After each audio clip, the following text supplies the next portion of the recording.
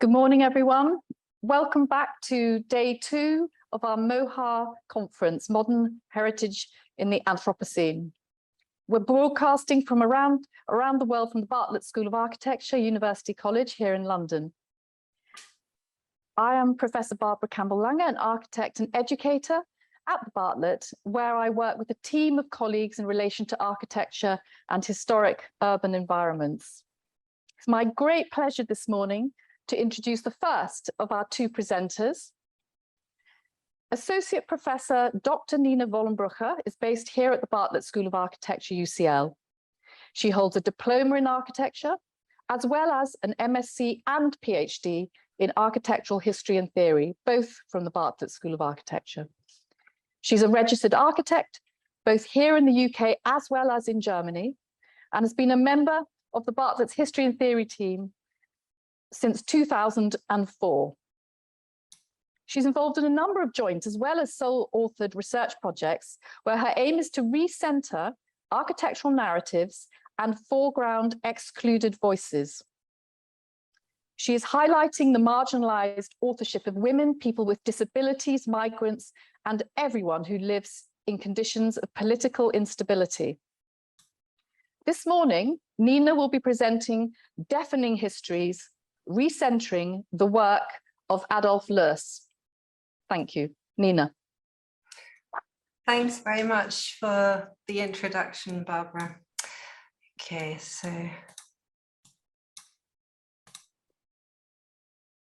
are you able to see my screen now? Yes.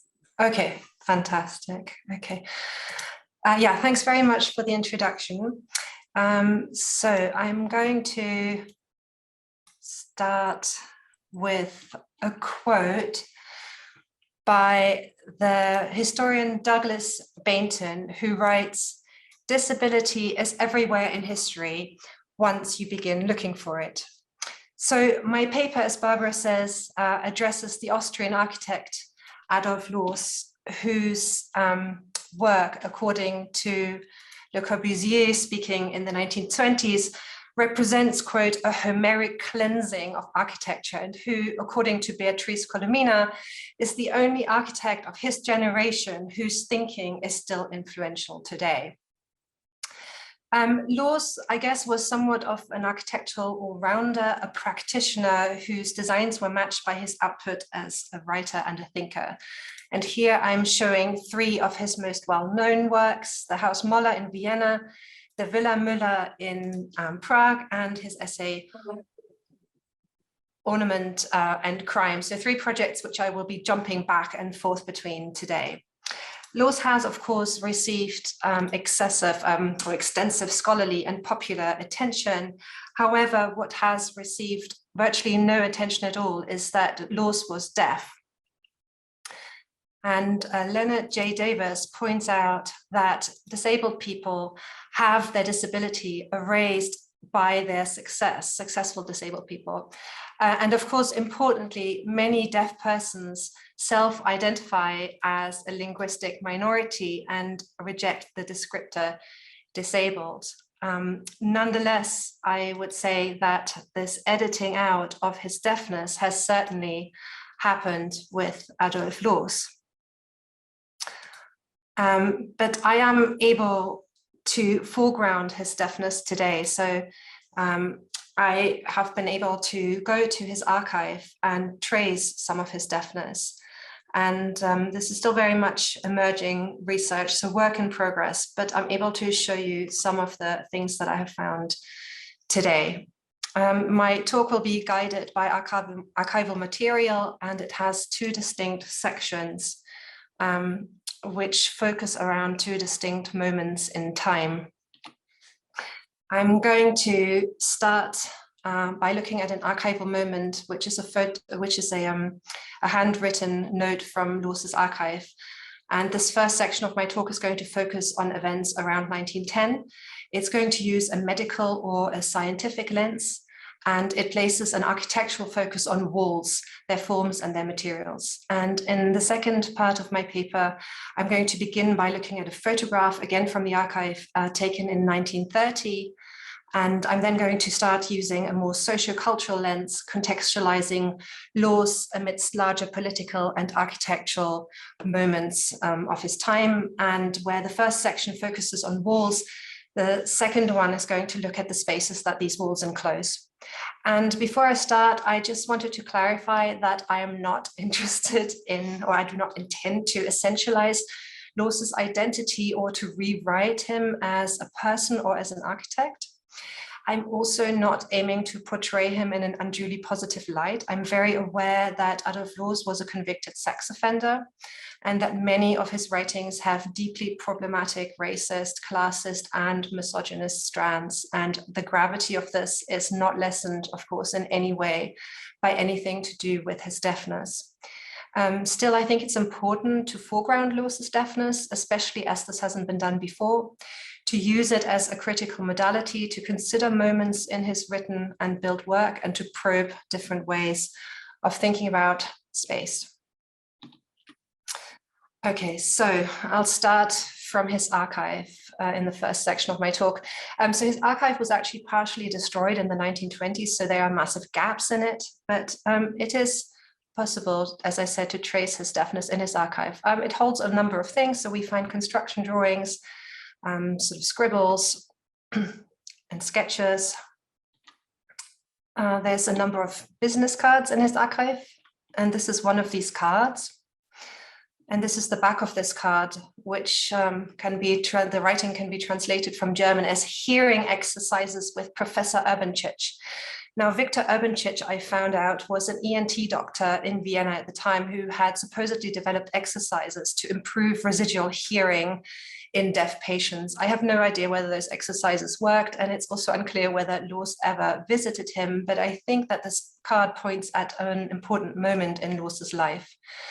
Loos had inherited his deafness from his father, so he had a congenital hearing loss, not an environmental one. And this is recorded in his 1896 military documents. And by 1905, so 10 years later, we know that Loos was no longer able to follow conversations around a table. So his directional hearing had gone, and also the ability to distinguish voices who are speaking at the same time.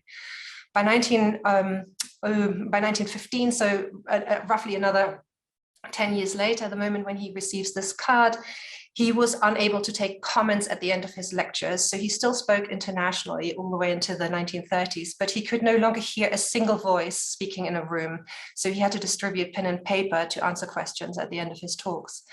And at this complex moment, so those years when he's losing access to almost all day-to-day sound, when his professional life is being impacted, so he's lecturing, and when his social circle is suggesting medical treatment, that's also the same time that he's working on Ornament and Crime, because the fully developed polemic that we read today actually took shape over several years and through several lectures in Berlin and Vienna. So the process of deafening and the process of developing this argument happens somewhat in parallel.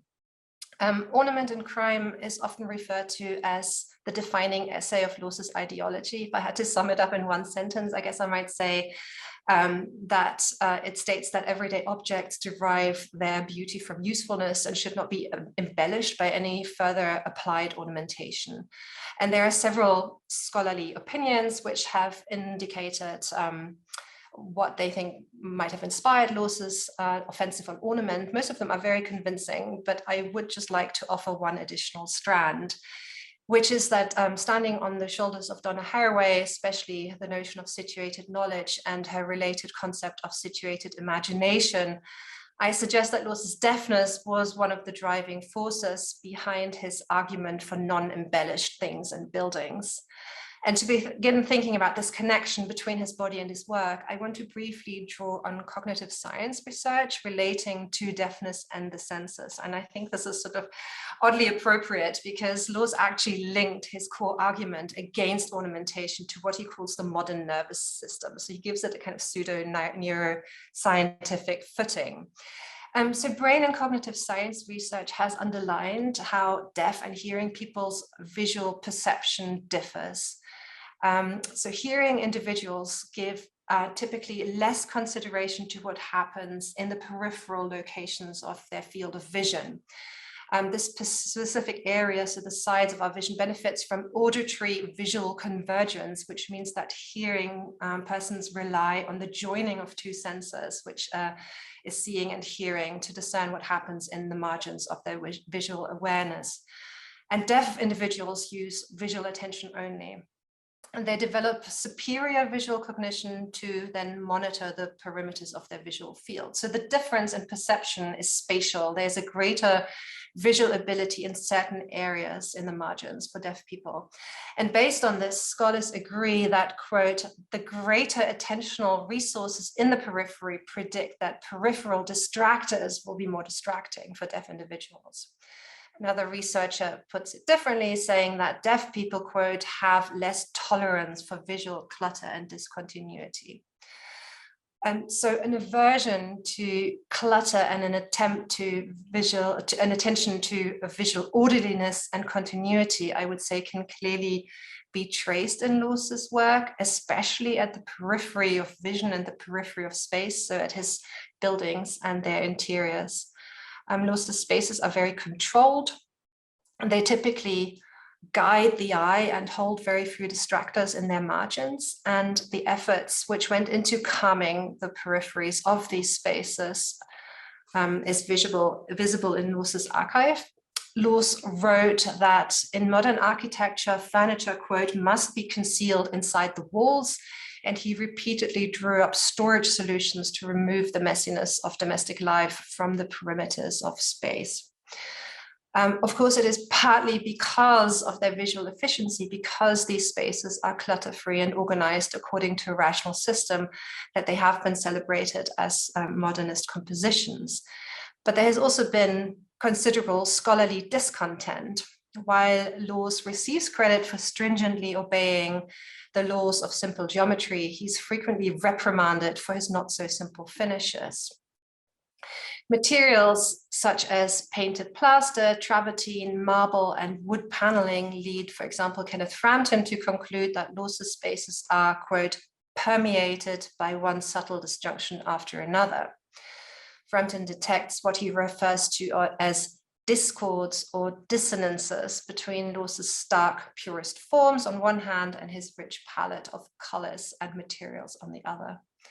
And these perceived dissonances, to use Frampton's term, I think might be understood as actually their exact opposite, a remarkable concord, because cognitive science again asserts that deaf individuals do not benefit from auditory visual convergence, but that the body can also pair other senses.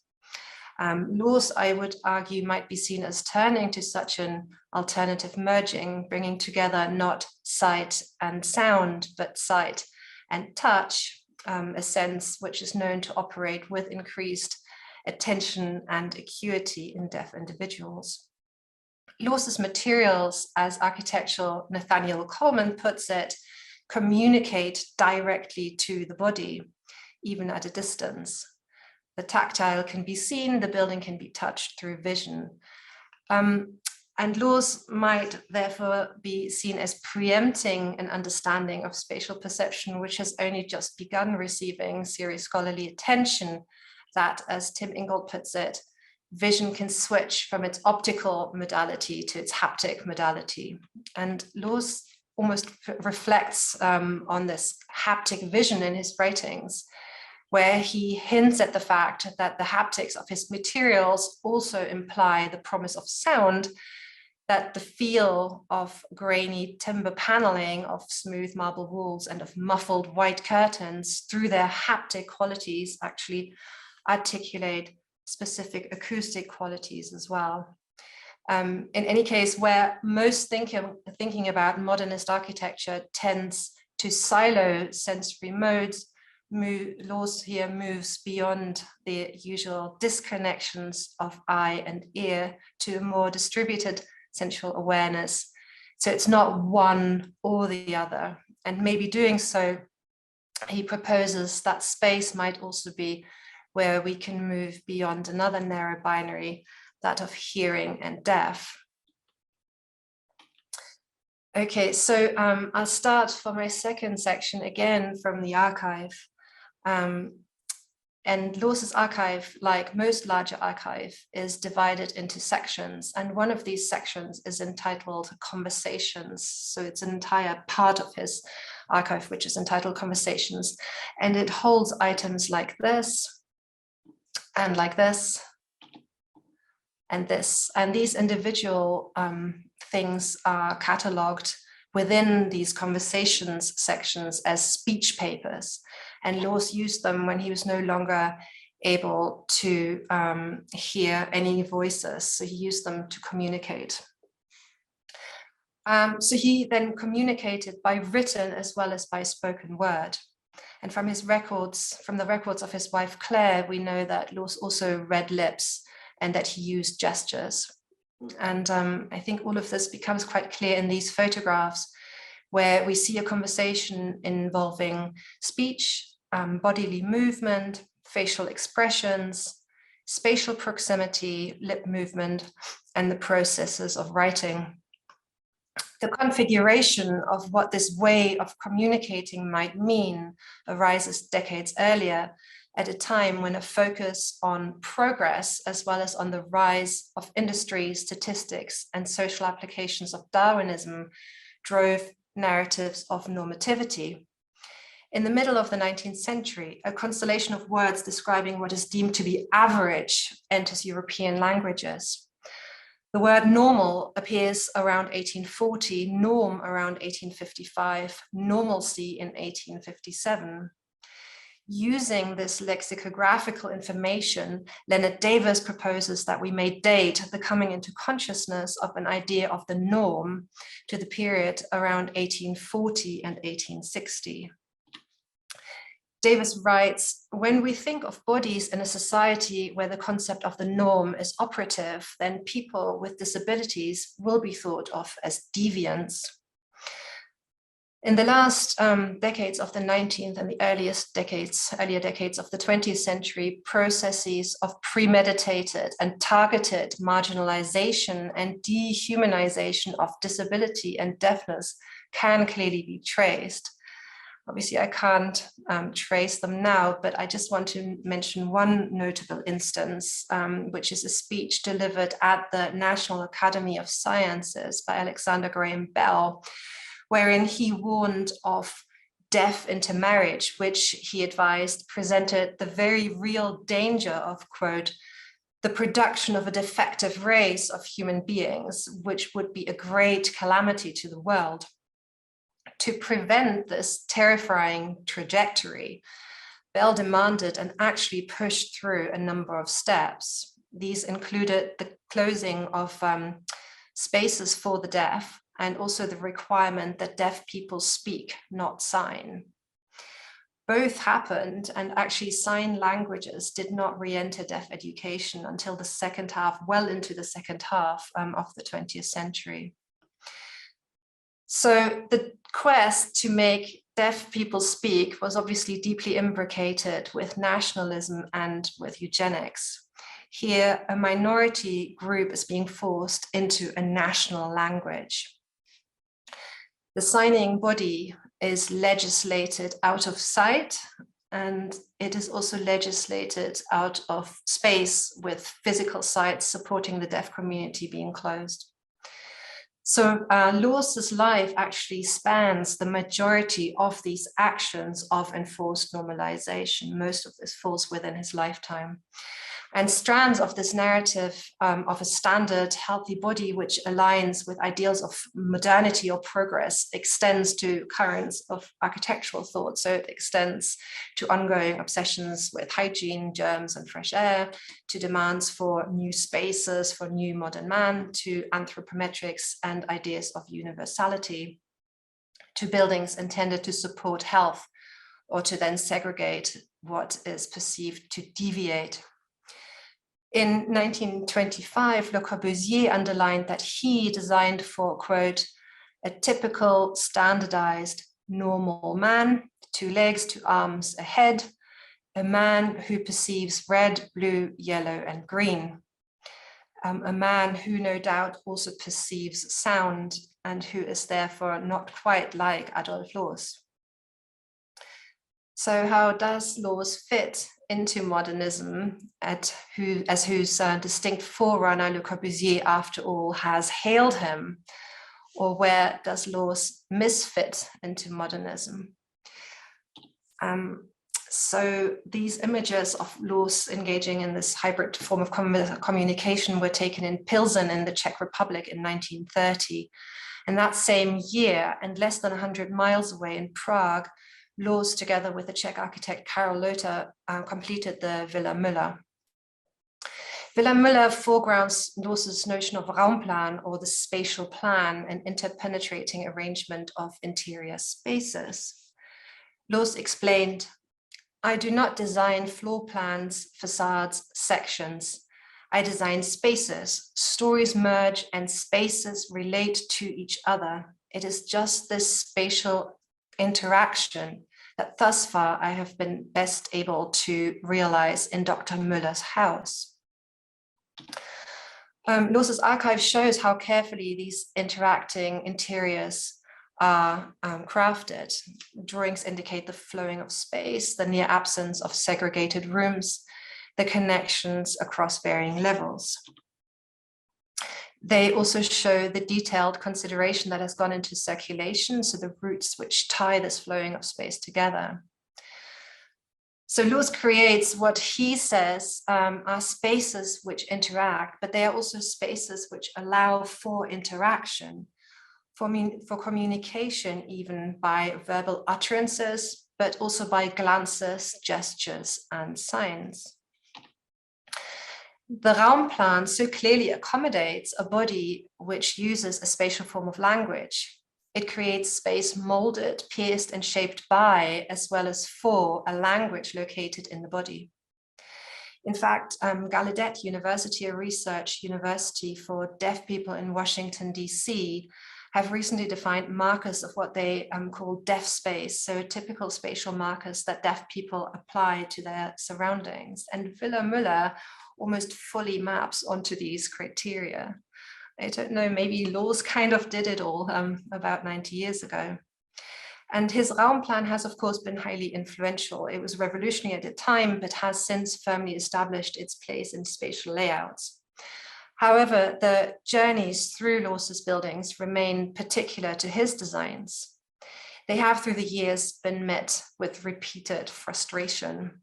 People rub up against the building's, quote, defiant spatio-visual asymmetry. And Beatrice Colomina laments that, quote, upon entering a Loos interior, one is continually turning around to face the space one has just moved through, rather than the space ahead. With each turn, each look back, our progress is halted. Of course, the same bodily language, which is so smoothly accommodated by Loos's acclaimed and much emulated open interiors, is also a language which has other intricacies.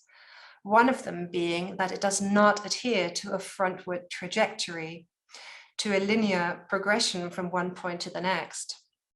Ferdinand de Saussure explains how, quote, auditory signifiers have at their command only the dimension of time.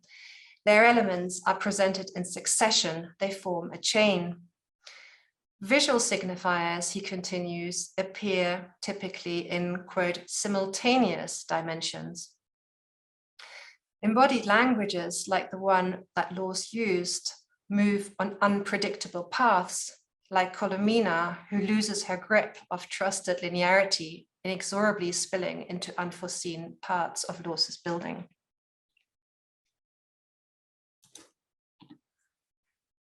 Okay, so to sum up, disability is everywhere in history once you begin looking for it.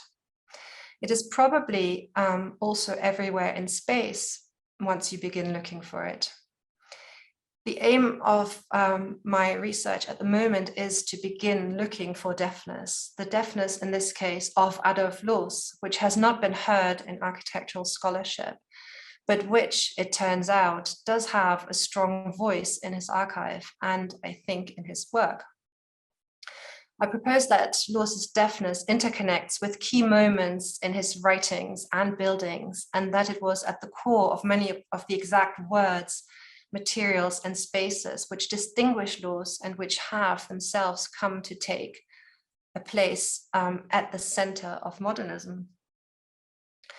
In the context of the symposium, the intermingling of deafness, spaces, and ideologies raises the question, what might all of this mean for architecture, for its histories, and for future discourse?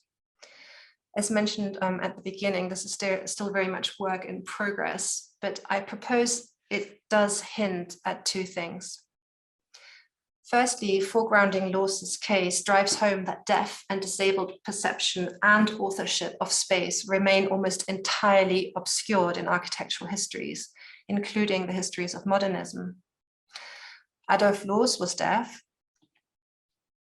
In his archive, I found the obituary that he wrote for Josef Feilich. Josef Feilich was the carpenter with whom Loos worked on virtually all of his buildings. Loos writes in the obituary, "The old Feilich has died. Yesterday he was buried. He was deaf like me. That's why we understood each other." In Loos's archive, there's also written communication from Otti Berger. Berger held the position of deputy supervisor in the weaving studio at the Bauhaus under Lili Reich. She sent letters to Loos, writing about her fabrics and their relationship to space. Otti Berger was also deaf. So foregrounding Loos and glancing at Berger and at Feilich confirms that disability is everywhere in history once you begin looking for it. And it emphasizes also that flawed bodies were determinants of modernist space and discourse, that their distinct other ways of being, knowing, and making impacted on and shaped modernism. Drawing out these bodies' differences and the role that they played in creative processes fundamentally changes modernism's overbearing message of bodily normativity and unimpedimented progress. However, architectural history has so far produced almost no insights into the influence of deaf, disabled, or otherwise neurodiverse bodies on the discipline. This is unfortunate, since persistently overlooking these contributions relays norms which scholarship would, in other contexts, most certainly resist. Norms of naturalness, wholeness, and completeness, which act to press the variety of human beings into a single form. It seems especially important to bring disability to architecture now, at a moment when crucial work is being produced about relating hierarchies of power and domination, work on gender, race, ethnicity, sexuality, class, etc. Leaving ability unconsidered at this important, as part of this important larger project, I would say risks undermining these efforts, even reaffirming some of the problematic structures which create certain bodies as less modern, less worthy, and less impactful than others. So these previously excluded spatial authorships, including that of Adolf Loos, must be knotted back into histories to highlight their constitutive force. So that's kind of my first point about the importance of adding this knowledge to show how disability has shaped the narratives in which they so frequently appear. And my second point, very, very briefly, is about the necessity of not only adding this knowledge, but using it as a lens to show and question larger entanglements of architectural discourse and practice with disability, ability, and ableism. In other words, to consider how architecture has, at various points over many decades, been connected to those narratives of human diversity which establish and support hierarchies of worth and authority, by categorizing bodies into binaries such as able, unable, normal, deviant, anthropometric, misshapen, national, outcast, hearing, deaf. To very finally borrow from the slightly offensive but very memorable wordplay which disability scholar Michael Davidson uses in the title of his latest book, my final conclusion might therefore be that without the invalid, histories of architecture remain in many ways invalid. Thank you.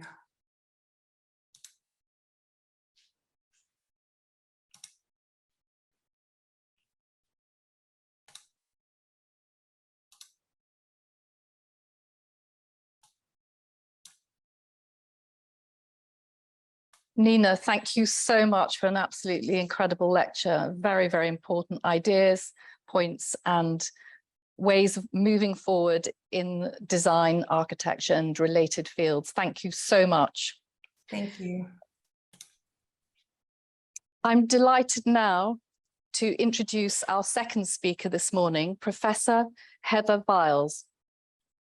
Heather is Professor of Biogeomorphology and the Heritage Conservation at the University of Oxford. She is also leader of the Oxford University Heritage Network.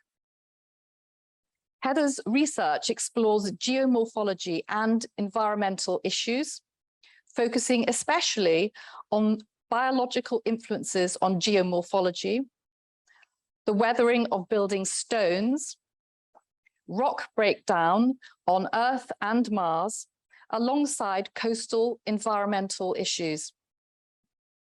She's recently carried out fieldwork in Namibia, Libya, and South Africa, as well as around the streets of Oxford. This morning, Heather will be presenting Rethinking Life, Landscape, and Heritage in the Anthropocene. Heather. Help me find the slides. Thank you very much. Yeah.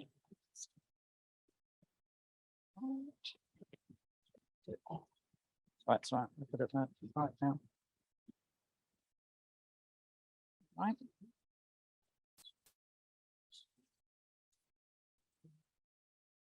That's right.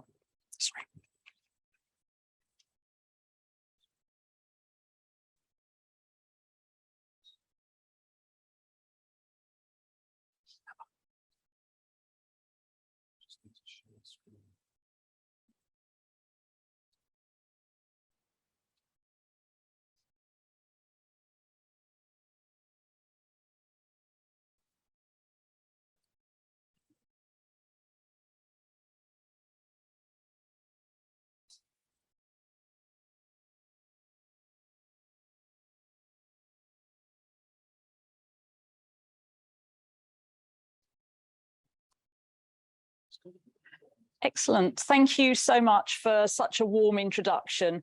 I'm definitely suffering very much from imposter syndrome here this morning. As a geographer and indeed a physical geographer, it's rather nerve-wracking to present to an international audience of architects and others. So please bear with me. I'll probably be coming from a rather different perspective to many talks in this excellent conference. But as has just been introduced, what I really wanted to do today is to think about whether we can rethink and remanage the relations between life, landscape, and materials to produce more resilient heritage sites in the Anthropocene. So just to give some explanations of what I mean by these terms, by life, I'm thinking of plants, animals, and microbes that grow in and around heritage sites. By landscape, I'm thinking of the physical, biological, and chemical larger setting of the heritage site. And by materials, I'm thinking often of the inorganic materials, but also something organic materials that make up a heritage site. But of course, the word I haven't mentioned, which is really crucial to all of this, is people. So clearly people control what we mean by heritage, what we value, and therefore what we want to conserve. When I'm talking about resilient and resilient heritage, what I'm thinking about here is heritage that is better able to cope with the great environmental, social, political, and other changes that are affecting today's world. So my talk comes into three parts. I want to start very briefly with some introductions to the Anthropocene and to Oxrubble, the research group that I lead. I then want to have a short section covering some concepts that come from my work as a biogeomorphologist. And then I want to talk about a case study looking at the Rooley Road swing bridge in Oxford. So firstly, the Anthropocene here, explained by Will Stephan, one of the great contributors to the debate on the Anthropocene, as the epoch when human activities have become so profound and pervasive that they rival or exceed the great forces of nature in influencing the function of the Earth system. Now, I don't want to get into a debate about whether or not the Anthropocene is a recognized geological period, nor do I want to get into a debate about when it started. But the point I want us to think about is that our framing of the Anthropocene is something that is qualitatively and quantitatively different. Guides from the past may not be very useful when we're dealing with what is often called a non-analog future. So this graph comes from a paper by one of my colleagues in Oxford, Yadvinder Mali, who's written extensively about the Anthropocene. And the graph simply shows a history of the last 10 million years and to 1,000 years into the future on the x-axis, and then an arbitrary measure of human influence on the environment on the y-axis. And I want you to shift your attention to the right-hand side of this slide, to some of the future scenarios. You see that the blue curve splits into 3 potential futures. And the bottom of these, the so-called safe Anthropocene, is one where this phrase NBS, nature-based solutions, might help in managing the worst impacts of humans on the environment and making for a safer planet for all of us. And really the work that I'm doing on linking life, landscape and heritage is really applying the concepts and approaches of nature-based solutions to heritage sites. But who am I, or rather, more importantly, who is the group of excellent researchers that work with me? So Oxrubble is the Oxford Resilient Buildings and Landscapes Lab, a small group located within the School of Geography and the Environment, but very international, very interdisciplinary. We bring together people from architectural, archaeological, cultural geography, physical geography, ecology, chemistry, and a whole range of other disciplines, which I've now forgotten in the heat of the moment. And we have representatives from around the world who come and share ideas and practice and help develop this conceptual framework, which I show in the center of the slide. So what we envisage as happening is that environmental changes in the Anthropocene act as a provocation to these geared systems, physical processes, cultural processes, and biological processes that operate to create and alter heritage sites around the world. And the outputs of this is either increased resilience and conservation, where humans can play a role and determine the futures, or perhaps change and loss of value and loss of sites. What I want to do now is to introduce some very simple concepts towards building a framework for how we might try and think about life, landscape, and materials at heritage sites. So I use this triangle here that there are 3 essential ways in which life interacts with materials at heritage sites. So in the bottom left-hand corner, we have biodeterioration, where organisms play a key role in deteriorating the very materials that make up the site. The top of the triangle, we have something a little more controversial, a term that came from one of the people who work with me, Nick Carter, this notion of bioprotection, that actually plants and animals and microbes might actually help protect the materials at heritage sites from other processes of deterioration. And finally, in the bottom right, a rather badly defined term, biocover, the role of organisms in covering or obscuring materials.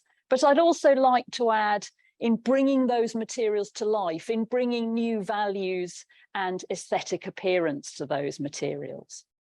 So just a few examples of what I mean by these. So biodeterioration, very commonly studied for a century or more. In this case, looking at masonry bees and how they erode away bricks and mortar in historic walls. But all sorts of creatures are involved in these processes of biodeterioration. In bioprotection, again, I want to show two examples at different scales. Firstly, here we have some grave markers in Ramsey in England, which would be covered by ivy for about 20 years. Really lush growth of ivy. You couldn't see the grave markers underneath the ivy. And as part of a collaborative project with Historic England, we were given permission to remove the ivy gently to test the question whether the ivy was damaging the materials or not. And much to our surprise and against conventional wisdom, we found something that we found in many studies, that actually the ivy-covered stones were in much better, almost pristine condition than the ones that hadn't been covered by ivy for 20 years. But bioprotection doesn't need to involve things growing actually on the materials of interest. It can be some distance away. This is a site in northwest China called Suyang, part of the Silk Routes World Heritage Site. It is very fragile earthen remains. The earthen, the rammed earth structure was made from the local loess soils, rammed to create a very resilient building material. But as the structure has become ruinated and as the environment has become increasingly dry and windy, there's been a lot of damage from wind-blown sand. And patchy vegetation growing around the site is very effective in preventing this kind of damage. And we've been looking at doing some modelling to see whether under future climate conditions, there might be the possibility of growing more plants to have this bioprotective effect. But as I mentioned, things growing on and around heritage sites also alter the look of the site.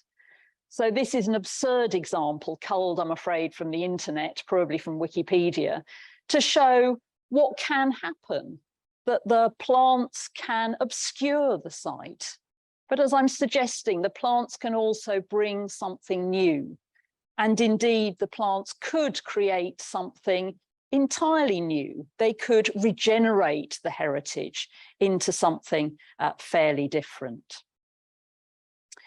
So what we're quite interested in is looking at those kind of sweet spots in the triangle, the green and the yellow zones here, where there is potential for working with life within the setting of the landscape, the changing setting of the landscape, to conserve the materials and conserve the heritage values.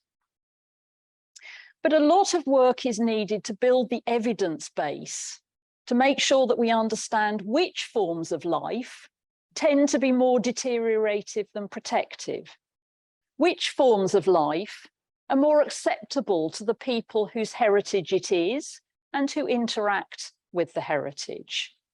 So whilst I've summarised this in a very simple triangle, the issues are much more profound and need us to delve into quite complex issues of people, values, and nature.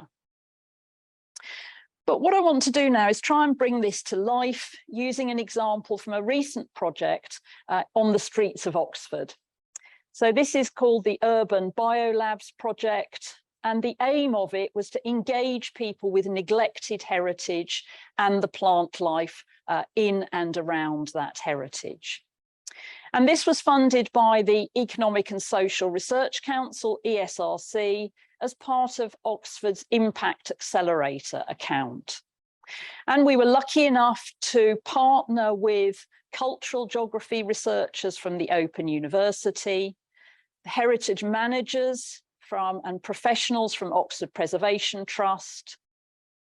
We had an artist in residence from the Flute and Bowl organisation, And we had partners from Art Ecology, who are a small enterprise who work on ecological enhancements to architecture to encourage the bioreceptivity of many of these surfaces. And we focused on a really unloved bit of Oxford heritage. Probably like me, you think of Oxford as being very historic, the Dreaming Spires. But actually, most of Oxford isn't like that at all. And the Rooley Road Swing Bridge site is a good example of the alternative heritage of Oxford. Built in the mid-19th century and reconstructed in the late 19th century, this is a hand-operated swing bridge to connect different parts of the rail network. It was left unused since 1984 when the last freight train passed over it, and the image shows an earlier freight train, and was fixed in the open position and frankly largely left to rot. On either side of the site is quite a large development of flats, what one of my colleagues calls a classic Barratt Homes estate, with a very vocal local population who feel very strongly that they want to retain some health and vitality to the site. But the site itself, the swing bridge, thanks to some railway enthusiasts, was listed as a scheduled monument in 1993 in order that it would be conserved. But by 2020, nothing had happened, and it was added to Historic England's Heritage at Risk register. And the Oxford Preservation Trust then stepped in, brought interested stakeholders together, raised some money, and started to conserve the site. And just to show you some views through time, since the 1970s and up to 2018, these images illustrate the nature of this rather neglected heritage site. So you can see at times it's been totally grown over by vegetation. At other times, it's much clearer. This is a natural seasonal cycle, but also a cycle involving some human impacts as well. This is what the site looked like earlier this year, after the Oxford Preservation Trust had spent several tens of thousands of pounds conserving the fabric of the swing bridge. So that is the stuff that you can see on the right, the metal, etc. That is the fabric that they've conserved. But the OPT, the Oxford Preservation Trust, were left with a bit of a problem at this stage.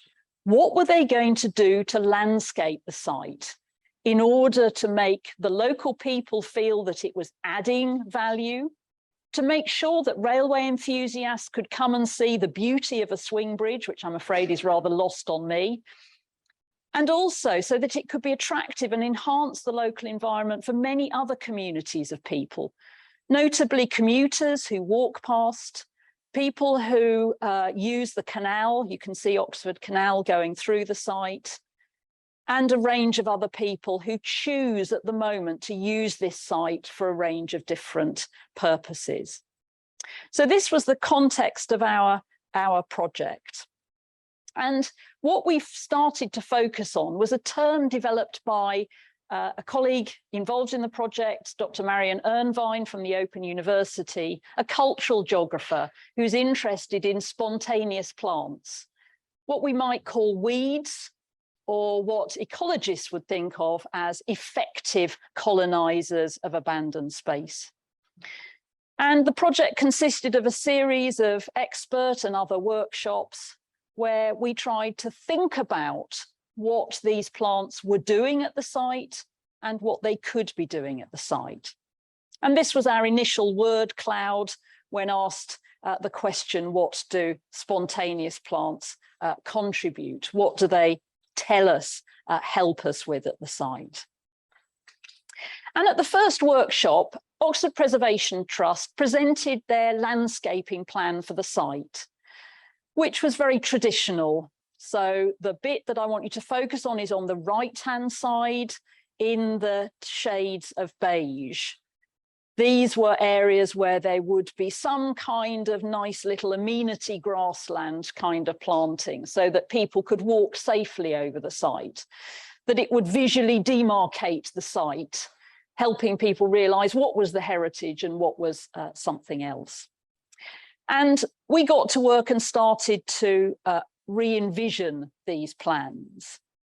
And we did a series of different activities, which I'll explain in a minute, in order to take a fresh look at the site and the relationships between life, landscape, materials, and also the communities that interact with the site. So what did we do on site? Well, if you bring together an interdisciplinary group of scientists, social scientists, artists, and practitioners, you get a range of different methods, but they can all be summarized in 2 words: close attention. We paid close attention to the site using artistic recording, all our senses, cameras, and as you can see on the left-hand side, the 2 images there, the use of Wi-Fi enabled portable microscopes connected to an iPad or phone, which enable us to see in very close detail some of the interrelationships between the life and the materials. And what we noticed was that we really needed all our senses to engage with this site. There was a smell, many smells, there were sounds, as well as visual perceptions of the site. Some of us thought it all looked a bit of a mess. Other people appreciated that that was the very essence of the site: neglected, untended, a bit wild, a bit edgy. Maybe that's an important dimension of it. Using more close scientific attention, we were able to explore the relationships, whether it was biodeterioration or bioprotection. So I'd ask you to look at the image on the right, the bricks on the wall surrounding the actual bridge itself, and notice the white linear markings there. Those are traces of ivy, which have been removed from the brickwork. There is no damage caused by that ivy on that wall. The white marks are simply things that are stuck on. They haven't caused any fundamental damage. And this would be the kind of work to look in more detail at, what these plants and other forms of life are doing to this site. So it was a short project. It was 18 months. We had 6 collaborative workshops. We had a lot of fun. We had quite a bit of friction.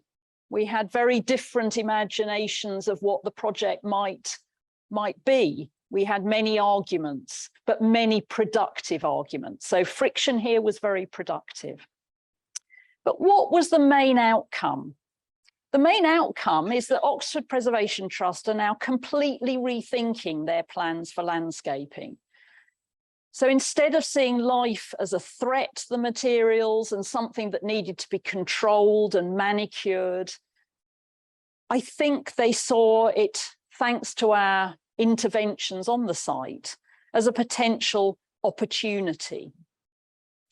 And I think they can see a new focus on the interplay of the landscape, the broader setting, the life that might be on the site, the life that is already on the site, as bringing an additional valuable part to the heritage. And one specific thing came out of this was that the importance of this close attention, especially these Wi-Fi enabled portable microscopes. I mean, I'm a bit of a nerd because I'm a scientist. I could not prize the microscopes away from my cultural geography colleagues. I couldn't prize them away from the heritage practitioners. One of them almost immediately went out and bought one after our first workshop. And I think Oxford Preservation Trust really realised the value of this close attention for education, for engagement with the site, but also perhaps for creating artworks which reveal hidden dimensions of this sort of site. I think also a conclusion that we've drawn from this project is the power of life, landscape and people to regenerate a rather unloved heritage site and turn it into something novel, which might actually be much more resilient in the face of the future of the Anthropocene. But this was just a preliminary research project. I want to finish by taking you to Manchester to show you a tangible example of how these things are starting to be used in practice. So the National Trust, as you know, is a major owner and manager of heritage within England. But only 2% of National Trust heritage sites are urban. And the National Trust are rightly concerned that their heritage is not a heritage that speaks to large volumes of people within urban areas. And they're carrying out an experiment at Castlefield Viaduct in Manchester, which I'd urge all of you to visit if you possibly can and participate. They're very keen at the moment. The experiment is presenting some ideas of how the site could be managed as a heritage site in the future. Now, the Castlefield Viaduct is a little similar to the Swingbridge site in Oxford. It is an abandoned part of the transport network. It plays a very important part in telling the industrial history of the first industrial city, that's Manchester. If you visit the site, it is extremely unpleasant on the ground. It's threatening, it's covered with graffiti, it has lots of lead paint on it, it's rusting, the stonework is covered with pollution crusts. It is a very polluted site. You walk up the new steps that the National Trust have put in, and you're transported into a bit of a different world, a world that floats over bits of Manchester, but engages very nicely with some of the dramatic new architecture which now surrounds it. And they've given some really good thought to how life, landscape, materials could create new and different heritage. So the view on the left shows the natural vegetation, what my colleague Marion Irvine would call the spontaneous plant life that is growing effectively and wonderfully at this site, despite very high levels of lead pollution. On the right at the bottom, you see one of a few different approaches that the National Trust have taken towards working with local communities to bring more plant life to the site. So this is an area where they've brought trees which have particular meaning for the industrial heritage of this part of Manchester. Plants that were used in the dyeing industry as part of the textile work in Manchester. Plants that were used medicinally by the navvies, the workers who were constructing the site. Trees that were used for a whole range of building and other purposes in the late 19th century. And that's one way of linking the plants to the materials, to the heritage. So this is an active period of consultation by the National Trust, and it'd be very interesting to see how this emerges and whether a new regenerative heritage site comes out of it. For what it's worth, I think the National Trust are really missing something, and I'm going to volunteer my services, because what they've not focused on yet is what the plants are doing. Are they deteriorative? Are they protective? And perhaps, are they doing something really quite clever in terms of sequestering the pollution, making the site safer by storing the lead rather than releasing the lead into the environment, which is a very big problem in many urban sites with old polluted buildings. So I just want to finish by acknowledging all the people that worked on the Urban Biolabs project and continue to work with me on this, and also the ESRC, that should say, can't even spell the funders right, that's not very good, Impact Acceleration Account, for enabling us to do this kind of hybrid research engagement with the potential for future practice. Thank you very much.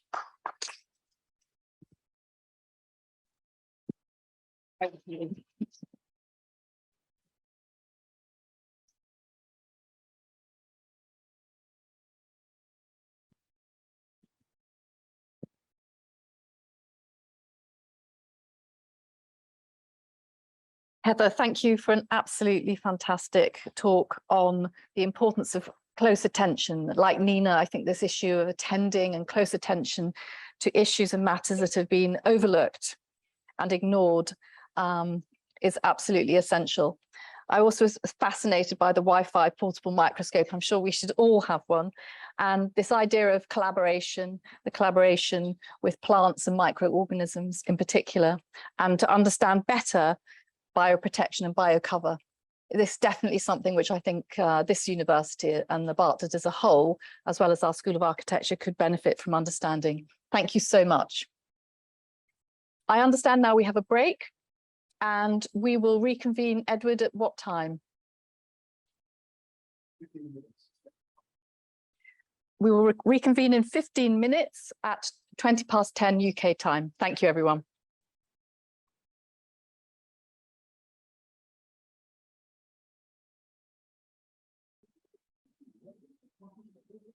Okay, welcome back, everyone.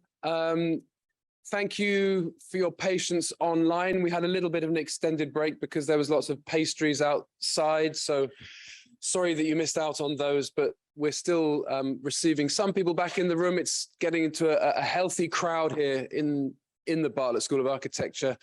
I don't know how many are online, but it's a pleasure to have you all join us for this first roundtable session. I'm just going to say very quick couple of words introduction because we have two chairs for this session.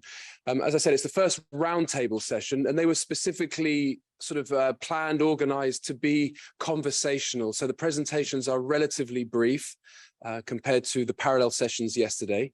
And we hope that the audience, both in the room and online, will prepare questions in response to these presentations. I mentioned yesterday that the schedule that was circulated, and certainly people will find in their packs, was published about 10 days ago.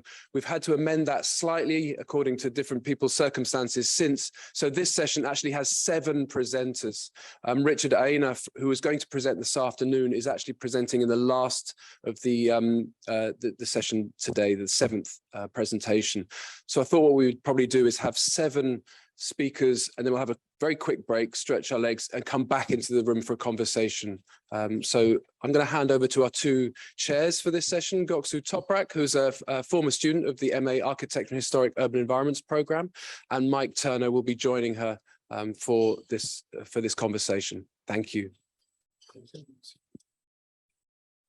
Hi everyone, it's Göksu Toprak again, as Edward introduced. And we are going to be having a roundtable session, as Edward said, on memories and heritage features now. Our first presenter will be Feni Ciuffo, who's here in the room with us. And Feni Ciuffo is a practicing Italian architect. She has worked in international offices in Rome, London, and Rotterdam. Currently, she's based in Paris, where she continues her research between theory and practice with a special interest in urban environments. Are you going to carry on? Okay. If we have this on the lapel and speak to that, which comes out those speakers. So this is for the online audience? Yes. Whereas it's comfortable? Yep. You need that because the air conditioning at the back is quite strong.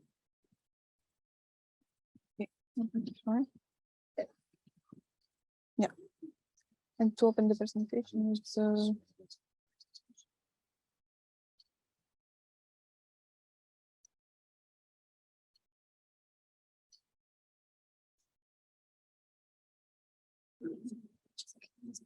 yeah.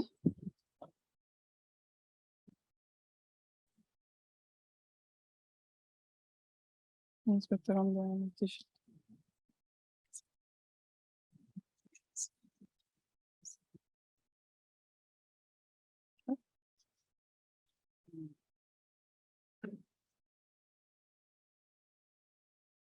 Yeah.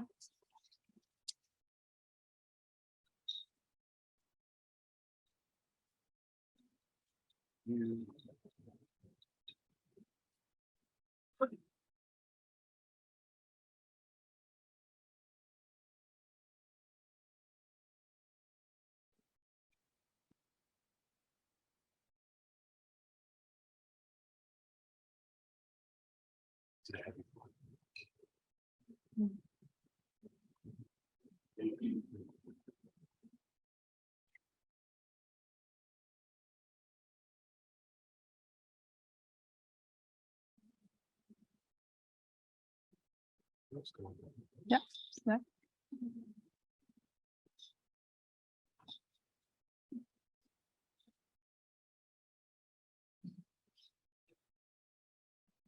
Seems to be a bit of a delay. Yeah. Is it heavy file? It's a bit heavy, but shouldn't be.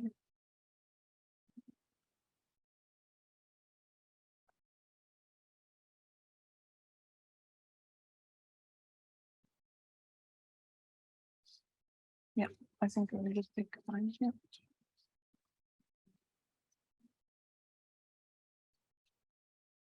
Good morning, everyone. First of all, I want to thank you for the opportunity of speak to this conference and to organize it. And I really want to thank the last intervention about landscape on the Anthropocene, because I think it's great to have an insight on geography in this architectural world. Thank you very much. I think it's really inspiring also for our work, and I think we would change this presentation even after this this intervention.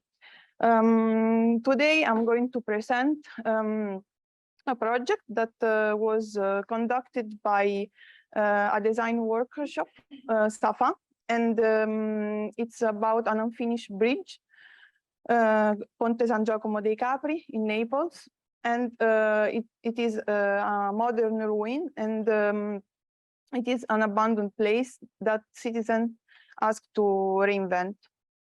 So the first question is, of course, I'm an architect. So as architects, how could we intervene in modern heritage, specifically on unfinished infrastructure, opening to new interpretation and infinite possible worlds? I think the first thing to do is to understand these two words, unfinished and infrastructure. Unfinished is a negative word. It also implies an idea of failure, and it's a totally human condition because we are finished, and so we have the illusion that everything must be finished in a way. So what I wanted to challenge is that finish is actually not an achievable state, and according to two great philosophers, Deleuze and Guattari, actually unfinished is the nature of reality. Unfinished is the nature of reality. So I think this is a really important challenge to start our project. And then the word infrastructure. The word infrastructure is deeply connected with the idea of modernity. We can say that infrastructure shaped and are shaped by the condition of modernity. And usually we think about infrastructure as something related to technology, but actually it implies society, it implies how we live in this world, and of course has a huge impact on nature. And that actually can be seen as the ultimate infrastructure of our world. From a simple definition, we can say that infrastructure is a system of relationships that has an impact on the existing situation. So the project starts from this case study to question the possibility of reinventing the meaning of modern ruins, take into account the tangible and intangible culture of the place.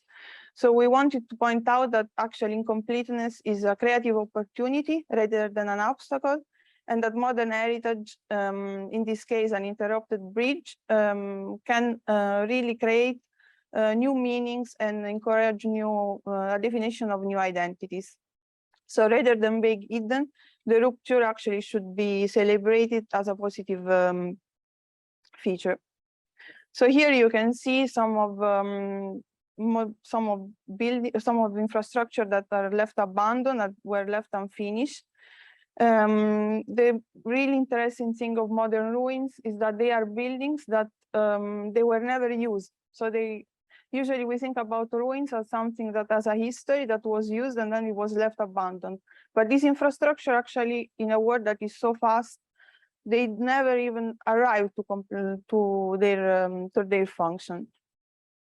So in this collage, I want to point out this.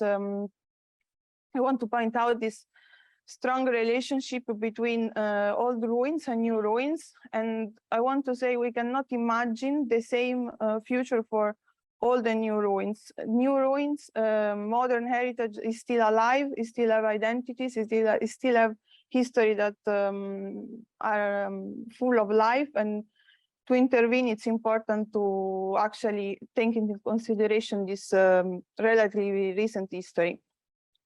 So how to reinvent and finish infrastructure? First of all, during the research, we found out that we read a lot about Bruno Latour, and that I want to remember today, that passed some weeks ago. And he's a great French philosopher. And in this article, Lacautius Prometheus, Few Steps Towards a Philosophy of Design, he defined the word design in a way that I think it's really interesting for our research. Design is never a process that begins from scratch. To design is always to redesign. And I want really to point out how this word, redesign, can be a key to understand modern heritage and to intervene to create a new infinite possible world. So there is always something that exists first as a given, as an issue, as a problem, and we never intervene on a blank page. There are some examples here of infrastructure really well known, the High Line of New York, the Quai Vert in Paris, where actually infrastructure managed to find a new life. And this is a bit our manifesto, where we want to create a contraposition between an idea of modern heritage that think about buildings infrastructure as freezing. So we could think that modern heritage is the result of a capitalistic carbon-based economy that is against nature, that is the symbol of the colonial Western narration. But as is an history that is still present and is still today going on, we could also think that we are actually here to redesign this idea of modern heritage, to think about it as incomplete, resilient, unfinished, as something that can be recreated and celebrated as different identities and multiple narration. And in this, I think nature has play a big role and can be really a challenge for us as a designer. And then I want to start now with the case study. This is a bridge in Naples. It was created for cars to connect two neighborhoods, so really a linear infrastructure from A to B. Piece of concrete that was never finished because of problem of land property. And the citizens actually, they really feel this space as there, and they ask architects to present proposal and to engage with the structure and to give back to nature first, but also to the locals there. And these are two provocative collages. The first one is like, who are the citizens of Naples actually? Because we think about an Italian identity today, actually even after the election, that is fake. Italy is a multicultural country with people coming from all over the world, and where people, even nature is part of this population of the country. And then there is the idea of resting and slow down. So this structure has a history of a time that is so fast that they never have the possibility to express themselves. And so what if we can create a place where actually people can spend time, can relax, can slow down this idea of progress and time that actually is going nowhere sometimes? And do we not need in our city more place to this, to have actually this, to change the paradigm of time? And this is explaining how we intervene on this bridge. So in the beginning, we have a slab of concrete. And then the first idea was actually to go out from this linearity from A to B and to create a bifurcation of the bridge. So you have two possibilities. So the moment you see the bridge already, you are not anymore in this strict idea of arriving to a point, but you have different way to approach. The first approach is to go up and to actually see and celebrate Naples as a city, because The area is actually quite high, so you can see the sea from there. And then also to create a hall to celebrate the rupture and the first death of the bridge. And then we also think a bridge is not just a connection between A and B, but is also what is happening down and what is happening up. So we created this connection with the park down, and we use the idea of allotment garden that was actually required by the locals as a feature to create a different kind of landscape. And then finally, we did this flexible structure that are in wood. This is actually one of the possible configuration. We don't think that this is necessarily the design of the bridge. And they are really easy to, they are in wood, they're really easy to move, and they help to create activities like a market. We know that the market is part of the intangible heritage of Naples. You will find everywhere in the street. And in the same time, to have place with shadows for all the people to talk, to discuss, and to rest.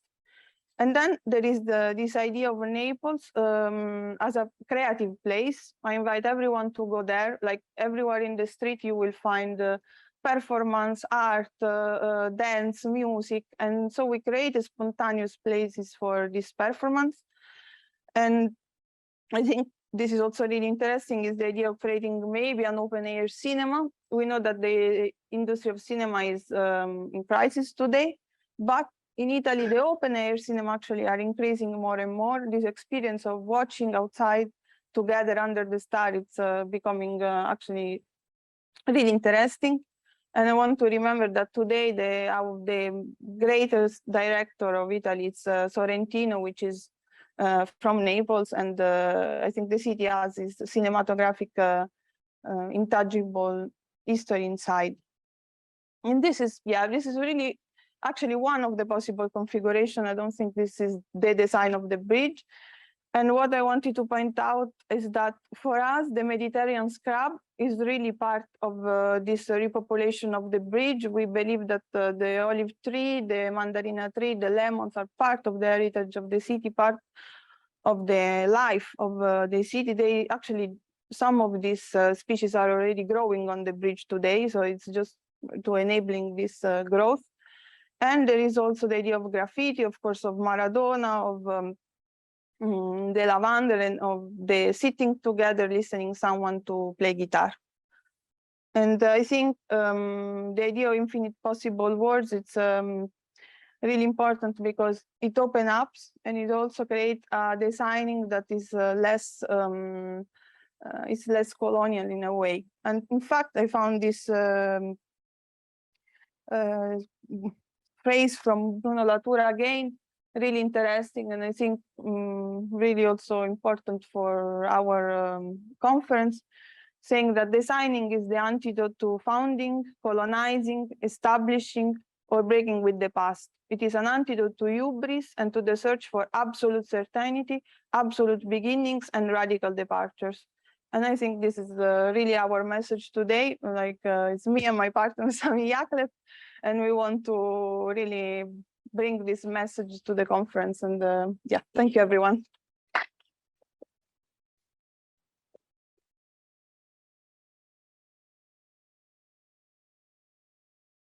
Yeah.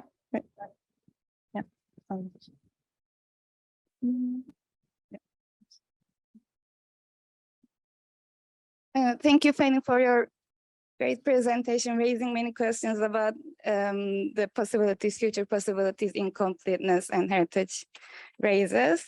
We will continue with our second presentation, which will be online, and it will be by Francisca Pimenta.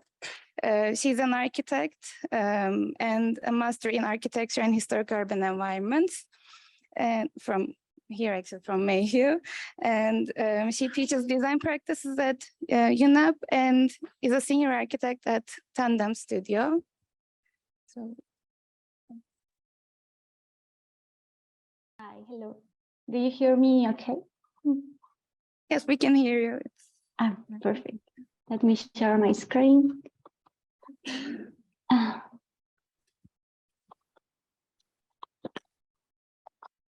Okay, so hi everyone. Today I'll present an excerpt of a projectual thesis developed on the old landfill of Alto Hospicio, Chile, as a B-side or residual space of modernity, seeking to inquiry the intersection between this modern piece in the city and indigenous philosophies in waste-based environments in Chile. So last year, dumping ground news in the Atacama Desert remind us the effects of the Anthropocene and deep consequences for the environment. However, its impact was transitory and buried under the plastic effect of global capitalism, which has made economic growth possible through an urban industrial metabolism, which through the exploitation and privatization of natural resources has increased the consumption of product and consequently the production of waste. Waste problematic is also a consequence of modern colonial world system structured in a central-periphery relationship defined by ethnic, racial, class, and cultural variables, and expressed in what I identify as 4 aspects. First, the massive exploitation of resources and overproduction of waste is a consequence of the progressive objectification of nature, opposite to the ancestral human nature reciprocity, which uses waste as part of a natural and interrelated cycle. Second, the world system of global capitalism is structured by dominant central regions that accumulate capital by exporting extractive and polluting activities to the periphery. Third, sustainable practices are mainly applied in central regions, as New York or Barcelona in these pictures, while in the periphery waste is still dumped in low standard or illegal landfills. And fourth, the closure of peripheral landfills is still developed under an inappropriate environmental management plan. By 2018, Chile produced 8 tons of waste, which were deposited in 124 landfills, only 30 of them under sanitary conditions. Waste valorization is implemented mainly in the metropolis, while poor communes still deal with inefficient waste administration. The problem is that, of course, the rubbish refuses to disappear and become invisible, and Alto Hospicio, the host of the dumping grounds that I introduced before, it is a clear example of this. So Alto Hospicio is a desert land located in the desertic northern Chile, next to the capital of Iquique, where rubbish dumps and informal settlements coexist together. The study case is an abandoned walled landfill encapsulated into the city. Both cities are detached by the coastal mountain, but connected by a single main road, which collapsed at peak hours since Alto Hospicio's source of employment it is in Iquique. Due to the low cost of rent and land, Alto Hospicio has quickly become a high-populated residential area of industrial workers. Initially, this territory was a place of exchange between indigenous people from the coast and the interior until the expansion of the Incas and subsequent arrival of the Spanish colonizer encouraged the exploitation of this land to extract silver. With the decline of mining production, the region became a transit area for trains carrying minerals from the saltpeter offices of the interior to the port of Iquique and vice versa. The first inhabitants of Alto Hospicio were Aymara families who arrived in the 50s to establish their agricultural plots. They were gradually replaced by large land takeovers and auto construction built by low-income indigenous and immigrant groups. Inefficient waste management has marked the development of the city from its origins. Poor control of waste and limited environmental awareness has facilitated clandestine dumps and the unsuccessful design of 3 different landfills. Built in 1990, the first landfill, called El Boro, was created by Iquique to host its waste. The early encounter between the urban fabric with the sites for its closure 10 years later. In place, El Boro landfill was designed 13 kilometers far from Bajo Molle to receive the waste from both cities. However, the current proximity between El Boro and the city for both municipalities to create La Perdiz, a new bigger landfill on the outskirts of Alto Hospicio. The friction and continuous confrontation between the city and waste is a Latin manifesto of capitalist slavery, which finds in this city a blind spot on the back of Iquique to hide its ravage. From its origins, Iquique displayed waste to an open field out of sight, regardless the indigenous and vulnerable population already settled in that territory. The old landfill closure was solved under the same logic, by hiding the ravage under a concrete carpet and a perimeter wall designed with minimum sustainable standards. Thus, the problem has been approached statically and aesthetically, without considering its temporal dimension and multidisciplinary impact. This residual island has encouraged the accumulation of micro dams around it, configuring a complex landscape of degradation whose geometry is defined by the hybrid compactation of waste, soil, and concrete on the original topography. The historical accumulation of ravage has shaped a quickly readable hill whose apparent inactivity is only a mask that hides an organism in continuous decomposition and transformation. A series of pipelines crisscross the lands, releasing methane and carbon dioxide into the atmosphere without any control or monitoring. Unfortunately, the landfill is just one problem affecting the area. Coupled with the lack of public spaces, the informal settlement next to Bajo Molle has not access to drinking water, which must be supplied daily by lorries. Furthermore, the widespread distrust of drinking water quality has led to the purchase of bottled water and excessive plastic waste. Paradoxically, Alto Hospicio regulatory plans define Bajo Molle as an area of equipment and park, suggesting a desire to remediate and transform the former landfill into a public space integrated into the city.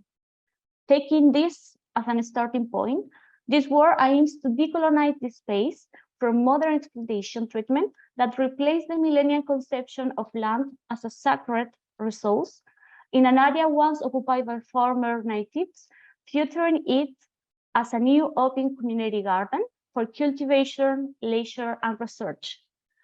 The design combines contemporary strategies to deal with technical problems such as gas or leachate emissions and traditional structures.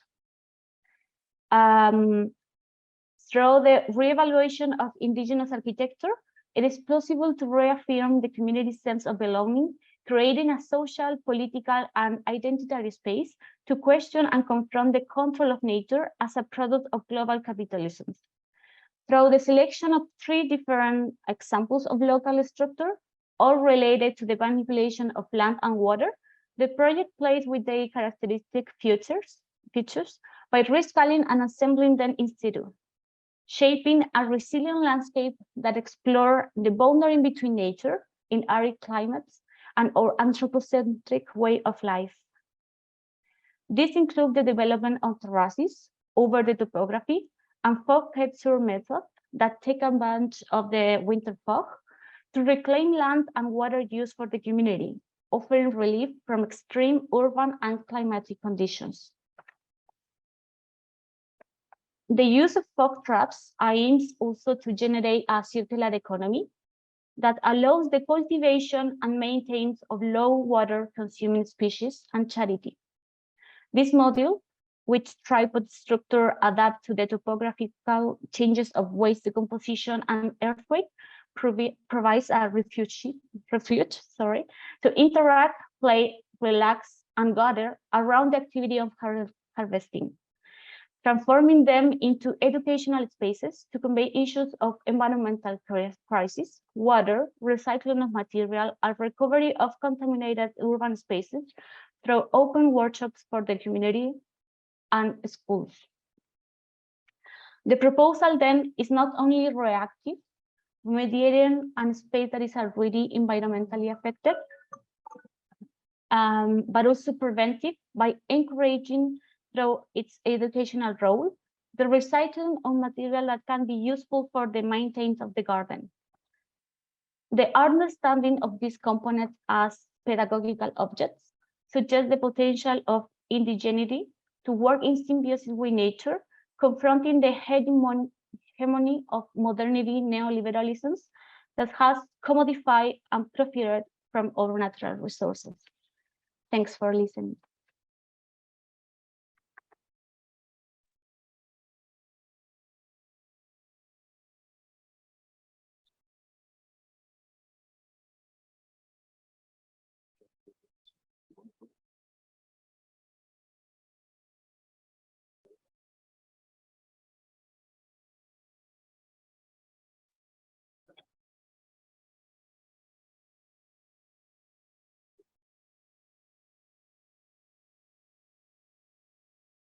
You can introduce them. Okay.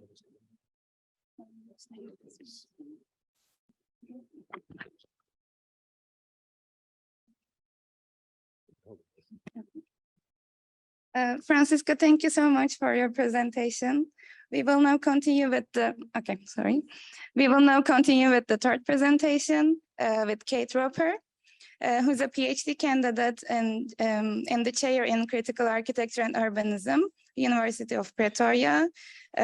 She's a professional engineer in South Africa. She has over 35 years of diverse experience in public and private sectors in varying contexts from like health infrastructure and systems to education program management. And her doctoral research considers the impact and materiality of infrastructure projects. So, hello, my name is Kate Roper. I'm a PhD candidate, research chair in critical architecture and urbanism, University of Pretoria. I'm also a professional engineer with 30 years experience in infrastructure provision in South Africa. My paper today is titled The Promise of Infrastructure in Post-Apartheid South Africa.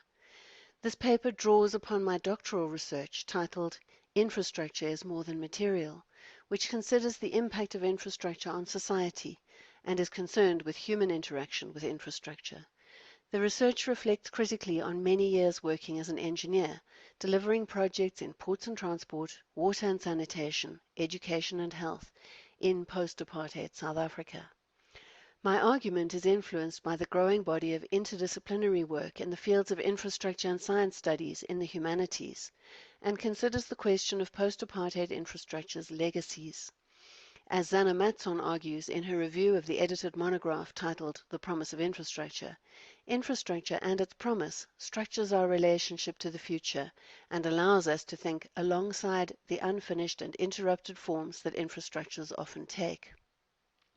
Infrastructure has a huge impact on society, socially and economically, and has been promised as one of the most effective drivers of economic growth in South Africa. Yet, depending how it's delivered, the infrastructure capital spent can produce significant human and social assets, in addition to the physical facilities. Increasingly in South Africa, we're seeing facilities fall into disrepair.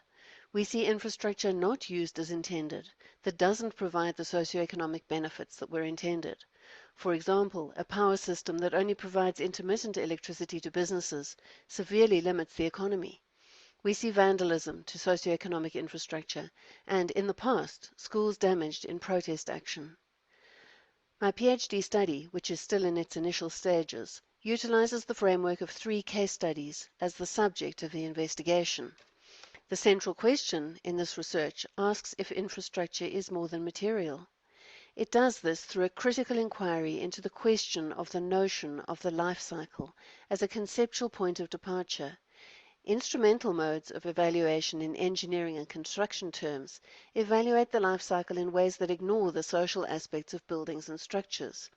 Turning this concept into a useful interrogative concept for a humanities study proposes a posing of questions of the life of structures beyond the confines of project cycles, allowing for a humanities reading of the buildings post-apartheid. Introduced in 1994, the Reconstruction and Development Programme, RDP, in South Africa integrated growth, development, reconstruction and redistribution into a unified programme aimed to remap and restructure society spatially, legally and economically to remedy the disastrous heritage of apartheid's repression, inequality and injustice. Development focused on restoration of freedom and access to economic opportunities, measured using the materialistic definitions of the Human Development Index, Millennium Development Goals and national plans. Homelands, self-governing Bantustans, and townships, dormitory towns, were incorporated into the newly demarcated non-racial towns, municipalities and provinces. Laws changed. Infrastructure investments were seen as drivers of change. Capital projects that constructed new greenfields developments and replaced inadequate and dilapidated brownfields facilities and infrastructure in the previously disadvantaged areas aimed to not only create a legacy to stimulate long-term development, but to create jobs and opportunities for Black economic empowerment during construction.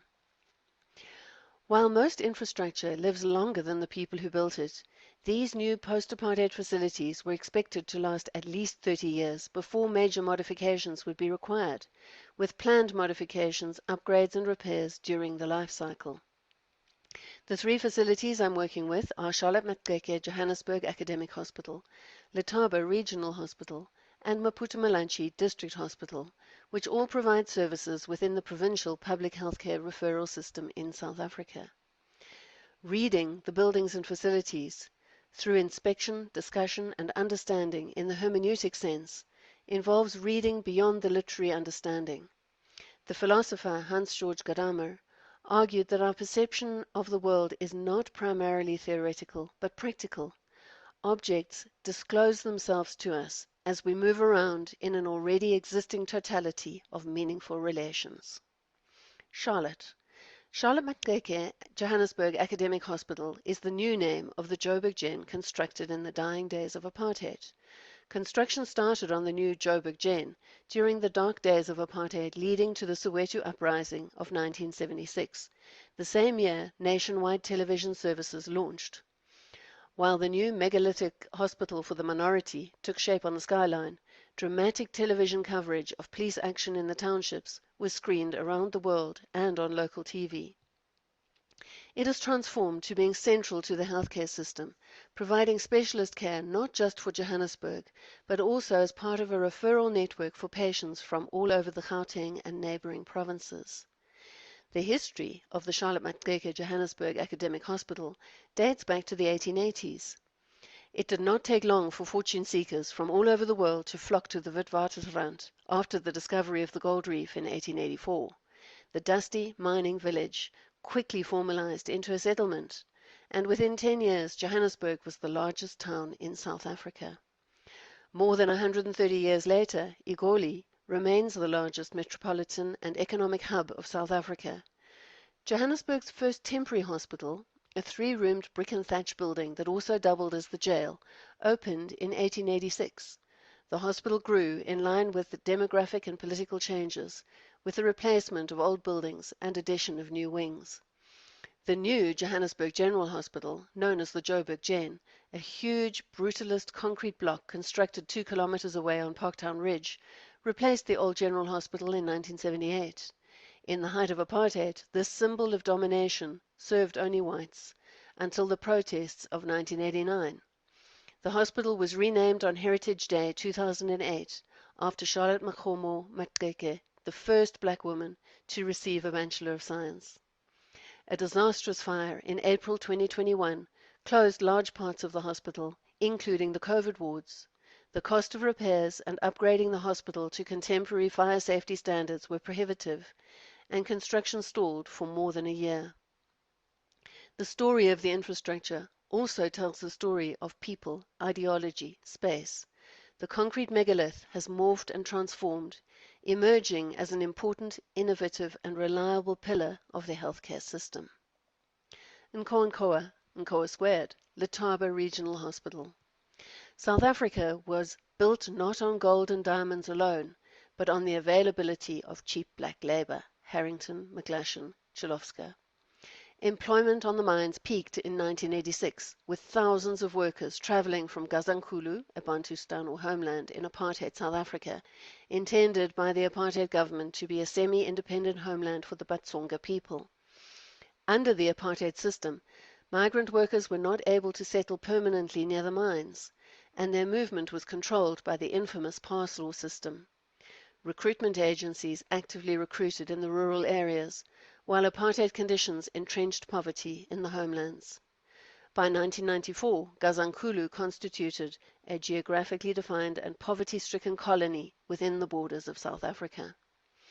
Nkoa was established in 1962, when people were relocated from Tsaneng and Masakeng during the apartheid era.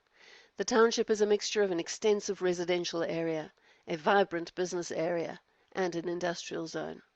Nkoa Squared serves an estimated 1.2 million people referred from the surrounding district hospitals within the Mopani district municipality. Healthcare was used as an instrument of apartheid policy in South Africa to redress the historical inadequacies of apartheid-era healthcare and facilities. Letaba was included in the hospital revitalization program, which aimed to improve the accessibility, affordability, and acceptability of hospital services through the modernization of infrastructure. Snapshots taken in 2005, 2015, and 2018 show the rapid pace of construction at this hospital.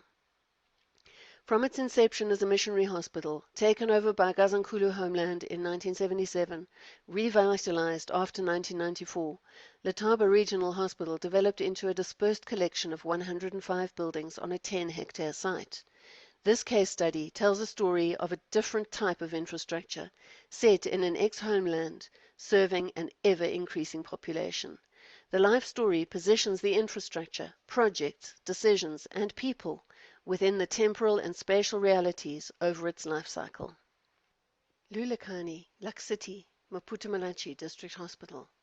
Patients are referred to Letaba Hospital from 6 district hospitals, including Lux City, 13 kilometers outside the mining town of Phalaborwa in Mopani District Municipality in the Limpopo Province. Phalaborwa town grew after 1956 around the mines, which have created an open pit nearly 1,900 meters in diameter and 762 meters deep, nearly 6 times the size of Kimberley's famous Big Hole.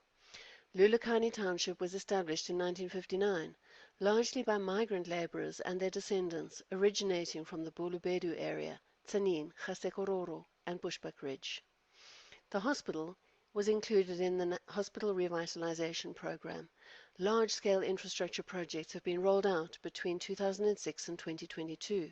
New wards, theatre and gateway clinic were constructed, and old buildings were demolished. Construction of the replacements was delayed by dependence on completion of earlier projects, administrative delays, and a fire. Construction of the new facilities finally started in 2018, due for completion in 2022. The case study tells the life story of a smaller hospital, originally built in the township of a bustling mining town, with a sister hospital in the town of Phalaborwa. Maputo Malachi is now the only hospital in an urban cluster serving a large, youthful, generally unemployed population. The journey follows the fortunes of a mining town, transformation, urbanization, and how these changes are reflected in the changing hospital infrastructure. In the promise of infrastructure, Nikhil Anand, Akhil Gupta, and Hannah Appel discuss how dramatic infrastructure projects redefined the image and life experience of nation-states and established new nations, including post-apartheid South Africa, in a different relationship with the global economy. Infrastructures have been central to the work of government since the 19th century, when Keynesian investments in public infrastructure stimulated the economy and redressed the inequities of the past. My research tracks the material and social changes that affected the hospitals over 30 years. It casts light on concerns beyond the life cycle and questions of their societal and physical materiality as a way to think about how we think about, ordinary functional infrastructure as heritage or not in the face of climate urgency and its associated impact on health in the Anthropocene.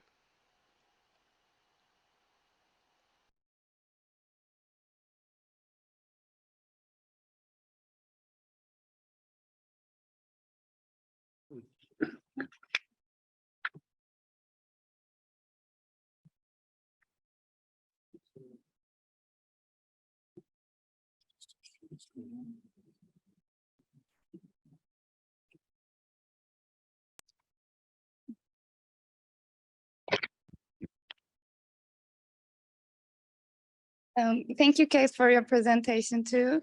And it was really interesting in the sense that it connected immaterial and material concepts we have been discussing since yesterday. And it was very in line with the previous presentation by Francisca. And we are continuing with Elif Leblebici and Yazer Türk. Elif Leblebici is an architect based in Ankara, pursuing her MSc in architecture at Bilkent University and working as a research assistant. Her field of interest cover architectural design and narrative, cultural and industrial heritage, spatial memory, and adaptive reuse. Yazer Türk is an interior architect based in Ankara, who is also pursuing her master's studies in history of architecture at Middle East Technical University. She received a bachelor's degree in interior architecture from Bilkent University, and her interests cover the cultural heritage, museology, visuality, representation, and gender.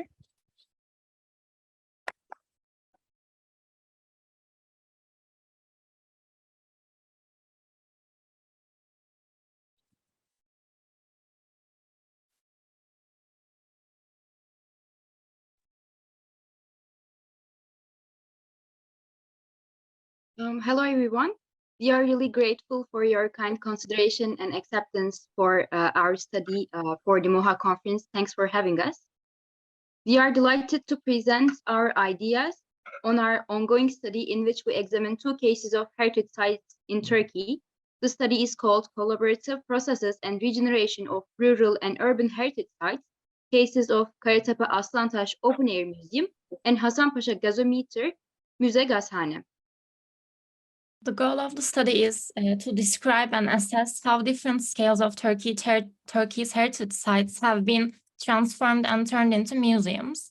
And the first case study is a rural scale archaeological site in Kadirli, Osmaniye, that was turned into an open air museum and surrounded by a natural landscape, while the second case is a much more recent and urban scale inner city industrial heritage site in Kadıköy, Istanbul, that opened as a museum.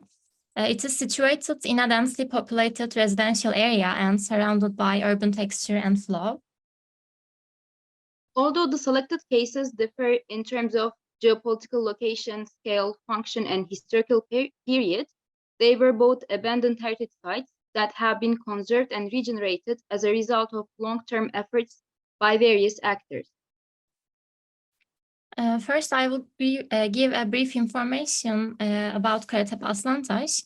The transformation process can be overviewed in 3 phases: the discovery of the site, conservation of the archaeological remains, and construction of the open-air museum.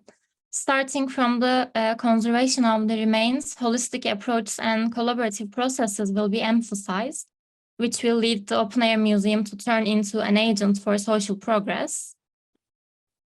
Similarly, the transformation process of the Hasanpaşa gasworks can be overviewed in 3 phases as well: the production phase, the abandoned phase, and its refunctioning as a museum. With its refunction status, it has been transformed into a cultural and art complex with the support of the Istanbul Metropolitan Municipality, including functions such as a museum, library, auditorium, exhibition areas, cafeteria, and study halls. Even though there are many examples of heritage making between 1961 and 2021, these stand out because they are different from their contemporaries, as their transformation and regeneration processes integrate human life and cultural assets of the site. In the case of Karatepe Aslantaş, 1961 was a period when terms such as collaborative process, in situ conservation, and museum as a regenerator were not widely used. The fact that experts empowered the locals in the area and created a rural development together with the villagers makes this example ahead of its time. And looking at the Hasanpaşa case, the participatory acts behind the transformation of the old industrial facility into a museum and its reintegration with the public are significant. Even though it is a very recent project, Hasanpaşa sets an example for other industrial areas to collaboratively reintegrate the unused spaces into our cities without causing any gentrification or creating neoliberal gated communities. Even though these two cases are different in many ways, reading them together will help us to observe the regenerative, inclusive perspectives and holistic approaches in heritage making from the past to the present. Both cases come to the fore when compared to other examples in their period because they both have undergone a collaborative regeneration process by achieving integrated heritage conservation, such as the inclusivity of the locals. To see how these two cases from Turkey relate to each other, our research questions are: how does turning heritage sites into museums with a collaborative and inclusive approach create regeneration in urban and rural areas? And what are the ways to turn such heritage sites into sources of social reproduction? One of the aspects that made Karatepe significant was the inclusivity of the locals. And in addition to the network of the archaeologists named Halet Çembel, the workforce provided by the villagers during the conservation is undeniable. In the conservation process, locals and authorities worked together to collect and combine the fragments of the Hittite artifacts, which were scattered across the area in hundreds or even thousands of pieces around the region. And with a public statement, all the villagers around the Ceyhan River were requested to bring the fragments of the black stones they found. Therefore, the number of the inscriptions and reliefs became twice as much. And the Karatepe site was not treated as a forbidden zone where only experts could come, but the locals were also included in this process. And as a result, the area was adopted by the locals. This enables belonging by turning the space into a place where the locals are more likely to value, use, and manage history, which increases the possibility of it being restored and protected. As a result, the transformation process merged human life with the site without causing petrification. In order to preserve and sustain the value of the sites and the open-air museum, some complementary facilities were established to handle the process as a whole, which is about going beyond the museum. In this sense, educating the young population was considered essential. The excavation team gave primary school education to illiterate locals living in the nearby villages, and similarly art workshops where carpentry and blacksmithing courses were given to the young population. Furthermore, studies were carried out to encourage the female population to ensure that the rug making in the region continues with traditional methods by using local materials. It can be claimed that the open-air museum was seen as a rural regenerator, and it became a tool for economic development and social sustainability for the locals. This approach can be observed in the statement of the archaeologist named Halet Çembel, which follows as such a museum facility could not be preserved and valued alone on a distant mountaintop. In the sense, since they approach the site as a cultural natural landscape, the museum can be seen as a social place. And as a result, the framework was created over the years for the protection of the local community, tangible and intangible cultural assets, and nature as a whole. The other case, Müze Gazhane, is a contemporary example of adaptive reuse. After a long period of uncertainty and construction, it has been transformed from one public service to another. And starting from the abandoned status, the actions of volunteers, locals, artists, and academics played a significant role in achieving the refunctioning phase. When the dismantling of the gasometer started in Hasanpaşa gas works, the Kadıköy municipality and the Chamber of Architects took action on the warnings of the people of the region, who were worried that the municipality might turn this area into a profit-making venture. That is how a volunteer group working since 1996, called Gazhane Çevre Gönüllüleri, or Gasworks Environment Volunteers in English, started to be in charge of the unofficial conservation processes of the historical sites. They publish weekly bulletins to inform and raise awareness of the neighborhood's residents as a model of participatory process and right to the city.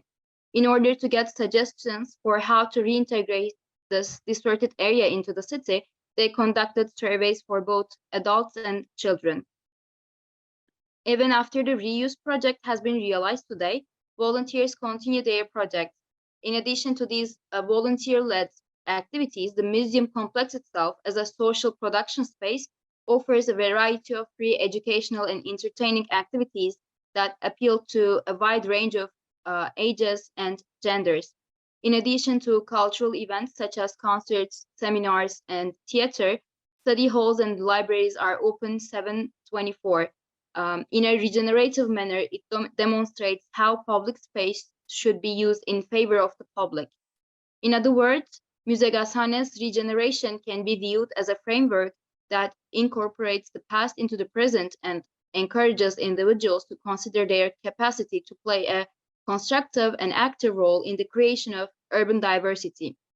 So it is argued that the inclusive approach of local communities and their participation in making this heritage visible and understandable was one of the primary factors in the regeneration of Hasanpaşa Gasworks. So in the museum, a variety of spaces and events are produced socially and made useful by social practices. The multiplicity of these processes and activities highlights Müzegazhane as an urban regenerator. In conclusion, these museums serve as a tool to reintegrate the abandoned sites into their broader context and contribute to the intellectual and economic lives of the community without altering the historical remains or causing petrification. As International Council of Museums reflects this notion, one should see the museum as part of a network with the public at the center, not the museum collection. And both cases manage the transformation of heritage sites by considering the needs of the local community. On the other hand, they define alternative methods of collaborative regeneration, as the needs of the local people in these two cases are different due to their location and time periods.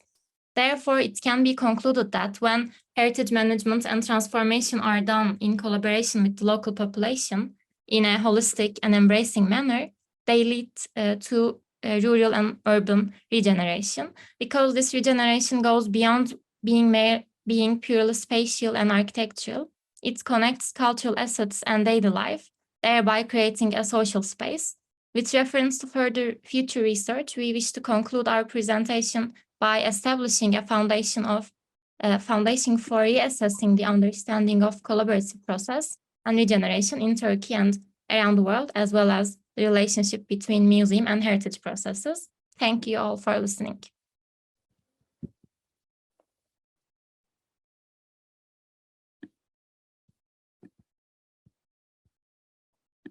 Thank you, Yaz, and thank you, Elif. We are now continuing with Adekunle Adeyemo and Bayo Amole. Adekunle Adeyemo is a Gerda Henkel PhD Fellow in Department of Architecture, Obafemi Awolowo University in Nigeria. He is presently conducting his research for his thesis on modern architecture and Ariya Sharon's Obafemi Awolowo University campus between 1960 and 1981. Bayo Amole is a professor in the Department of Architecture, again, Obafemi Awolowo University in Nigeria. He leads the project for the development of conservation management plan for the university, which was made possible by Getty Foundation and Gerda Henkel Foundation. Thank you for joining.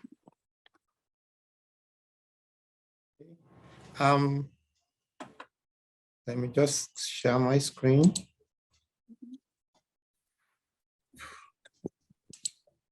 Just a minute.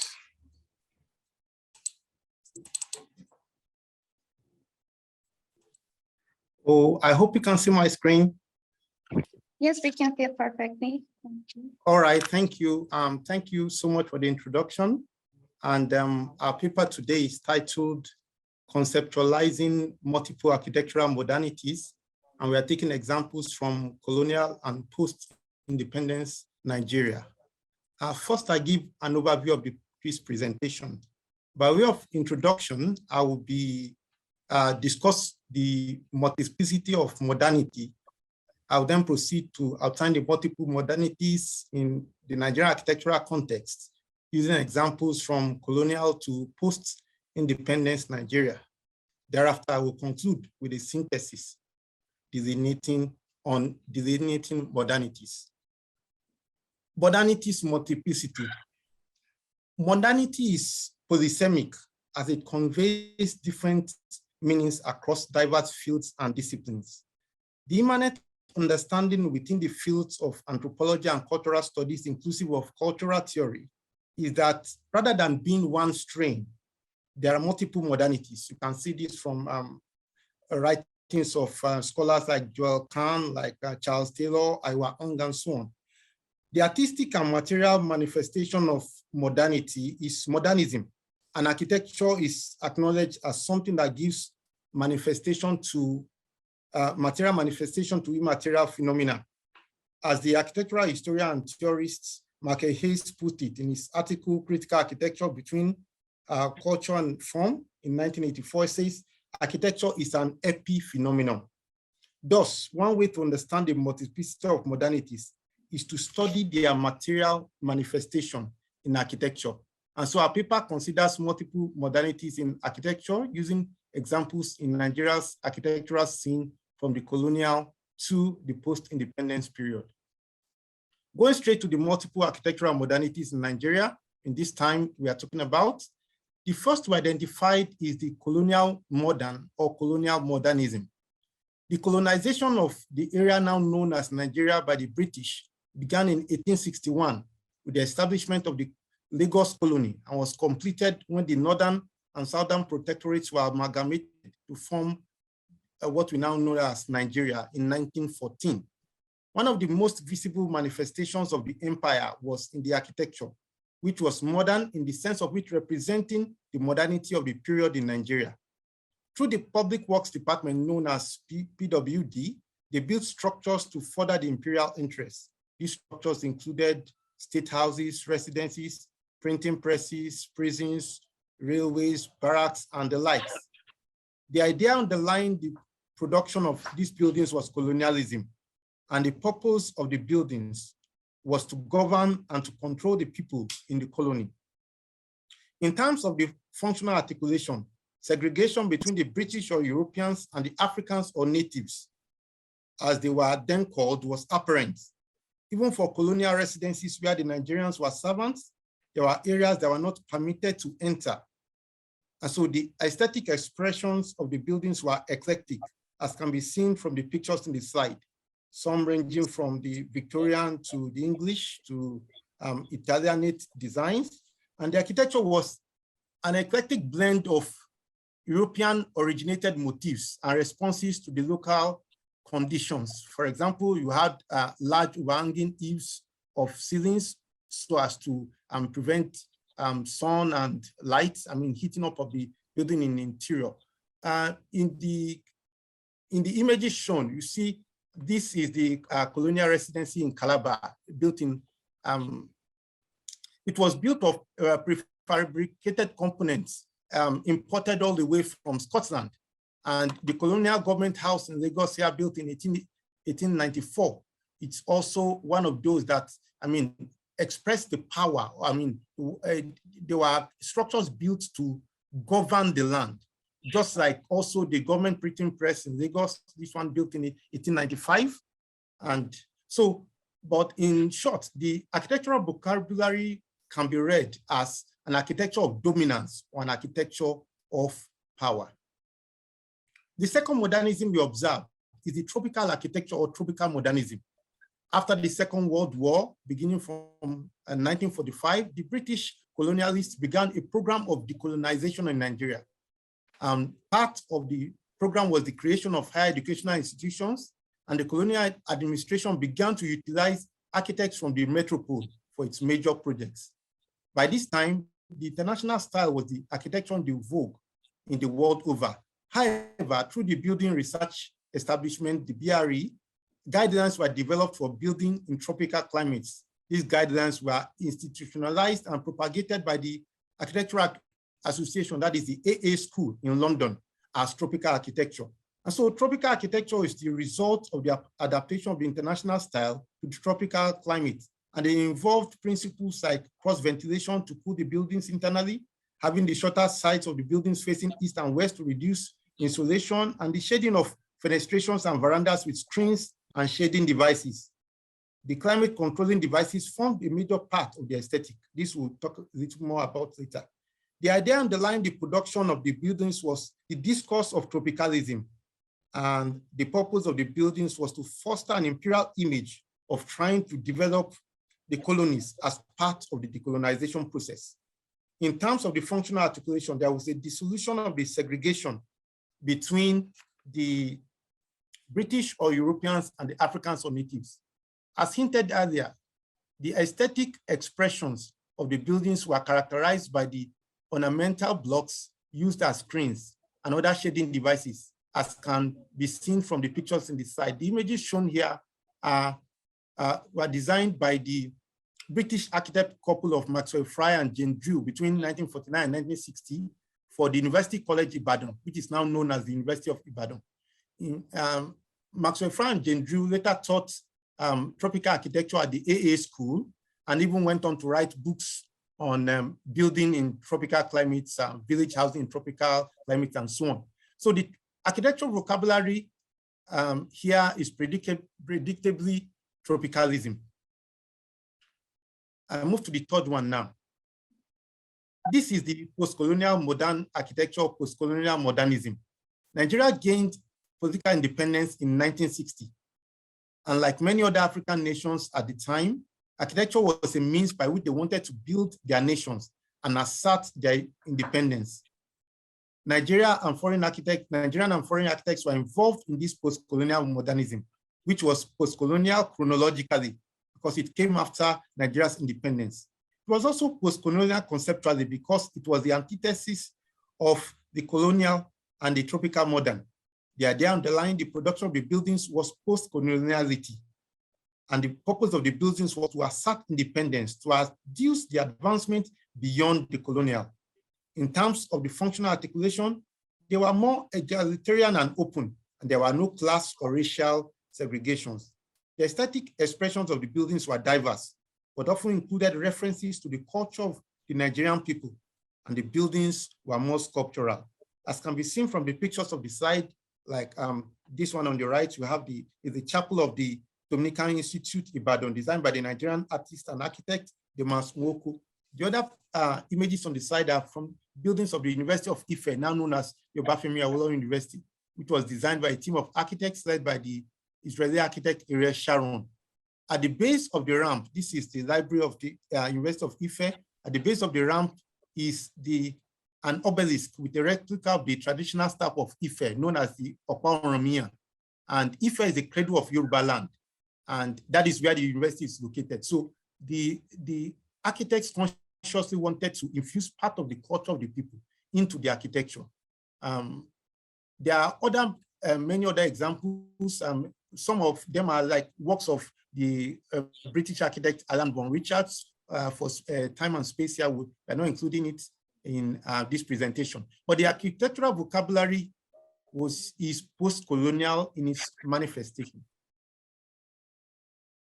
Delineating modernities. In considering each of the three examples of the architectural modernities in colonial and post-independence Nigeria, we have looked at the ideas underlying the production, the purpose of the architecture, the functional articulation, the aesthetic expression, and the architectural vocabulary. Though intertwined, these embody the characteristics of each strain of modernity, as we have observed from our close reading.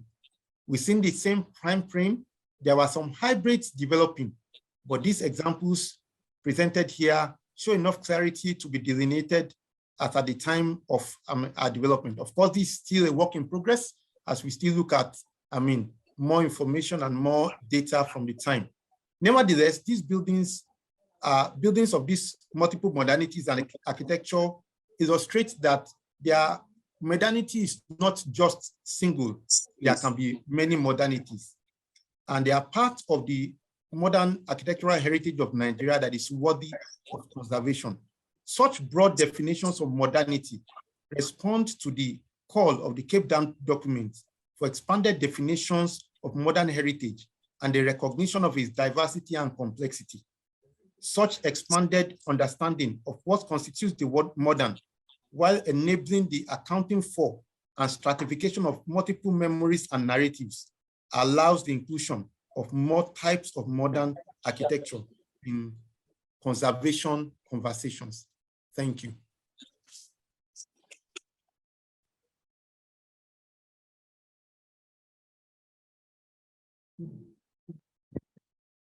And I could never thank you very much. Our last presenter will be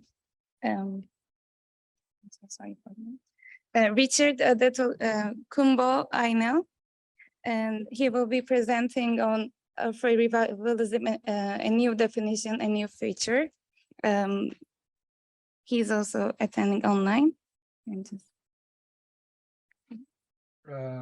you. Thank you. Hello, everyone. Just bear with me while I share my screen.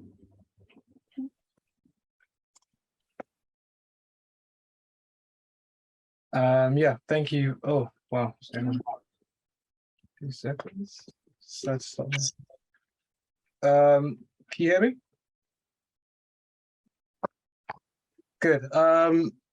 So yes, let me go on full screen.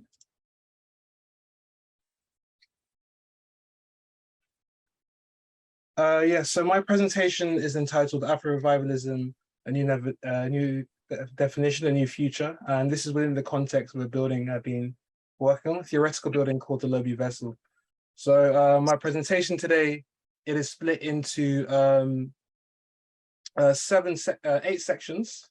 And I'll go over each one sort of in small parts, which will inform the greater context of what I define Afro-Revivalism. So part 1, which I call the tripartite contract, in 28th of November 2017, in a visit to West African Republic of Burkina Faso as part of his tour of Africa, through a pioneering announcement in the country's capital in the University of Ouagadougou, Ouagadougou's packed lecture hall in front of 800 students. I quote, "I cannot accept that a large part of cultural heritage from several African countries is in France. I want the conditions to be met for the temporary or permanent restitution of African heritage to Africa." After his seminal speech, the Restitution of African Heritage Report by Felwine Sarr and Benedict Savoy was commissioned by President Macron in 2018 as part of his vow to return such objects. Under a hypothetical exercise in which the Bateba of the Lobi will be gradually repatriated from the Western museums worldwide, only if their legal extraction can be proved, the vessels proposed as a traditionally infused contemporary vernacular architecture for the Lobi peoples that would rehouse and spiritually rehabilitate their Bateba figures of antiquity. The proposal is framed within the tripartite contract based off the report, comprehending a framework of which Bateba can be legally returned to the Lobi and rehoused within an architecture proliferating a strengthened future through a spiritual craft heritage. UNESCO's 2007 convention claimed that 90 to 95% of West African heritage items are housed within Western institutions. Part 1 of the contract infuses the principles of the 1995 UNIDROIT Convention into the European Directive of 2014. Such principles of cultural object restitution will be legitimately extended to extra-European states. A mutual international contract is signed between the President of the President of Burkina Faso and France for each claimed Bateba collection. A national contract signed between the Burkina Faso government and the Sud-West regional governor facilitates the safe extraction and passage for each Bateba collection to Goa, the location of the site within Pony province. The concluding contract signed between the mayor of Pony province and elected Lobi land chiefs legally ties them to a specified parcel of land, the site of the architectural proposal, the vessel, being spiritually tied to each returned Bateba collection. An architecture that is traditionally Lobi inspired through vernacular construction and contextualized by the parameters of the ideal site. The site. Not so far, but at the same time, not particularly close to rapidly growing capital, in the deepest south of Burkina Faso, the site is located 10 kilometers away from the urban center Goa, the capital of traditional Lobi land in the dotted red box. In the southern east direction, atop a green 60-meter high hill, a long ovular shape pointing north-south. It is in homage to traditional Lobi dwelling location in adjacency to another hill. The soil is clay-rich and healthy pockets of surrounding forested growth allow for vernacular construction. The land chief, part 3. 4 consistently key and prominent figures within traditional Lobi culture were identified. who become the key agents that proliferate the physical, operational, and spiritual characteristics of the architectural proposal, the vessel, including the master mason, diviner, and craftsman. The land chief, who traditionally reside the rule over his earthen dwelling housing, his wives and children. Similarly, the vessels under the stewardship of 7 land chiefs, ensuring the parcel of land and surrounding the vessel and its contents are protected. Chapter 4, the master mason. To construct the vessel using contour trajectories, land chiefs mark the perimeter and shrines for return beteba, ceremonially preparing the ground. Master masons deal with its construction and maintenance, working alongside architects, exchanging ideas to create a hybrid, traditionally inspired earthen architecture. Excavating the ground after ceremonial preparation, forming an uneven sunken landscape, beams are submerged in the earth and the gridwork of rafters placed above. Rammed earth walls are erected using excavated clay, complemented with protective layer of Lobi banker striations, and timber is infilled regularly arranged for future maintenance, allowing its inhabitants to build the earthen wall. It's like the traditional Lobi dwelling seen on the left, but made hybrid in combination with new construction techniques and specific materials from other specific West African cultures. The vessel is 7 meters high. Timber posts are erected in between the length of the earthen walls. Beams are fit within recesses in the earthen walls, then topped by cross beams and traditional roofing. Fluted roof openings using bricks make domes built with circular openings above are topped by earthen banker extrusions. Drawing intense equatorial light to an interior that's generally dark like the traditional home, one gains access in the interior universe of the vessel. Chapter 5, the diviner. The diviners act as spiritual conduits working through the beteba. The vessel in its operation is an architectural conveyor belt for the beteba. You can see on the screen a ground floor plan that also cuts through parts of the hill. On a typical day, a new batch of repatriated beteba from the British Museum, for example, may arrive by a governmental van via the carved road through the hill. Parking on the clearance outside the main entrance, encasing boxes traveling from Gower Airport. Each new batch of return beteba collections are brought through the main entrance. Turning right, they're enveloped in the morning darkness, traveling northwards along the vessel. Placed centrally within each diviner's quarter, each of the 7 diviners take the beteba to each of their respective shrines.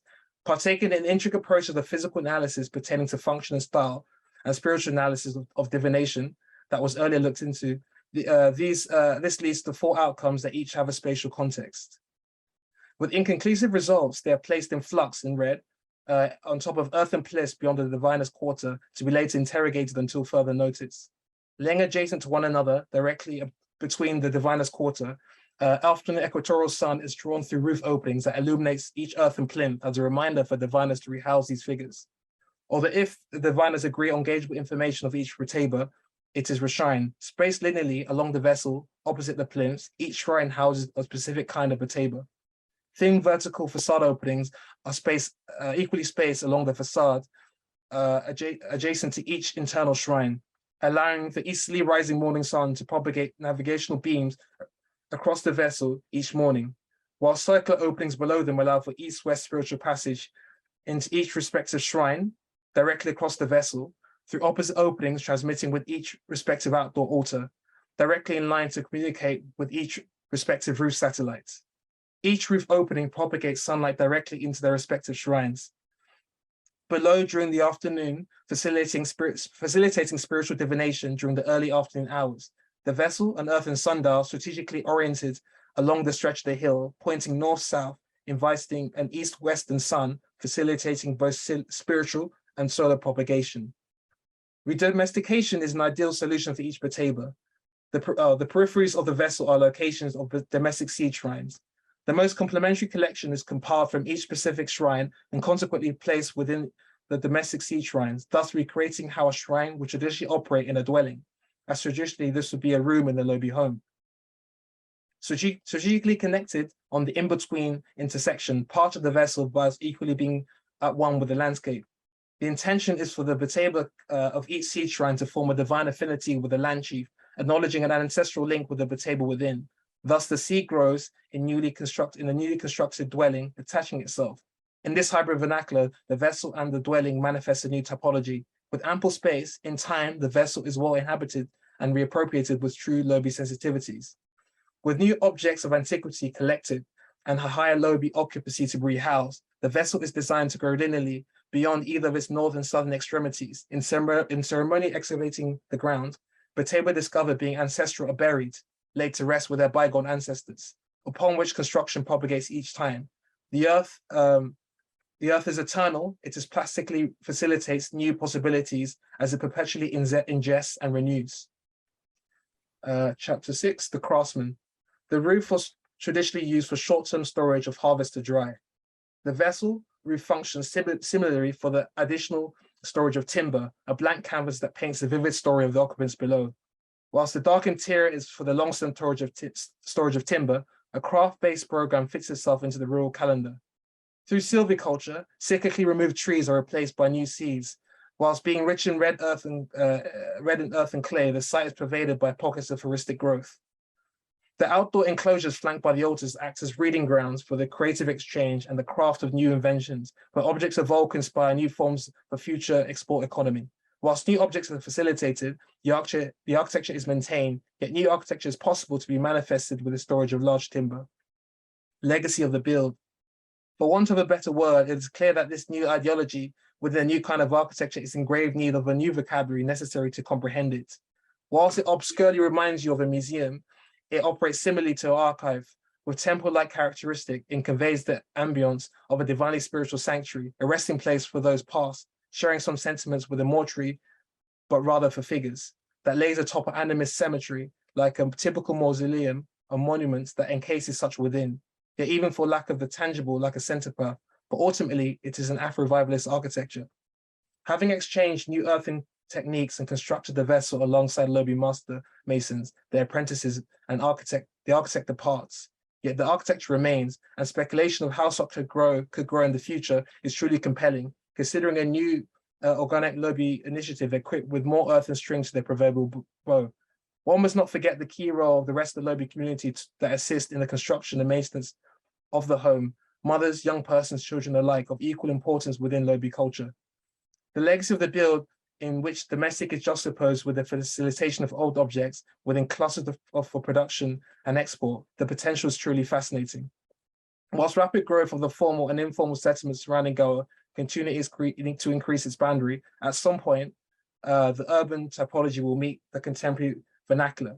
One must begin to speculate the innate power embodied within sacred African objects that can tangibly proliferate in reimagination of not traditional Lobi urbanism, but rather the wider potential for future West African traditional heritage embedded in urban form. The future begins at this very moment. Last chapter. So to define Afro-revivalism, we can begin, so this is Afro-revivalism, sorry, in comparative theory.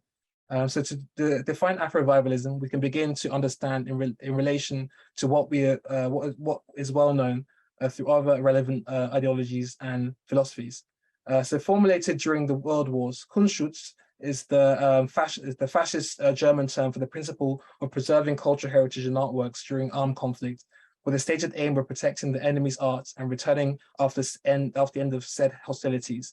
In a sense, it is similar to museumification, as a number of museums items were violently extracted, but for the most part, these objects remain and the violence indirectly endures. One of the main arguments is that Western museums are more able to look after such objects.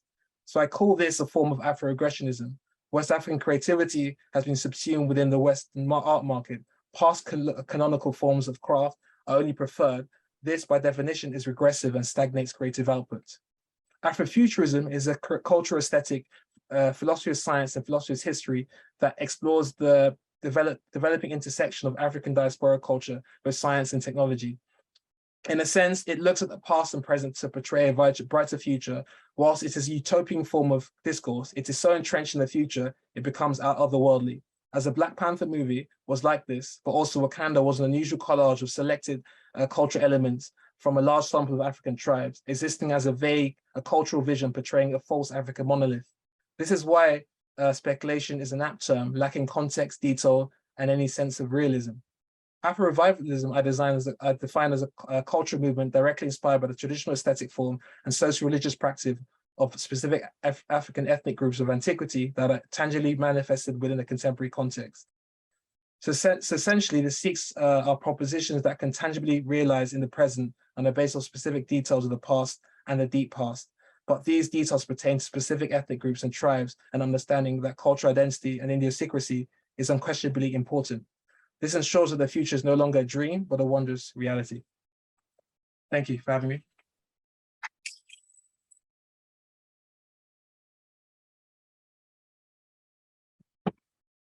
Thank you, Richard. And I'm sorry for the confusion with the program. We are having one more presentation, and then since we are running tight on time, we won't be able to give a break before the lunch. We will directly continue with the discussions, then we will continue with lunch. But now we are, Alexander, please accept my apologies. We are continuing with Alexander Andreou, who is a PhD candidate and research chair in critical architecture and urbanism, University of Pretoria. He is a corporate historian and heritage conservator, and serves as the heritage and arts manager in the corporate real estate center of excellence at Nedbank Group Limited in South Africa. His doctoral research draws on this corporate archive, researching aspects of heritage, built heritage. Thank you.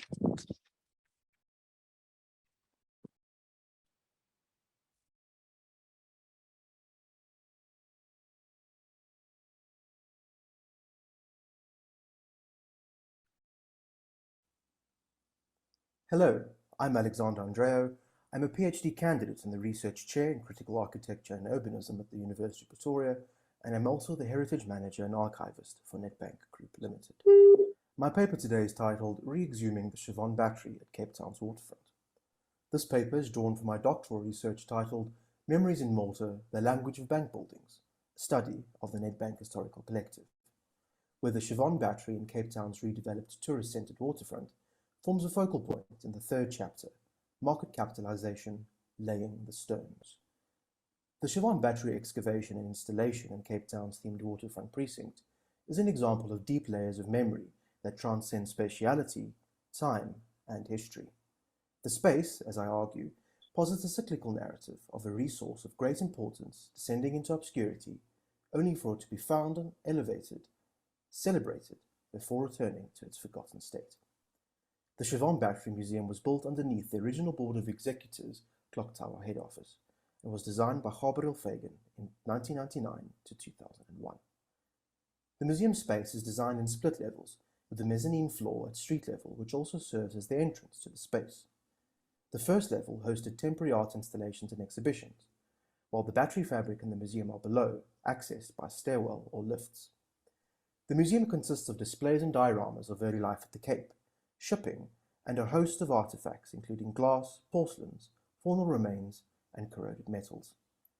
The museum's layout meanders the visitor in part around a section of the remaining walling and over assemblages of original shore sand. With the advent of COVID-19, the museum shut its doors, and with this closure, the Siobhan Battery once more returned to obscurity.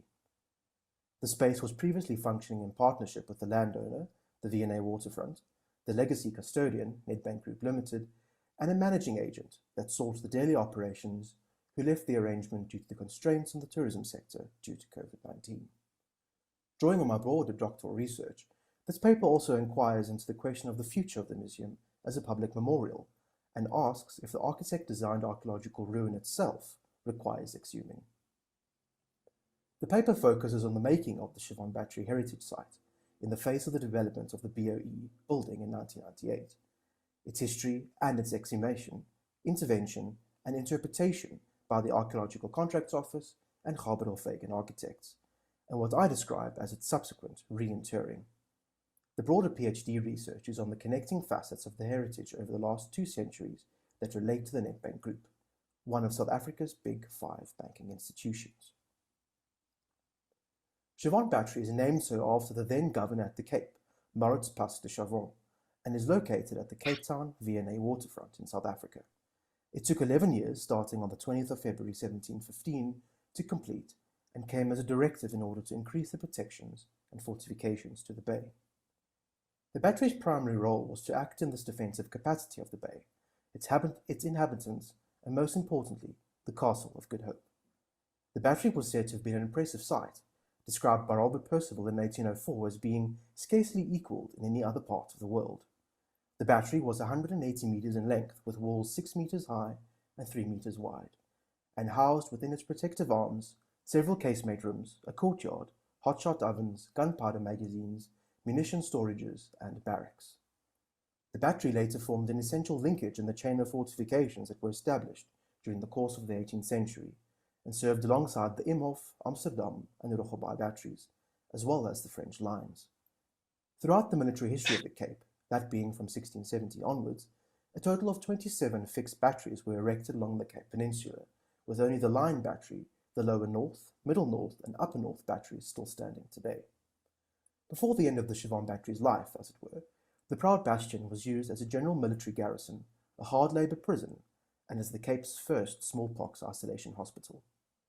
The battery stood for nearly 150 years before it was demolished to make way for the construction of the Alfred Basin in 1860.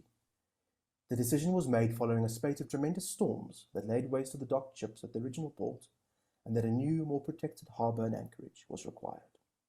Mathers, in 1889, wrote the following account of the construction of the Alfred Basin, which was in turn the demolition of the Siobhan Battery. Blocks of stone of different sizes hewn from the quarries, which partly take the place of the old Siobhan Battery, have been used for this. The first wagon load of these stones was deposited by His Royal Highness Prince Alfred on July 7, 1860. While they were working on damming the harbour, it was decided to turn to the quarries that had hollowed out into a basin, the shape of which had not been altered. The footprint of the battery was soon forgotten as the surface level became the new home to a bustling harbour port, but also to a number of blue shell and granite structures known as the Queen's Cargo Sheds or stores. By 1859, there was a vast network of rail tracks that were placed, which joined up with the Salt River and Wellington transfers, which innovate further out over the following 5 years to extend as far as Victoria Falls in Zimbabwe. This made this the most southern point of the South African railway system. By 1937, the cargo sheds were partially demolished to be replaced by the Concentra fish canning factory. The Concentra factory was the great ambition of the German entrepreneur Fritz Händel, who built a near-century-old empire in the processing of white fish, meal, and oils. The Concentra factory was demolished in 1999 to make way for the BOE Clock Tower head office, designed by Louis Carroll Architects. The granite-clad building has become somewhat of a landmark on the waterfront landscape and jumps out like a monolith next to the dock. The battered bones of the battery were discovered during the preliminary groundworks for the new head office building. The Archaeological Contracts Office, a private entity dating to 1987, which conducts assessments, excavations, and the like on behalf of individuals and the state, was called in to survey the site. Archaeologists Tim Hart and Dave Halkett conducted the assessments and subsequent excavations and remediations to the site before the next phase was taken in hand by the waterfront and the architects. The V&A waterfront is undeniably one of the Western Cape's most frequented tourist destinations, with a strategy behind its construction and establishment to be handled on strictly business lines, using the Disneyland syndrome of thinking and acting big. From the onset, the communities around the harbour area were vocal and fearful of a perversion of Cape histories and personal privacies, echoed alongside calls for the original 1600 shoreline to be recreated and to reclaim the foreshore so as to bring a sense of geohistorical sanity to the bay. This was handled by the Victorian Alfred Waterfront Company, claiming that there were areas of prime historical worth which had been identified, noted for conservation and preservation. This supposedly in order to ensure the historic links to the city, ensuring the urban fabric was an image in keeping with the historic and cultural context of the waterfront. The effectual result of this, however, was a monumentalization of a curated and imagined past, which is still perpetuated today, on brand with its guise as a proverbial theme park, propagating the concept of brand memorability. The Siobhan Battery Museum, while coined as a museum, the space is far better considered as an interpretation centre of, for the most part, a broader history of the Cape, with only a polite and occasional reference to the battery itself. The displays and curations were designed and installed by Harvey and Gwen Fagan of Gabriel Fagan Architects, who, while renowned in their own right as architects, lacked some of the more nuanced knowledge when it comes to dealing with archaeology, material culture, and public histories. This is evident in the text heaviness and the superfluity of the displays and the narration, as well as the disregard to standard conservation and museological practices in respect of artifact safety.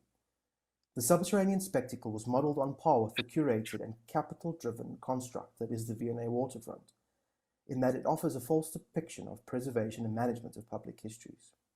To quote, "These features, referring to the exclusion from the reality of the Cape, are equally apparent in the way in which history is publicly presented at Cape Town's harbour. The waterfront is not a historical theme park, along the lines of Johannesburg's Gold Reef City or the Kimberley Mine Museum. Yet both in its conception and in its current stage of development, it uses historical images as an important part of its self-preservation.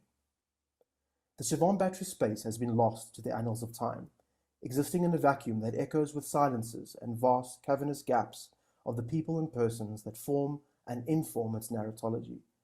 The space was designed and created in a clinical and perhaps sanitized fashion, leaving it up to the future caretakers of this resource to excavate further on an intangible level and bring back life into these incredible stone walls.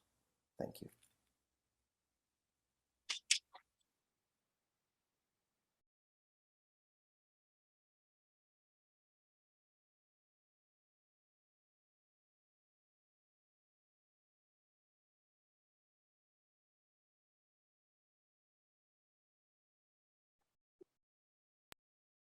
Thank you, Alexander. We will now continue with the discussions. We are also accepting questions from the chat, online chat. Mike Turner, he will be also helping me, and we will be continuing with questions and the Q&A. And yeah.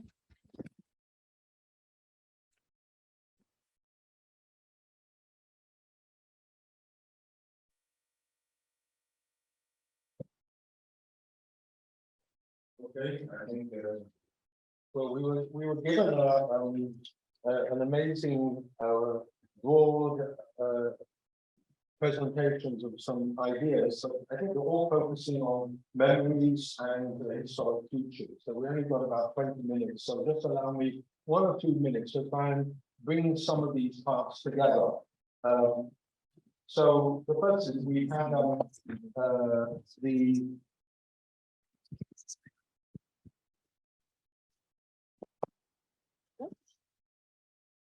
Sorry, this is for the online audience. This is for the room. I apologize.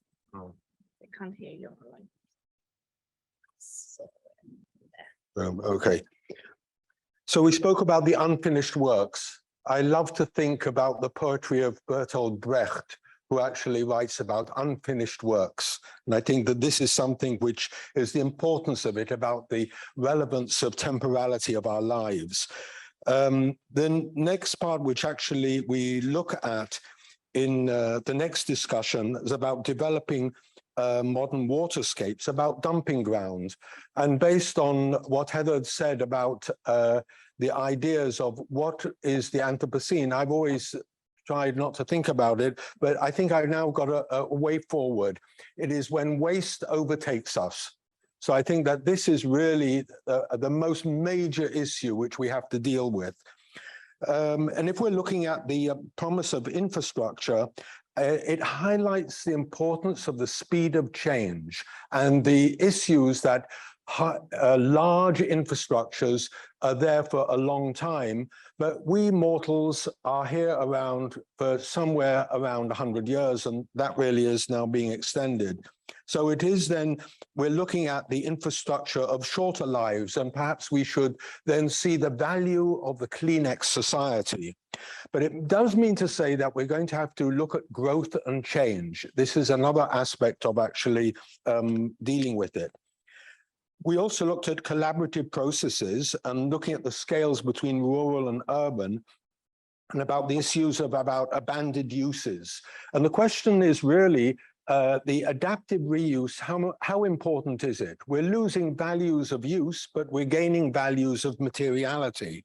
And it really focuses on the importance of understanding the differentiation between continuity and disruption. We then move over to the conceptual multiple architectural modernities. And again, we come back to the colonial and tropical and post-colonial issues. But I think the most important thing is about using the plural as part of it, and multiplicities, and that's where things come in. Whether in fact we have to then what memories and how much time that we spend ourselves in decolonializing. Perhaps we have a chip on our shoulders. We then move into the Afro-revivalism, which came from another panel. And I found that very interesting because it looked at something very specific and the importance of the diviner. I think this is something which we're missing in our lives.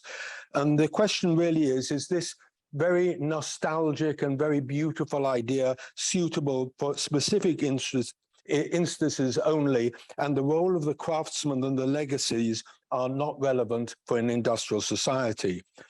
And while we're looking at the re-exhuming of the battery in South Africa, in Cape Town, it recalls, I recall then, the Venice Charter that we have to give space for all parts of history.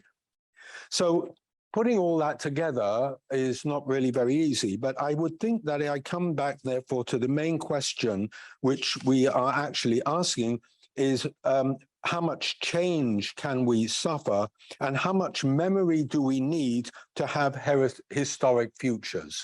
And that is the issue. So give it some thought, because I want everybody to put up their hand and tell me exactly how they're going to then think about how much memory you need.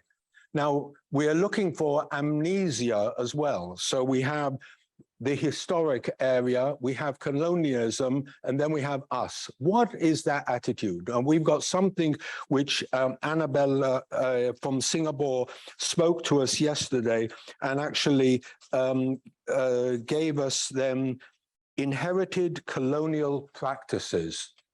Whether in fact we're willing to accept them and put them into the formula and then create something future, or whether we're just going to then say, we need some amnesia here, and we're just going to jump from some past to some future. So, yes.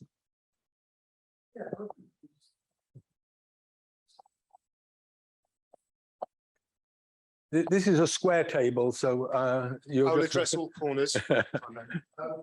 This was really prompted by something that Richard said, talking about the urban typology meeting the traditional vernacular.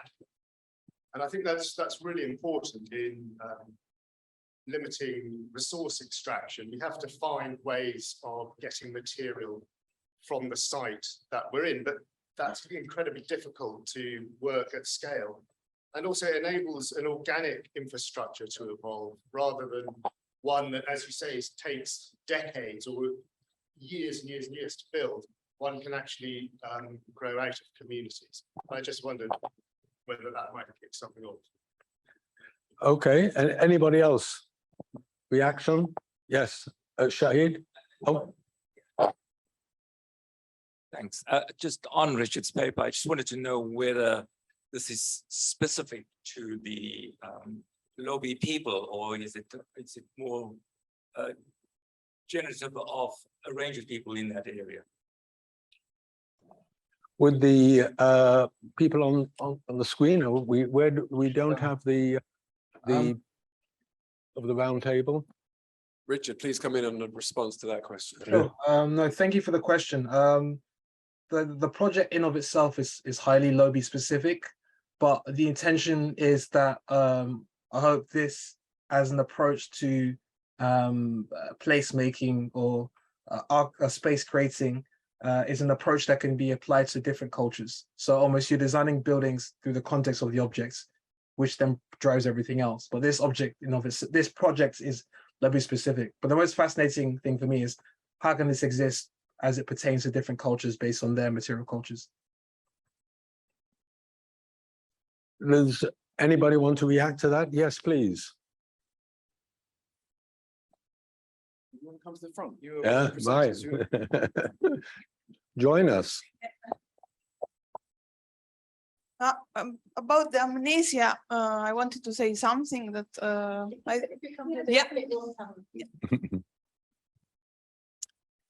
in the sense that I think amnesia is a bit an illusion that we can decide to kick off some memories or to delete, but things comes back.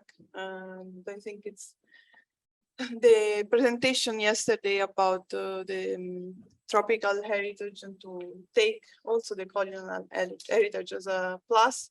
I think it was really interesting, and yeah, I don't think amnesia can be the solution here. Okay, so amnesia, if we're not willing to accept amnesia, then we have to accept colonization. Then what is the meaning of decolonization if we're not going to do that? Or is there a way that we can match the decolonization without having amnesia? So would anybody like to say about what is the architecture of this? Is it new architecture? Does it change? No reaction. Okay, so I would. Oh, that's, you have to help me.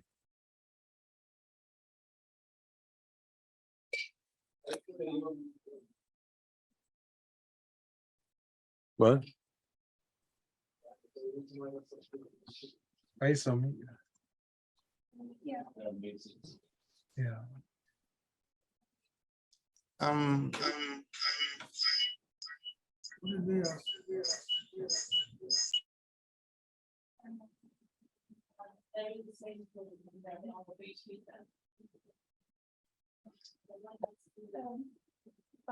Additionally, I think you need to unmute, and if you're still muted, it will work.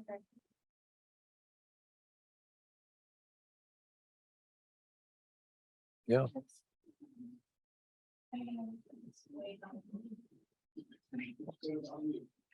Yes, additionally, if you unmute, they will be able to hear you. Only bio needs to mute. All right. Okay, we are talking about colonization. How do we decolonize if we don't accept that there was colonialism? And in looking at heritage, our own perspective is that colonialism or the colonial experience, it's a fact of history. You cannot deny it. And many of the buildings you have today, I mean, material expressions of the empire are there. You would not just bomb them down. You won't destroy them. For example, some universities, university buildings dating from maybe the late 19th century, early 20th century, and the times of colonialism are still there. You still use the buildings. So I don't think that we should wish away colonialism, but rather we should accept that it's a fact of history. In decolonization, if we talk about decolonization, we are saying it's more about decolonizing our minds, decolonizing our thinking in moving forward, but doesn't mean we deny the fact that colonialism actually occurred in history, or that posits that colonialism was a totally negative experience. That's my own perspective to it. Well, thank you for that. I think that's really illuminating. And I think that really, if we're looking at the importance, therefore, of not destroying, but in fact having adaptive reuse. We put in new African values in these buildings. I think we're making a far stronger statement. I'm on the international committee from UNESCO looking at Auschwitz, which is perhaps a more extreme case. But however, many people have thought that right at the beginning in 1945, they might have then completely destroyed the concentration camps as a manifestation of evil. Well, just think what that might have created by the destruction of that, which might intellectually have been correct, as opposed to then protecting it. We now have a situation that we say that heritage in the Nara document belongs to the people who created it, and in the second case, to the people who are managing it. So I think that this is then gives a new responsibility to people in Africa. And if I was to go back to my example of Auschwitz, perhaps we would not allow the neo-Nazis to claim again use of Auschwitz. So I think that the importance, therefore, of using the management of space in new values is far more powerful than actually sort of tinkering with the architecture. Let's look at one other next point, which I think was highlighted by the infrastructure proposals and also by the hospitals, which Kate actually presented. I found them very, very interesting. So one hospital, one building for the Johannesburg hospital, as opposed to 105 buildings in the local area. So I think that this is a lesson for us. I think it is growth and change. And I don't think it's anything to do with the issue of colonialism or different or whatever it is, but that is why nature works best. And in fact, when it has what I just mentioned, redundancy theory.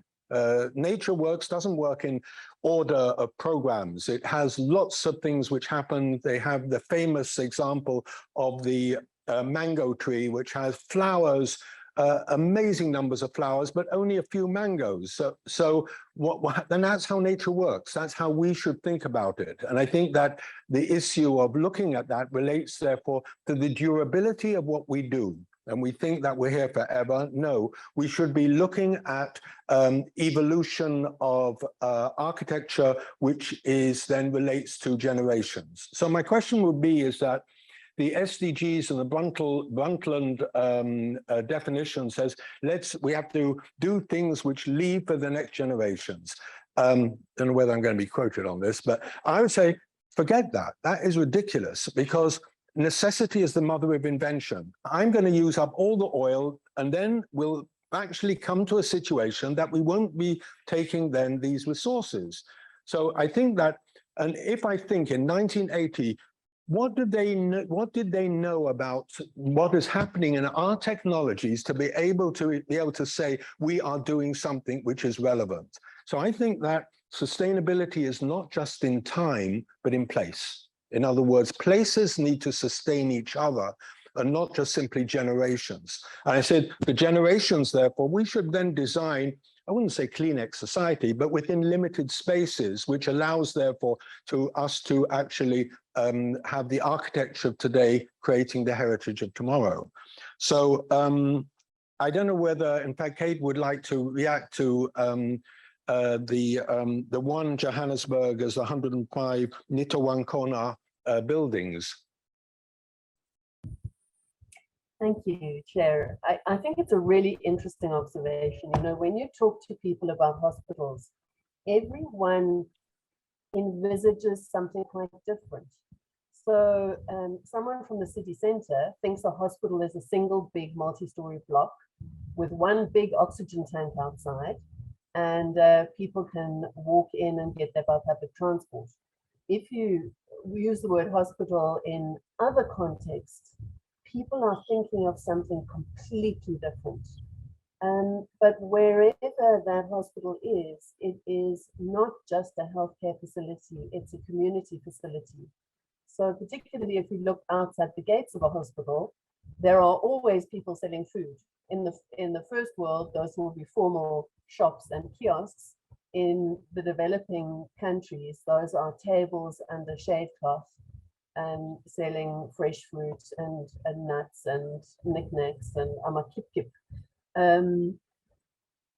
And so these facilities are part of society, and in a way they create routes and daily routines for people who are in a community, not just the people who are working there, the users, and not just the patients, the beneficiaries. So redundancy is absolutely essential in hospitals. If you think about it, the pace of change in medical technology and the pace of change in the burden of disease. In 1980, we didn't even know about HIV. We didn't know there was going to be an HIV epidemic, especially in Southern Africa. We thought TB was a thing of the past. We thought polio was on the way out. You know, we hadn't heard of SARS, COVID, etc. And you know, medical treatment has changed so much. Now people are talking about the advent of wearables, and that maybe people who currently go to hospital in 10 years' time won't be going to hospital. So redundancy and change are really central to these understandings of adapting to the future. Thanks. Yeah, thank you. My co-chair wants to say something. Yeah, thank you. Kate, based on your actually comments now, I think you also referred to the concept of like making concepts and discussions human-centered when you were talking. I think this is very in line with what you have just said. Is very in line with this thought, I guess, as I understand. And I would like to actually learn your thoughts on this unfinished and continuous situation that we actually reproduce the meaning. So we have to reconsider actually what's going on there, and actually we continue adding on the meaning, and it's a part of the evolution that you were mentioning. Actually, it's very in line with what Fanny suggested when she said that actually there, like when we consider something unfinished, it may be an illusion. So actually, it's also going back to the concept of illusion we have discussed.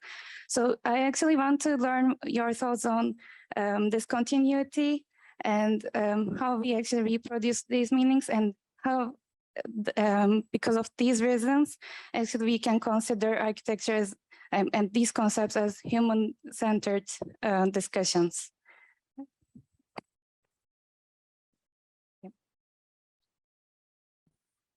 Thanks. It's a very broad question, and what's popping into my mind are memories of quite a few projects and different facilities. So in a hospital, when you're working on a project, you're there because someone has identified something that doesn't work. There's a problem to be solved and a change that needs to be made. And in an existing facility, usually someone's identified an underutilized space or an overutilized space. And it's usually either one or the other. It's very seldom two spaces that could be used in a complementary way. And then the other thing that's really interesting in healthcare facilities is there are so many people who make a difference to the patient's experience of a hospital. So you have to include all of the stakeholders, otherwise it's really easy to get things wrong. So you find yourself workshopping the design plans with everybody from the security guard at the entrance to the building, and to the administrative staff, the patient case managers, the head of nursing, the actual nurses who are doing the triage, the medical doctors who work in that unit, the clinical manager who's the head doctor, and the chief executive officer of a hospital. Because if you don't get everyone's involvement, you find that people are not flowing properly through the facility. And you know, it's like water flowing through pipes.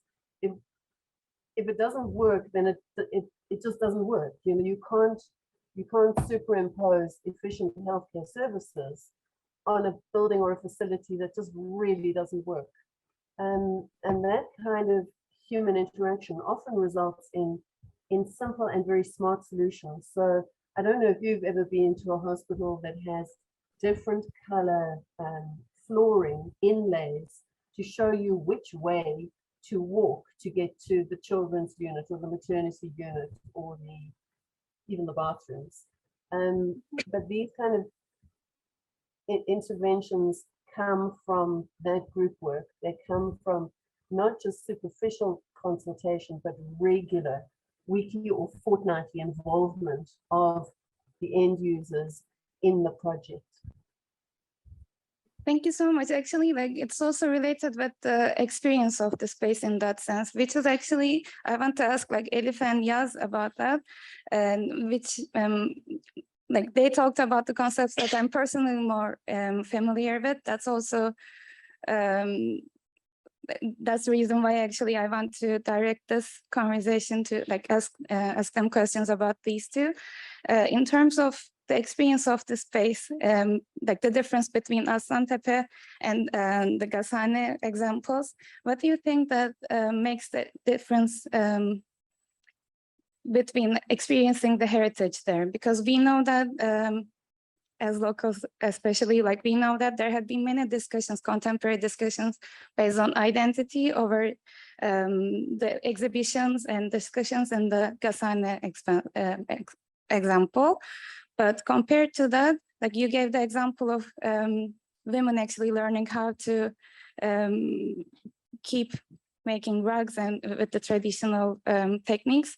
When you consider these two different examples, actually they're both building on the identity and the heritage and conserving a part of the heritage, but also bringing new discussions into the contemporary context. So I would like to learn your thoughts on those. Thank you. Actually, for the Karatepe case, first of all, there's a very long gap as they discovered this archaeological ruins, and it is much more harder to connect them or connect the museum for the daily life. So in an architectural wise, actually, for the museum, there's this unmediated presentation as the visitors can perceive the site in a more direct and true manner due to density conservation and so on, and feel maybe this lasting memory due to the configuration because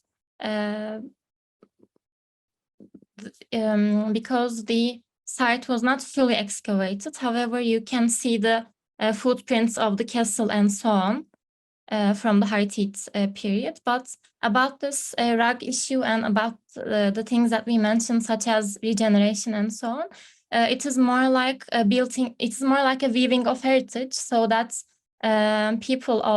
local people can feel belonging to that space. And I think the difference between these two cases, and also Elif probably mentioned as talks about this question too, and the differences, I think mine is on the rural one and the other one is in the urban, so it is much more easy to connect the industrial heritage space-wise, because architectural heritage is much more, I think, different than the industrial one. So this traditional methods increases the possibility to protect the area. And also, I think in this archaeological landscape discussion, this approaches, we can see these archaeological sites as components of bigger territories and wider landscapes. So it might be a better way of thinking than just placing an unjustified focus on the things and so on space-wise. And that's it. Thank you for the question. Maybe Elif can go on about Müze Gazhane. Yeah, Well, I think. Yeah. Go on. So about these two cases, we defined the reuse, like in Karatepe case, we are talking about the reuse of archaeological remains, but in Hasan Pasha, reusing the ruins in a way, like they have a negative connotation at the beginning. But with adapting to a new use, the place, like the space becomes a place with some social adjustments. So transferring the heritage to the next generation can be achieved by preserving the original identities and the structures, as well as rebringing them into urban lives or rural lives in case of Karatepe with a suitable new function. And like as a common thing, this new function was kind of a museum for both cases. But the difference of the museum definition is a bit different, I think. Like in Karatepe, this is like a museum, but like giving some information about the archaeological remains and the surrounding as well. But in Müze Gazhane, the museum that we are talking about is about climate change and these kind of like new contemporary things, rather than the like industrial heritage or so that the content doesn't relate with the historical period of the but it's rather this is what makes the space actually multi-layered characters, with what gives the space the museum a multi-layered characters, because this is a way the site becomes a medium through which human creativity finds expression, and bearing witness to the duration across time and accumulation of history. So other functions, other social activities are being held on the site, so that the place becomes a social production. Thank you. Well, thank you. Well, we have to all go and visit there. So let me just have the last word. I've been up to. I have my instructions. What? Okay. Yeah. Okay. Go. Off you go. Should I read it for you, sir? Will the artifacts in the building be used as part of the modern? This is for research. Please repeat that. I couldn't hear as loudly. Sorry. That's one. Oh, yeah. Okay. So sorry, I first directed the question to Richard, the other one. I'm going on with the Q&A question. Nolene is asking, I'm reminded of China Miéville's novel on Undundun, which is set in a fictional London, invokes the unfinished, the unbuilt, and the unmaking perhaps of systems, disciplines, colonialism, and modernity. Maybe heritage and the Anthropocene is therefore precisely the unmodern. I think this is how we might revisit the Druze and Fagans. Nolene's comment. And we have one more question for Richard. Will the artifacts in the building be used as part of modern and Goma? Okay. If I do recall the questions correctly, which I may be incorrect in how I answer, but I will give it an attempt. Thank you for the questions. Yeah, I mean, the difficulty, I think, with the notions of the project was not trying to be too naive in the fact of trying to reimagine maybe forms of antiquity within the contemporary context. So I think I just mentioned things like craft and such through cultural heritage may be a bit estranged from contemporary modes of existence. And so for me, it was a case of trying to translate the most key tenets within a contemporary context. And I think the second question is, would the artifacts in the building be used as part of modern Nguma?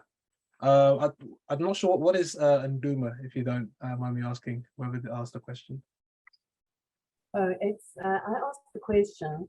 Ngoma is a historical and traditional healing system, very prevalent in Southern Africa, which is where I'm from. But I expect it also reaches into West Africa, and you know, the throwing of the bones is something that we're all very familiar with in Southern Africa, along with the herbal remedies that go with it. Yeah. And so I wondered if your building will be used as a healing space.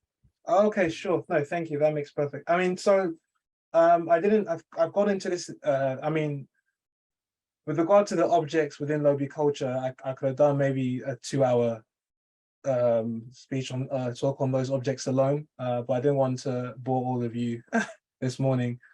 So the power of these objects, they exist like even through time. They exist through the ancestral past, the historical present, the present, and also the future for day-to-day issues, for to help even ward off evil spirits, to commemorate the dead. But also within the context that actually can be, the objects themselves can be used to help someone in paralysis or even in illness. through the ritual, through the diviner as the spiritual conduit. So in a sense, the objects have this power, this prescience, not only to deal day-to-day issues, for future potential issues, to ward off evil spirits, which in of themselves could be thought to impair someone's health as well. So in a sense, the building is in a sense like a sanctuary, you could say, and a healing space. Yeah, well, I think that's very important. We all need somebody to help us push up the evil spirits. I think that is something will be helpful for our lives here. So I think that it was really, thank you very much for the question and Richard for that answer, because I think it was a really interesting project, even though that you came in from a different round table from the afternoon. But first of all, just to thank everybody and for their contributions. And I think that we've got some guidelines for the memories and historic futures. But I think that the biggest challenge in the world and Africa and specific is the statistics of the World Bank and UN Habitat, which are saying a new metropolis will evolve every 2 weeks over the next 5 years. Just to give you a feeling of that. 2/3 of the world, of the urban world, which is 2/3 of all the world, will be living in new forms of societies. And this is going to be the main challenge. So the main challenge which I take from this is that of collaboration, which was raised. And I think that was also mentioned about the post-colonial was also egalitarian. So if I think of exactly what would be then the new role of Africa is its human resources. This is what, not just the buildings, but the values that we can put in these buildings, these new values which we can do, and actually then create then with that adaptive reuse and a sense of belonging and relating to our contemporary needs. Thank you, everybody.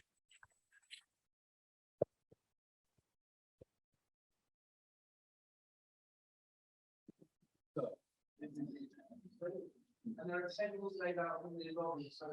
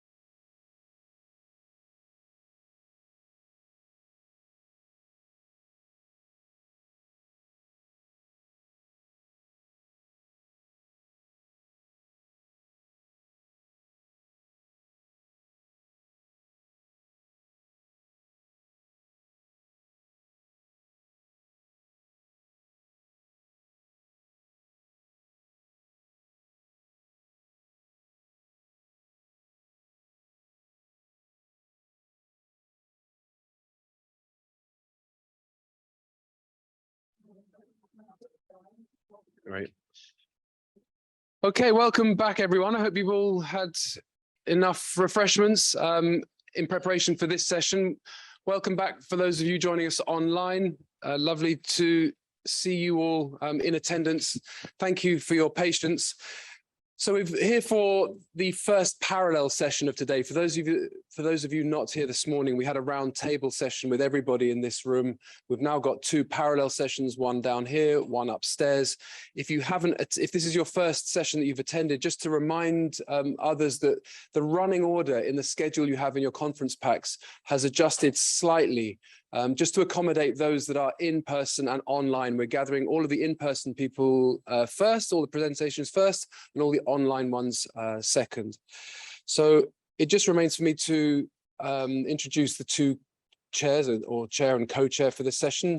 Dr. Jeremy Hoffman, who is the Director of Conservation at Tel Aviv Municipality, and Professor Shadrach Chidakure, who is a STEAM professor from Oxford University, having been at UCT, University of Cape Town, and was one of the founding members of the MOHA initiative. So it's a real pleasure to be able to invite him and have him in person at this second session. We have 5 speakers, I think, three in person, 2 joining us online. So as with the previous sessions, it's a conversation that we want to generate after the presentation. So please take down notes, raise questions, and contribute to the discussions before the break and then the final roundtable session this afternoon. So Jeremy, on that note, I think I'll hand over to you and I'll set up the first presentation.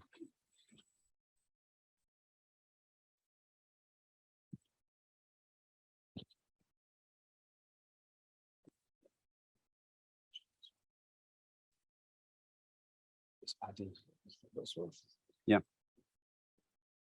Should I hold also these? If you can project your voice loud enough, it's okay. Okay, so good afternoon, everyone. And Shadrach and me are really proud to start this afternoon session. The main topic would be the question of archives. This is what I propose to try and see these 5 presentations through the question of what could or would be an archive today. Yesterday evening, we spoke about the fact that the new archive today became the Wikipedia. And so there is an evolution of the idea and forms of this element of archive and the way we work with it. So I think we will see this afternoon this triangle between what is the old meaning of archives. We imagine a room with old papers, and it takes 2 or 3 days to find an historical good document for your research. Then we have the modern archives where we can find objects through internet in seconds, in minutes. And we have the third archive, which is the cultural archive for those who disappeared through time. And it raises question how we could use the oral archive, the photos, storytelling, and other meanings of understanding history and cultures. So I'll be very short, and I'll start by inviting our first presenter. So Adi Bamberger-Hen, which is here with us. She made her BA here in the Bartlett. She's an architect, practicing architect in Tel Aviv, and she studied architecture in Haifa, in Israel, in the Technion, the Technological Institute of Israel. So Adi, please, I invite you to present of Ghosts and Orphans, Traces of Local Architects in the New City of Jerusalem in Early Modern Era, and the Challenges of Architectural Historiography on the Fringe of the Empire. Adi, please.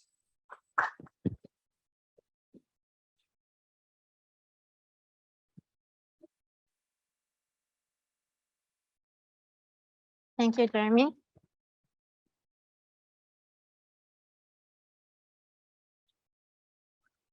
It's quite the air conditioning there is quite loud. Okay. And you can use that for the room. Okay, and to pass between slides. So good afternoon. I am Adi.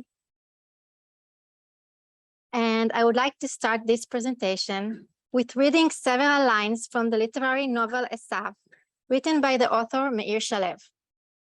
The Italian archaeologist Ermete Pierotti, a poet, a historian, and an architect and an orphan, wrote in his book Ancient Tombs in North Jerusalem that one night in February 1865 arrived an eastern wind from the desert and covered Jerusalem in a light mixture of salt and sand. Panic spread. Both the city elders and its dead did not remember such an awkward storm. This study attempts to touch on these Jerusalem experiences, and especially on the stories that the storms have left behind. It wishes to highlight the difficulty of conducting architectural research in late Ottoman Jerusalem, a setting underrepresented in architectural historiography, with gaps in the historical record. One particular gap, the practice of local architects, is portrayed in detail through a guiding question. Why did local architects disappear from the historiography of early modern Jerusalem? The study is divided to 4 main chapters: orphans, libraries, archives, and ghosts. So orphans.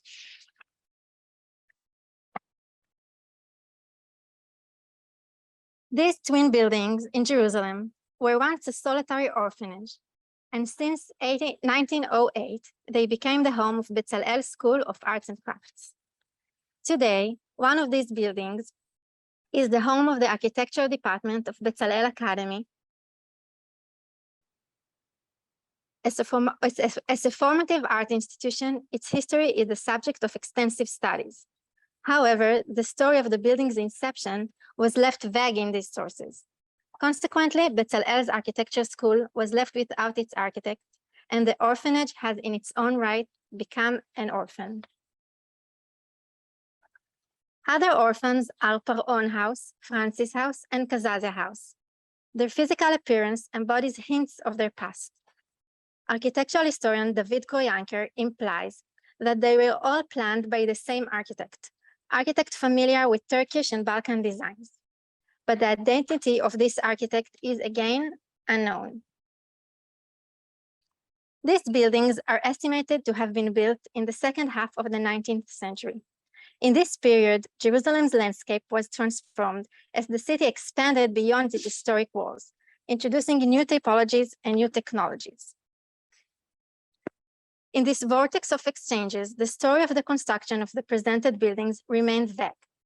Together with hundreds of buildings, they have become what this research calls orphans, existing buildings which serve as a living testimony of the city's architectural development, yet detached from their genealogy, from the story of those who designed them, and from other buildings in their authors of. The analogy from the semantic world of kinship emphasizes the bond between the architects and their creation, and suggests that any appreciation is very much influenced by their separation from a genealogy. This is demonstrated here in the Tree of Architecture by Bannister Fletcher. Libraries. Not all Ottoman buildings in Jerusalem are orphans. The literature reveals much about architects from European countries who worked in Jerusalem during that period. However, local architects rarely appear in this literature. The term local here refers to a plurality of identities on a geographic scale from the city of Jerusalem through Palestine and the Levant to the Ottoman Empire.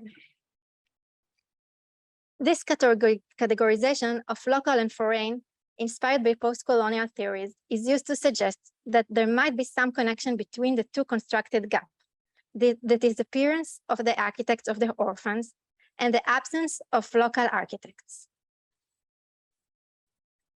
How have these local architects disappeared? Let us return to the literature and its elusive evidence. A significant portion of Jerusalem's history's seminal texts were written in the 80s, inspired by the occupation of Jerusalem in the 1967 war. History and geography researchers wrote books which were accused recently to be originated in Orientalist tradition and in the Israeli aspiration to portray land without people for people without land. Their sources were also accused as being Western, including, for example, historic travel literature, tourist guides, and newspapers. Architectural historians relied on these constitutive texts while portraying the orphans, adding layers of architectural analysis. A common thread to all the attempts I encountered is that they are not based on original architectural documents. These documents are absent in the same manner as their architects are absent. The late Ottoman period was indeed a transition between traditional and modern forms of architectural profession. Jerusalem was claimed to be on the fringes of the empire, and its architecture is characterized in the literature as with absolute absence of planning, with only rough and inaccurate drawing. It might be possible to assume, therefore, that the local construction industry maintained a traditional form of vernacular, and perhaps no proper architectural documents were produced by these non-architects. Archives. Even if documents had been produced, reaching them now presents a challenge, since archives of late Ottoman Jerusalem are spread around the world. It may be possible to assume this diaspora of archives caused some loss of material, especially during changes in administration, which are always accompanied by conflict. This research sought to follow traces of local architects by undertaking investigations in a sample of archives in London, Jerusalem, and Istanbul. Archival research was often hampered by issues of access. For example, my official identity as a Jewish Israeli citizen was an impediment to accessing Palestine archives. Palestine family archives and memories have in previous publications cast an important light on Jerusalem's orphans. In the book, Memoirs Engraved in Stones, Palestinian Urban Mansions, the author wrote regarding Husseini House that the Husseini suggest it was Kamal Bek, a Turkish architect who designed this house. This architect is absent from the conservation file of this house. Perhaps it is because no other details are known about him. In all the sampled archives, conventional keyword did not reveal relevant documents. However, attempts to slightly deviate were occasionally useful. General browsing in the National Archives in London for architects in Jerusalem revealed the signature of an architect named Ibrahim Musa. It was found on a copy of a plan of the property of Mr. Finn, the British consul. This document is cited in English, Ibrahim Musa, Architect Jerusalem. But where was Ibrahim Musa trained? What was his role in the municipality? This document raises more questions than answers. Two archives were identified to contain material on local architects, but could not be examined due to a language barrier. One is the Sigil of Jerusalem, the archives of the Muslim religious court, written in Arabic. The historian Yusuf Natche succeeded in extracting information for the sigils regarding the activities of master builders in the 16th and the 17th century. The second archive is the Ottoman State Archives. Its documents are written in Old Ottoman Turkish. Two honor certificates of Muhandis Ibrahim and the second of Muhandis Ibrahim Musa were found in the archive. It is reasonable to assume that both refer to the same person, the local architect Ibrahim Musa, whose signature was found in the National Archives in London. Several building permit request files containing architectural drawings were also found in the archives. These documents corroborating the observations of the prominent public figure David Yelin from 1898, claiming that every new building project, small or large, has to first pass before the Baladia municipality, and without that, no building can legally be built. Ghosts. Despite the elusive definition of local architects, this study did reveal some ghostly traces. Consequently, these local architects have become what this study called ghosts, individuals assumed to be practicing architecture in Jerusalem in the early modern era that left only traces, scattered pieces of information that do not extradite much about their practice. With the scarce evidence, one can almost ponder whether it is liable to rely on ghosts in establishing history. Let us, if so, return to Derrida, who suggests that the specter is a condition of partial truth, a historical truth, which is not less real than the material truth. If the material truth can be proved by the conventional tangible evidence, the historical truth is repressed and suppressed, but it resists and returns as the spectral truth of delusion or of hauntedness. So to conclude,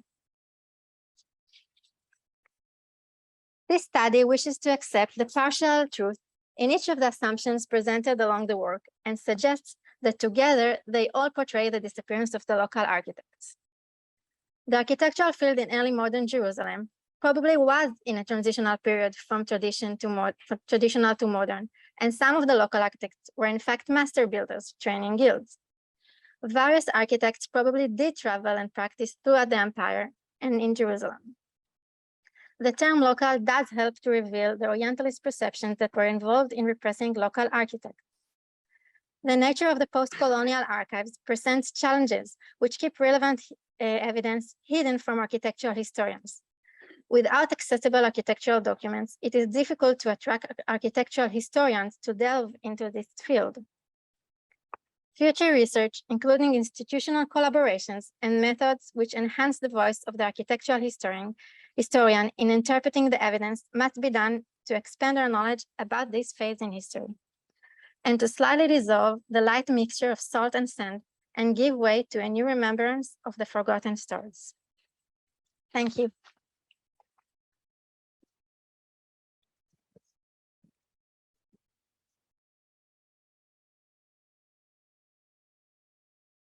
Thank you very much, Adi, for this super interesting presentation. You know, I was thinking about the fact that as historians, we have a lot of power to change the way we perceive reality and to create new heroes. So for me, Ibrahim Musa could be our next hero of architecture in Jerusalem, maybe. So we're looking forward to have some more information about this guy. So I will propose to present the second presenter. So Yixuan Chen is currently doing the PhD here in the Bartlett on the question of dissemination of concrete of the 20th century in China. Is also an independent researcher of historic coastal fortifications, such were the earliest application of modern concrete in China. So the title will be Early Concrete Bridges in China as Dissonant Modern Heritage. Please. This is for the, it is for the house.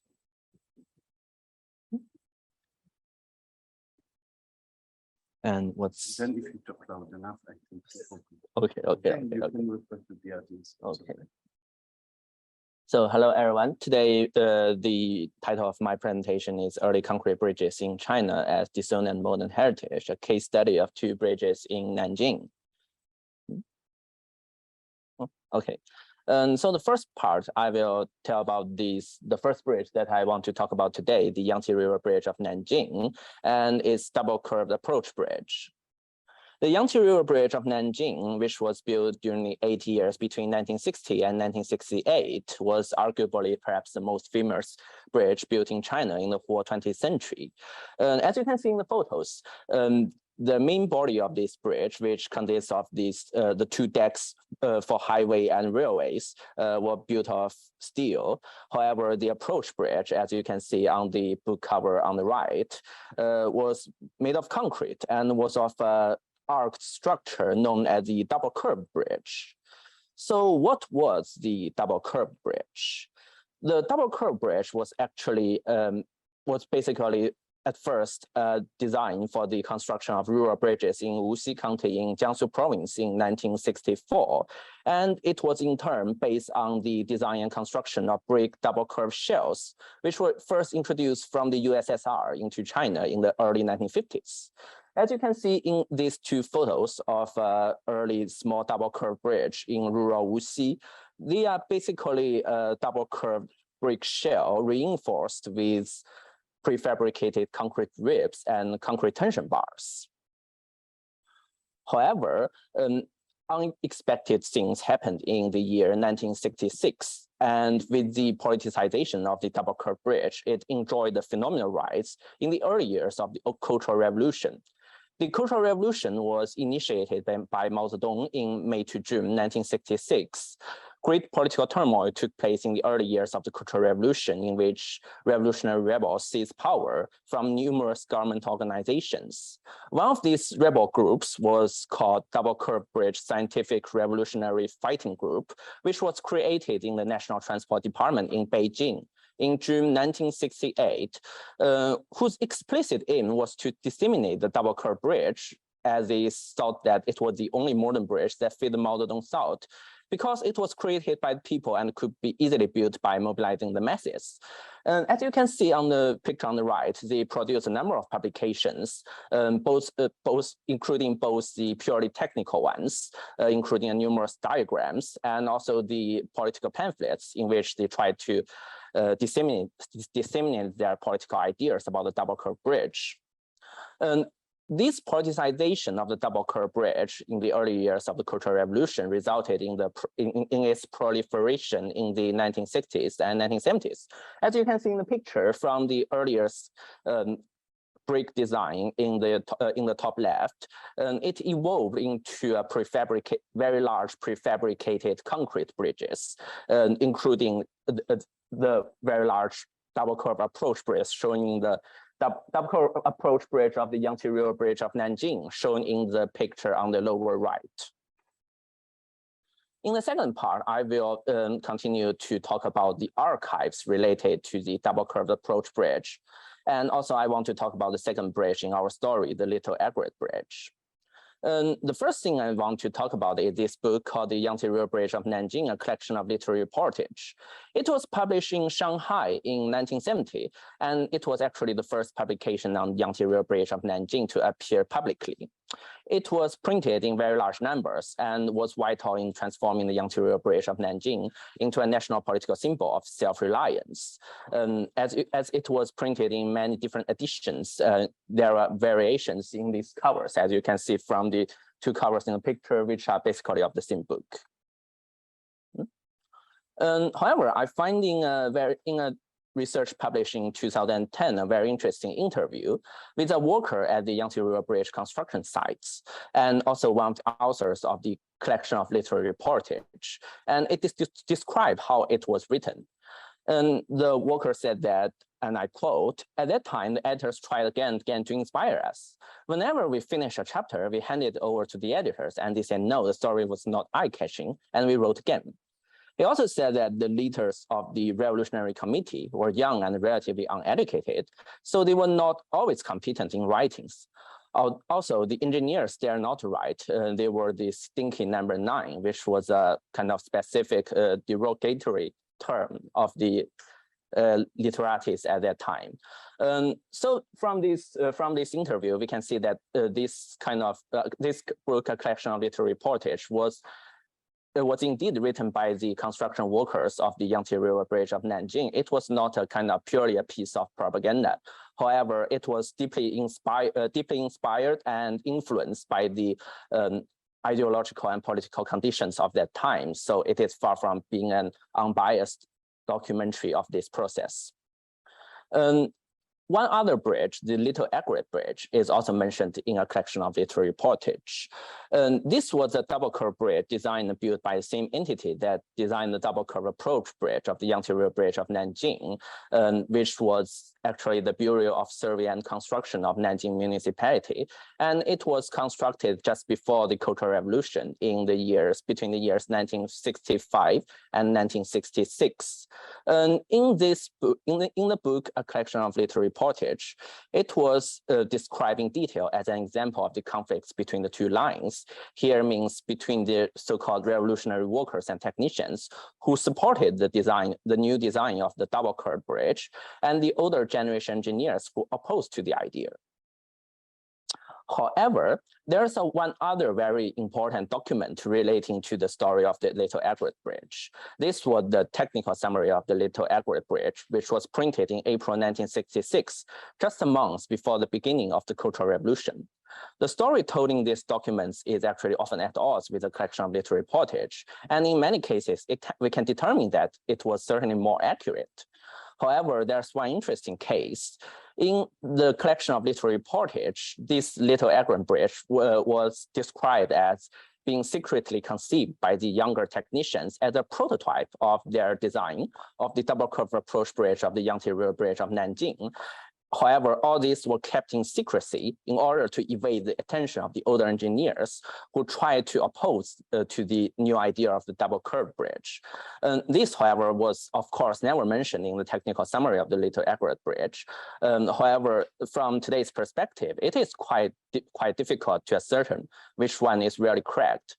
What I want to say here is that the differences between these two documents, which are often at odds with each other, is a quite illustrative of how the documentation of the same kind of object can be influenced by the cultural and political condition of certain period.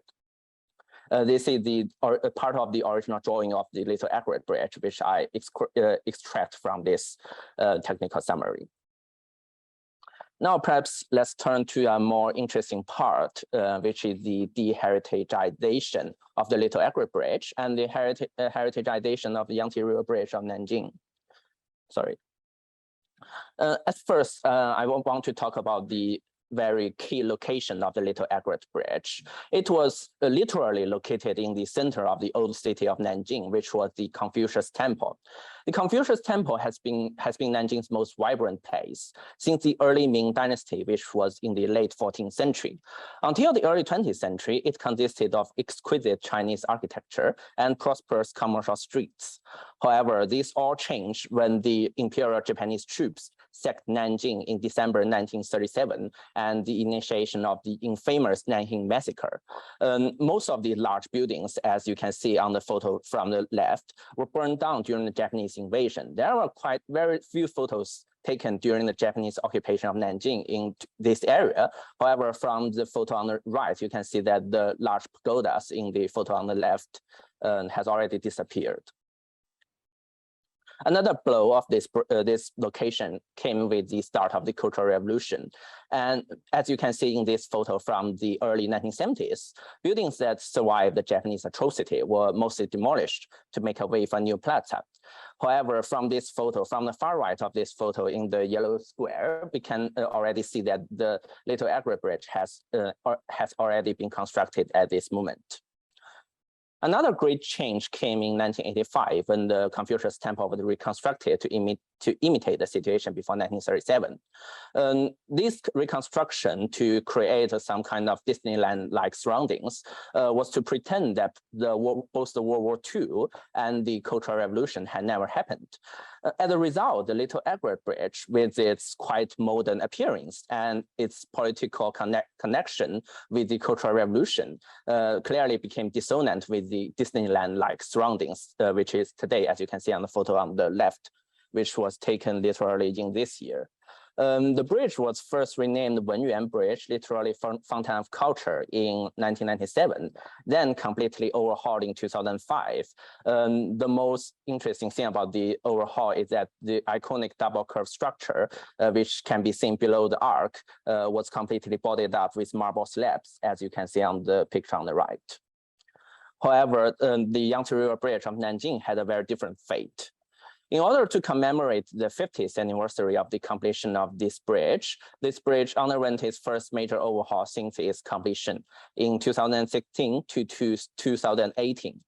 It was quite remarkable that during this overhaul, the bridge was not only treated as an urban infrastructure, but also as a cultural relic. And such a project was quite unprecedented in China. And the pictures on the right, was extracted from an article published by the architectural studio responsible for the refurbishment of the bridgehead of this Yangtze River Bridge of Nanjing. What I found the most interesting is that it includes a ancient drawing of this forbidden city in China, and compared it with the plan of the bridgehead of the Yangtze River Bridge of Nanjing. As you may know, the Forbidden City is perhaps the most well-known cultural relic in China, and their intention is very clear that they want the Yangtze River Bridge of Nanjing to be an important cultural relic, just like the Forbidden City. Sorry. However, the double curve bridge was also considered a highlight of this overhaul as it was repaired. And also the deteriorated concrete was replaced. However, it retained both its original structure and appearance, which was certainly a sharp contrast to the fate of the Little Egret Bridge. However, in a 2019 documentary, the double curve approach bridge was only mentioned in the episode on the restoration, not in the episodes on the history of the bridge itself, which was certainly a way to disassociate with the sensitive Cultural Revolution period. Now, I do not want to give a kind of very specific conclusion to my presentation, but I want to share some quotes from an article which I have read recently, and I feel that it's quite appropriate in this kind of in this kind of things. It tells about the Lutang, which was an artificial theme park in order to commodify the legacy of the famous Chinese writer Lu Xun in Shaoxing. And the authors of this article said that, of course, this was a move away from class struggle and class consciousness, and it has a key trend, and it has been a key trend in post-socialist China. It has also often been captured in the phrase "farewell to revolution." Also, the author said that in post-socialist neoliberal China, nostalgia sells better than radical iconoclasm.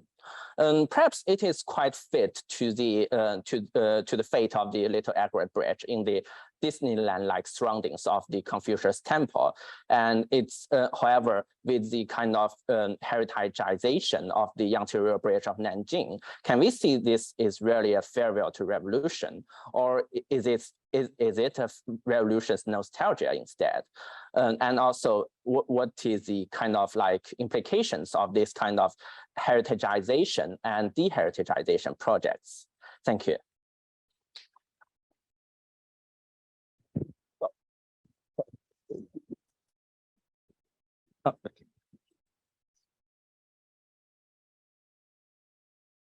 Thank you very much, Ms. Juan, for this really inspiring lecture. One question caught my eye is the question. I could imagine these engineers trying to tell a catchy story about a bridge. At that time, they didn't have Instagram. Today it would be much easier, maybe. But thank you so much. For our next rapporteur will be about the issue of migration. So I invite Lezego Bancheng, is a South African designer and recent urban design graduate from Bartlett. She is the co-founder of the NPO Uhuru Heritage and Rural Futurism. Through such organization, she aims to reveal the design lexicon of the rural South. And the lecture will be about migration as a cosmological technique. Please, the floor is yours. Thank you. Thank you.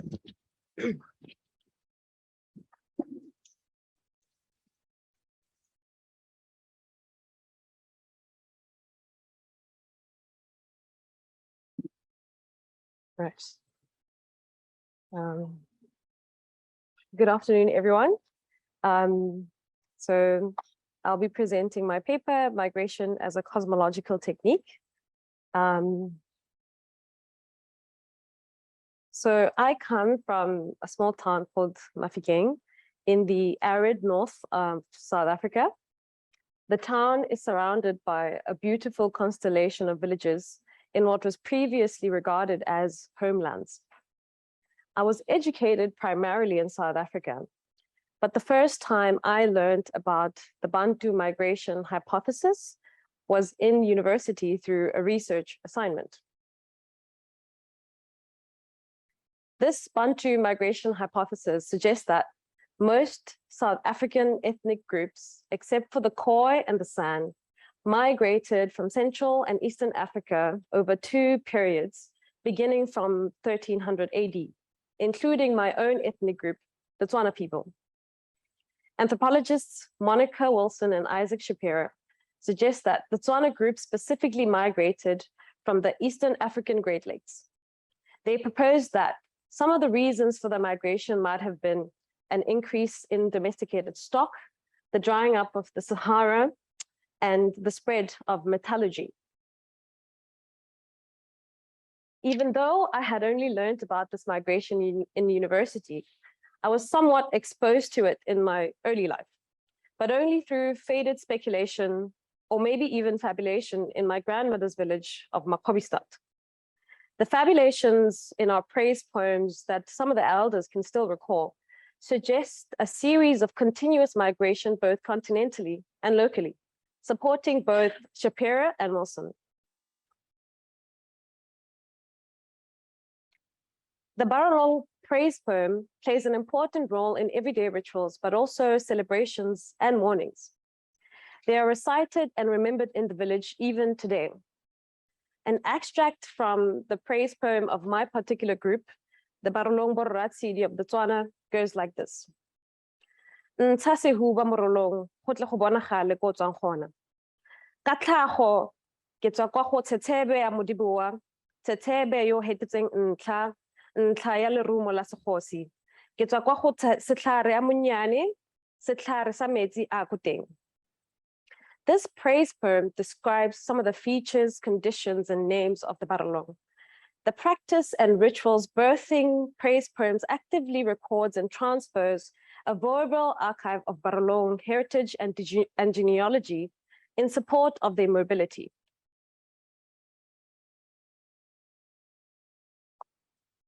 And so Tswana praises and poems and the language itself reflect the sort of techniques or technologies of a mobile and moving people. The investment of Baralong's knowledge keeping becomes weaved into everyday rituals and songs, conceptualizing a weightless archive that is carried through by memory. Therefore, how does this weightless archive and the migration that encompass it manifest into the ethnic group's cosmology?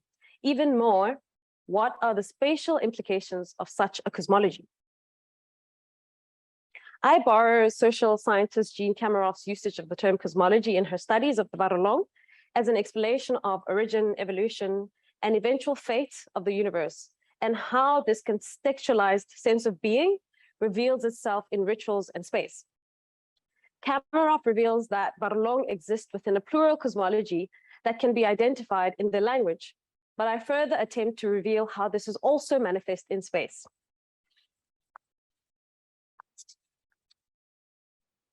So an example of how this cosmology is manifest in space is through what is called a khotla. The khotla is a useful point of reference that helps us visualize how mobility can be nested in cosmology through space.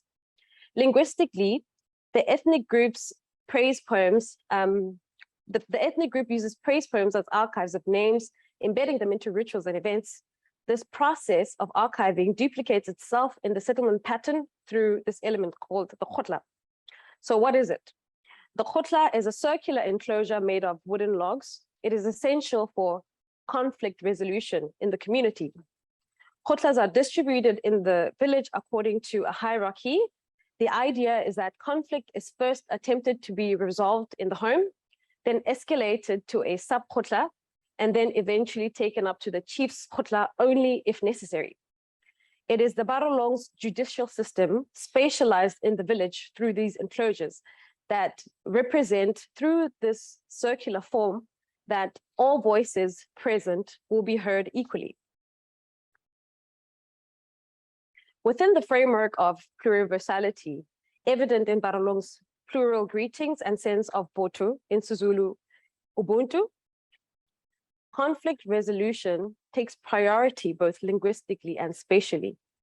Therefore, how is this pluriversality enabled or disabled by migration and mobility, or settlement and immobility?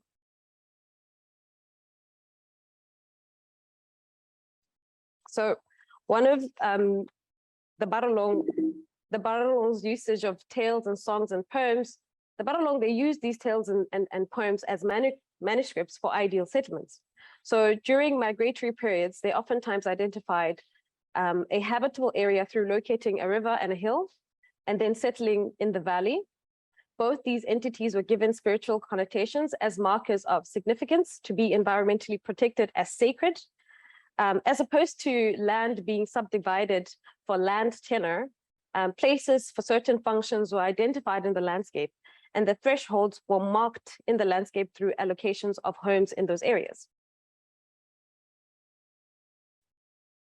So in the settlement itself, initial migrants would settle and locate their homes, but these homes would define thresholds sparsely. And then these semi-homes were then connected through pathways, which signified social connections of the initial migrants. And then densification would then occur within the thresholds already identified according to kinship. But what is also interesting is that that kind of densification is also informed by the network of pathways. So densification, migration, and social networks become informant about an urban pattern and urban form. So one of the ways that this project used to reveal some of these provocations was through overlaying a series of mappings over a period of 60 years. So what you can see on the screen is just an extract of a 20-year difference in the settlements. It is quite apparent how densification, so the one color represents the 1 year, and the other color represents the same settlements after 20 years. And so it becomes apparent that densification occurs within, according to kinship, but also this notion of pathways or existing social networks informing the detailing of this densification. The most eroded pathways signified strong connections that were then respected by expanding kins. So in pre-colonial times, once the village was fully densified, the Barolong Borratsidi would migrate, but this is no longer possible due to colonialism imposition of land tenure and permanent settlement. Sorry, yeah. So instead, the pathways now define the fencing of the homesteads, fencing which contradicts this idea of pluriversality and leans more towards ideas of individualism. Comparing the materiality and technologies in pre-colonial Makobi versus now, threads of this pluriversality still remain. These materials and technologies that follow them remind us of Arturo Escobar's notion of how what we design in turn designs us back. This project inspires us to look beyond Western canons of techniques and technologies and ways of being that can take us into an age beyond the Anthropocene. These techniques can be new, but they can also be old. The Barolong Borratsidi leave behind the architecture. Therefore, their society is what they leave with. And their technology or techniques lies in the process of remembering and forgetting. In conclusion, for me, this is a lifelong project of identity and self-discovery. And so these provocations will continue through a nonprofit called Rural Futurism, which recently received a grant to explore even further the materials and techniques that will take the Barolong village of Makobistad into its future. Instead of asking what the materiality of an architecture left behind is, may we be inspired by the architecture of movement that both lives and dies in Barolong's weightless archive of memory. Thank you.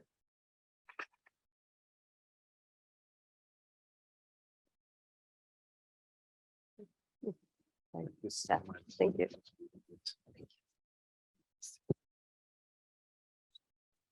Thank you so much for this inspiring presentation. I'll share one thought, and that's the connection between your language and my language, which is Hebrew, and khutla. We have the term khutla, yes, and it's something round. Also, it's a tissue we're putting on a leg in a round shape. We'll speak about it later, but it's just to think about the connection, linguistic and cultures in between different continents. So there's a lot to research on that. So it was really inspiring. Thank you very much. We'll go to the next presenter, who is Lina San. She will speak about the conflicts between modernism and nationalism online. Okay, now we have two presenters who will be online. Lina San wrote her PhD here at the Bartlett, and currently she's working in the Beijing University of Civil Engineering and Architecture. She's researching that interrogates the relationship between China's building traditions and architectural modernity using architectural drawing. The lecture will be called Drawing the Future of China's Modern Architectural Historiography, Decolonizing its Domestic Center. Lina, please, the floor is yours. Thank you. Okay. Do I share the screen by myself or by someone at the? I think you should be able to do it yourself. Yeah, you should do it yourself. No problem.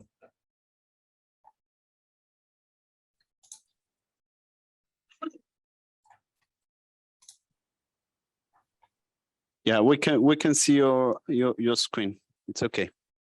Okay, thank you. Good afternoon for everyone who is in London now, and a good evening for everyone who is in China. I will start now. And as you see, the local traditions have been the critical considerations in the current project of iterating architectural modernities outside of the West from the perspective of multiple modernities. This presentation starts by telling a story, aiming to argue for a more equitable Chinese architectural historiography that deconstructs the domestic center rather than relying on a Western center, as many former colonial countries have done. It invites a more critical reflection on the relationship between domestic tradition and architectural modernity. This story happened in the late 1920s in China, and the key figure of this story is Liu Jipiao, a French-educated vanguard Chinese architect and artist, as evidenced by these images of his paintings and his architectural design. He was among many seminal people with close relationships, including the Republic of China's first Minister of Education, Cai Yuanpei, and the world-famous painter Lin Fengmian, who together established the National Art Academy in Hangzhou, the former school of the Chinese Art Academy, where the 2012 Pritzker Prize-winning architect Wang Shu teaches now. However, nowadays, Liu Jipiao's original work before 1949 have all been lost, and only published materials from that time can be found. This is a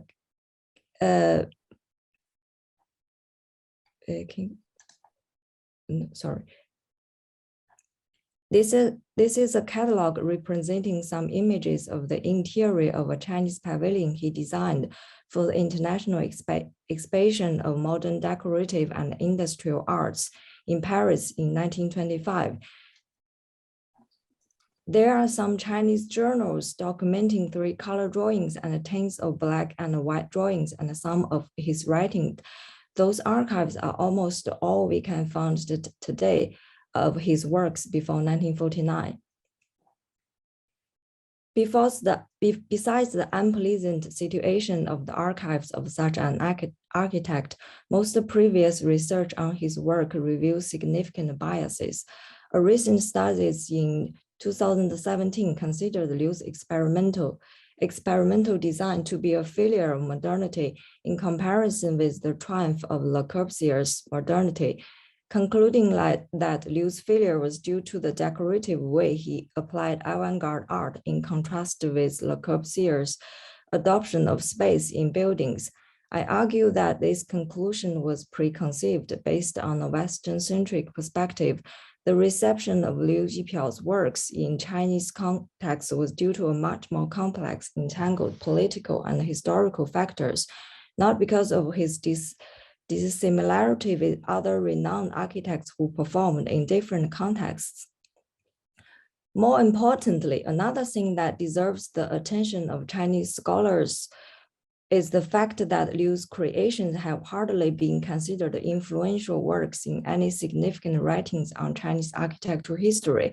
Most of these studies have taken a heroic perspective of modernity and have concluded that Liu's efforts to promote artistic architecture arose from his personal taste, and his designs were of no historical importance because of the lack of successors. This confusion has led me to think about the complex and shifting relationship between China's domestic traditions and architectural modernity. The recovery of Liu's stories is a window into these relationships. Here are two projects Liu designed. The one on the left was the Chinese Pavilion in the Paris Exposition in 1925. The one on the right was the entrance gate for the West Lake Exposition in 1929 in Hangzhou, after he came back to China upon finishing his studies in Paris.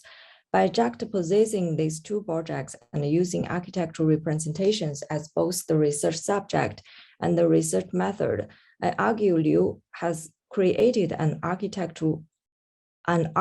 architectural modernity inspired by China's artistic traditions using a decorative method. Limited by the presentation time, I will briefly answer one key question. Why were the decorative methods so important to Liu and his designs in the Chinese context? There are three important clues. The first was the intention of Liu's design and his method. Liu was exposed to a collective intention of early Chinese intellectuals, the desire for tradition in creating the modern. This came through the manifesto set forth by Cai Yuanpei at the Paris Exposition in 1925 in France, and at an early one, the Chinese exhibition of an Asian and modern art in Strasbourg in France as well in 1924. However, the blending of Chinese tradition into the modern was still merely at a stage of propaganda at this moment. The manifesto generally described Chinese tradition as the arts of the past. How to use this traditional past and blend it with the modern therefore became the task of the artists. Liu Jipiao's acknowledgement of the Chinese past in his interior design in the Paris Exposition was the architectural outcome of the same process, a significant nod to the manifesto. Secondly, the decorative methods were the vanguard methods at the time for manifesting the intention to incorporate tradition while creating the modern. This interior design creatively used decorative motifs that recall the Chinese past. For example, two pairs of traditional Chinese motifs are transformed, but the prototype can still be recognized. The traditional pairing of a dragon and a phoenix is transformed into a graphic pairing of a dragon and a peacock, situated alongside the entrance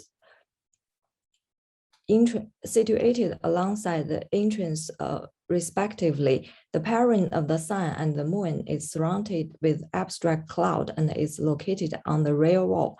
The way Liu created the decorative motifs in his design reveals his design method, which echoes the two art trends of Art Nouveau and Art Deco, the latter of which the Paris Exposition helped spawn. There were two significant reasons for Liu to use decorative interior design. The first is that Chinese modern art's respect for tradition, as evidenced in Cai's manifesto, and its inspiration drawn from the multiplicity of the past, as evidenced in Liu's interior design. Those were two significant methodologies that Chinese modern art shared with Art Nouveau and Art Deco. Researchers have stated that although the early Art Nouveau style proposed extreme modernism and a rejection of historicism, the style actually never really succeeded in ignoring the past. The Art Deco style in France embraced history and its national past, unlike many other modern manifestations or movements in other countries which rejected the past. The transformative way Liu paired a peacock instead of phoenix with a dragon is the clearest indication that on the one hand, he drew motifs from China's past to correspond with the manifesto of the Chinese aesthetic ideology, while on the other hand, he was willing to embrace the methodology of French decorative art. The peacock was one of the most important types of animal iconography used in Art Nouveau. It is notable that the official catalogue of the 1925 Paris exposition has one colored illustration inside, and it is of a naked woman and a peacock. He had painted a painting with peacock inside as well. The other reason Liu chose the method of decoration and interior design was due to his deep association with French modern art trends. He positioned himself as a vanguard figure in both the art and architectural arenas. Although the term decoration today has long lost the prominence it was given at the end of the 19th century and at the beginning of the 20th century, decorative art or applied art was born in that period as a style that could accommodate the vanguard artistic ideology of many new art trends. Artists working with decoration subscribed to new ideas of the unity of all art and life since the arts and the crafts movement and the comprehensive design of the house were very prominent. The professional interior designer was called the ensembler at that time. What Liu did with the Chinese pavilion is what an ensembler does. He not only designed the graphic surface decoration, but also he participated in storing the furniture racks, per ceiling, and other objects to produce a room unified by Chinese characteristics. This role was reinforced by Liu's extreme behavior at that time. At the opening ceremony of the 1924 Strasbourg exposition, Liu dressed in an elaborately embroidered women's gown, a Chinese traditional female costume as shown in a photograph of him. This one with other participants, a woman wearing a gown matched with a room's interior design was considered to perfect the unity of the entire design at that time. For example, as we see in the left image, Henry van der Welde followed William Morris by actually designing their wives' costumes so that the very gesture could become an integral part of the environment. The third clue to why the decorative method was so important to Liu and his design in the Chinese context helped him argue for the method of design as the unique tool for Chinese architects to create Chinese modern architecture at that time. Liu kept using decorative methods and absorbing transformed motifs from China's building past to design the entrance building for the Westlake Exposition in 1929. Before designing this project, as we see in those details, before he designed this project, Liu had discussed how should Chinese new architecture be designed theoretically in his articles. He invoked the term artistic architect and argued that architect who was a master in artistic architecture should have three abilities: science, pattern and decoration, and style. Among the three abilities, Liu chose pattern and decoration as the factor that could distinguish artistic architecture created by an architect from engineering architecture. Although science is the first and most significant factor in modern architecture, it is not a factor that could distinguish these two types of architecture. The third ability, style, without doubt, is specific to the architect rather than the engineer, and is the necessary factor for building excellent artistic architecture. However, Liu seemed to have had no well-prepared or presupposed vision for the style of modern Chinese architecture. Instead, he said the only thing the architect can do is experimental design. Apart from science and the Anthropocene style of the future, his practice ultimately drew on pattern and decoration. Furthermore, he etymologically associated decoration with design, using drawing as a medium. Before both the decoration and design were translated in Tuan, the Chinese characteristics referring to drawing. Thus, by promoting artistic architecture using the decorative method and addressing China's artistic and building past, Liu answered the question that he did not ask directly, yet which was urgent for Chinese architects in that period. What is the modern Chinese architect built by modern architect? That's also the historical reason that his architectural theory and the vanguard drawings were well received in China at that time. However, the active period of Liu's practice was very short. Liu, who fled to the United States in 1947 to avoid possible persecution by the Chinese Communist Party due to his participation in military construction by the Nationalist Party in Guangzhou, was marginalized and consequently misunderstood in Chinese history. The singular and heroic perspective on modernity in historiography is exemplified by the antithetical experience of Liu Jipiao in Chinese architectural historiography. Liu, as a representative figure involved in both art and architecture internationally and domestically, is seldom mentioned in Chinese architectural historiography and has not been accepted as a figure worth of intellectual scrutiny. Thus, this research regards Liu Jipiao's contribution to creating China's artistic architectural modernity to reveal how domestic traditions played a vital role in shaping local irritations of modernity in the historical context of 1920s.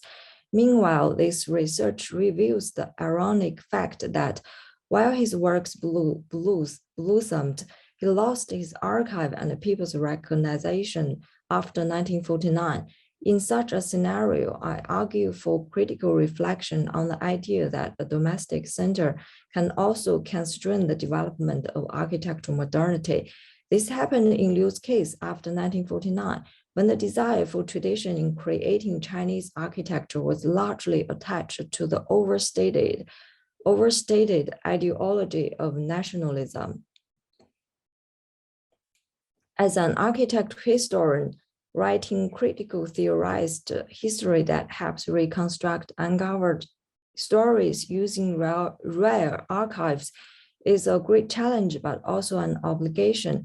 By revealing this historical importance of those uncovered histories, I appeal for a re-evaluation of the selection criteria for Chinese modern heritage and promotes immaterial cultural heritage.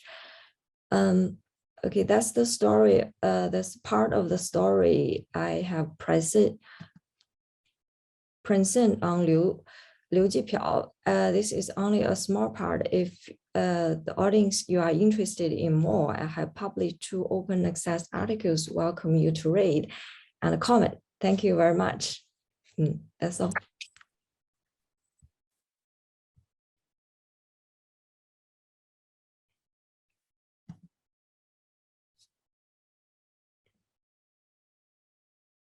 Thank you so much, Lisa, for a fantastic presentation.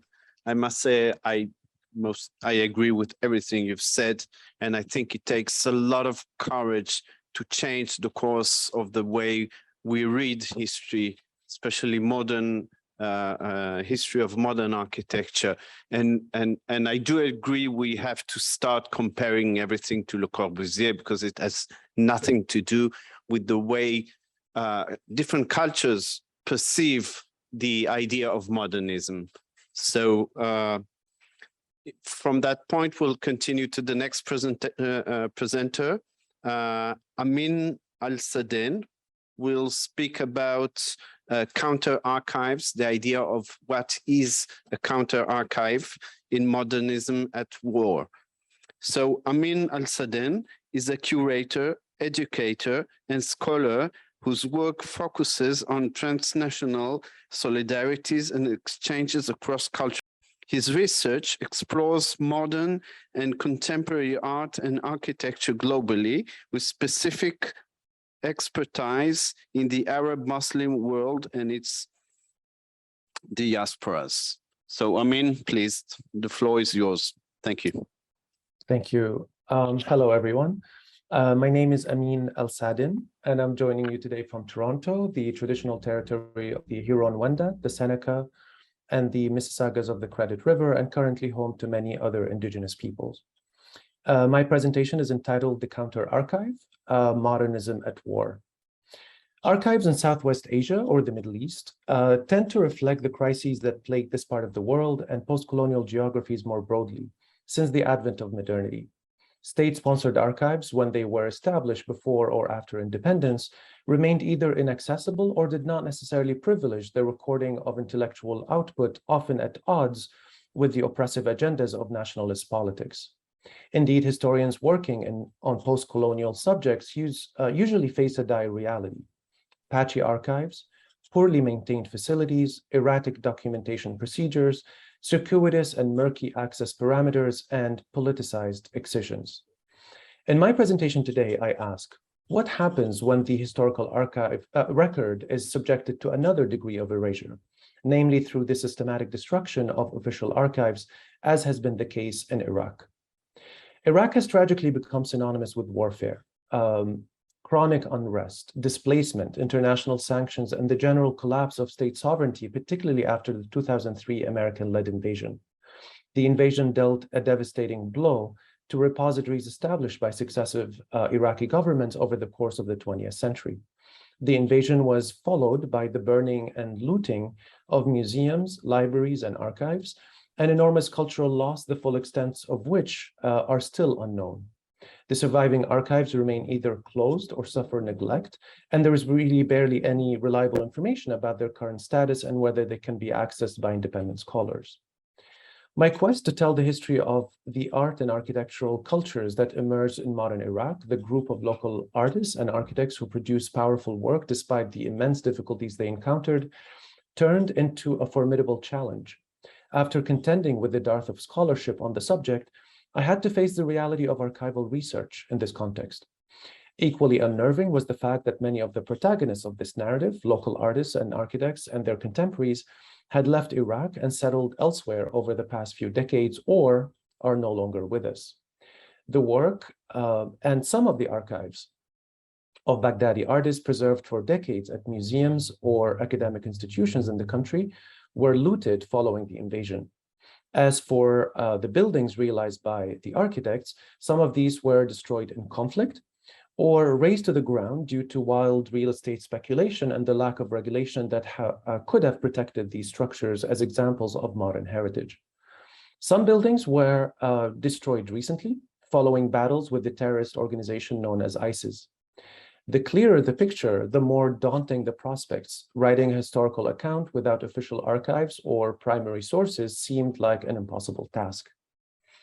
While I did consult some traditional primary material at official archives, such as indexed or cataloged documents accessed through carefully prepared guides and finding aids, and deposited at governmental or academic institutions around the world, I also ended up encountering a wide range of informal evidence. Personal papers and family collections that have barely been examined, sometimes for decades, even by their owners. Diaries, correspondence, photographs, film clips, and scraps of publications. By digitizing whatever material I could find, the bits and pieces collected by individuals began to complement those held by others. And I soon ended up with my own ephemeral archive, one of the most comprehensive archives on the art and architecture of modern Iraq. My archive is far from complete. However, time and turmoil have taken their toll, but what I have gathered has sharpened the outlines of a unique narrative. So rather than dwelling on the incompleteness or loss of official archives, I realized that reconciling myself with the likelihood that there are gaps we simply cannot fill and embracing alternative sources such as those I started relying on, oral accounts, press coverage, memoirs, private collections, and so on, could shift the course of my research and yield equally alternative histories. I became cognizant of the fact that a careful interpretation of these non-conventional and typically discredited sources, aided by digital representation methods, including mappings and diagrams that visualize and make intelligible the new information entering circulation for the first time, can produce not only more truthful and situated chronicles defined by the specific reality of the context, as well as the agency of local protagonists, but also that could cross disciplinary boundaries and create unexpected, layered, and dense narratives. This has led me to a concept that I call the counter-archive, which to me designates the alternative evidentiary body, admittedly fragmented, fluid, and ever-evolving, that might be constituted from the material that defy conventional definitions of archives, and which would in turn produce alternative imaginaries and alternative histories. The counter-archive serves to combat deliberate erasure, slow down the corrosive effects of time, and assert the possibility of writing histories in places where documentation may appear unlikely or impossible.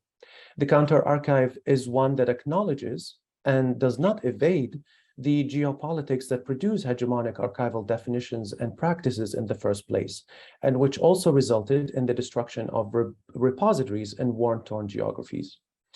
By changing our optics and methodologies, we can prioritize the narratives that are meant to be weaved by the historian, rather than venerating the traditional archive in and of itself, thus enabling the counter-archive to tell alternative stories.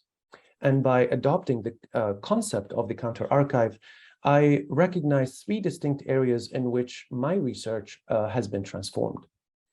First, oral histories has helped me, had helped open my eyes to things I could not have suspected or anticipated through any existing published or archival material. I was initially skeptical about conducting interviews, mostly because my Western education was invested in the paradigm that the historian's craft lies in writing narratives based on a critical interpretation of primary material found in official archives. I was fortunate, however, to have drifted into the realm of casual conversations. Not that the interviews became my main source. I hardly ever quoted any of my interviewees or relied solely on their statements. However, listening to these figures describe in their own words the ambitions of their projects, their gatherings and collaborations, the hurdles they faced, and provide an evaluation of their work and that of others, provided me with a lucid image that informed some of the claims I make in my scholarship. Above all, these interactions humanize these figures for me, which may sound paradoxical, but this was essential in creating a better appreciation of their circumstances, challenges, and accomplishments. Critically, oral histories help me refute preconceived ideas about the work and intellectual agenda of these figures, and that our conversations reveal to me previously invisible aspects of their practice. Again, this is one of the ways in which the counter-archive operates. It elucidates absences or uncovers implausible arguments, generating alternative narratives that are in fact more faithful to the protagonist's projects and more situated in the realities of the context. The work of these artists and architects was characterized by polemical integration of local elements, motifs, and materials into an otherwise modern framework. This has invariably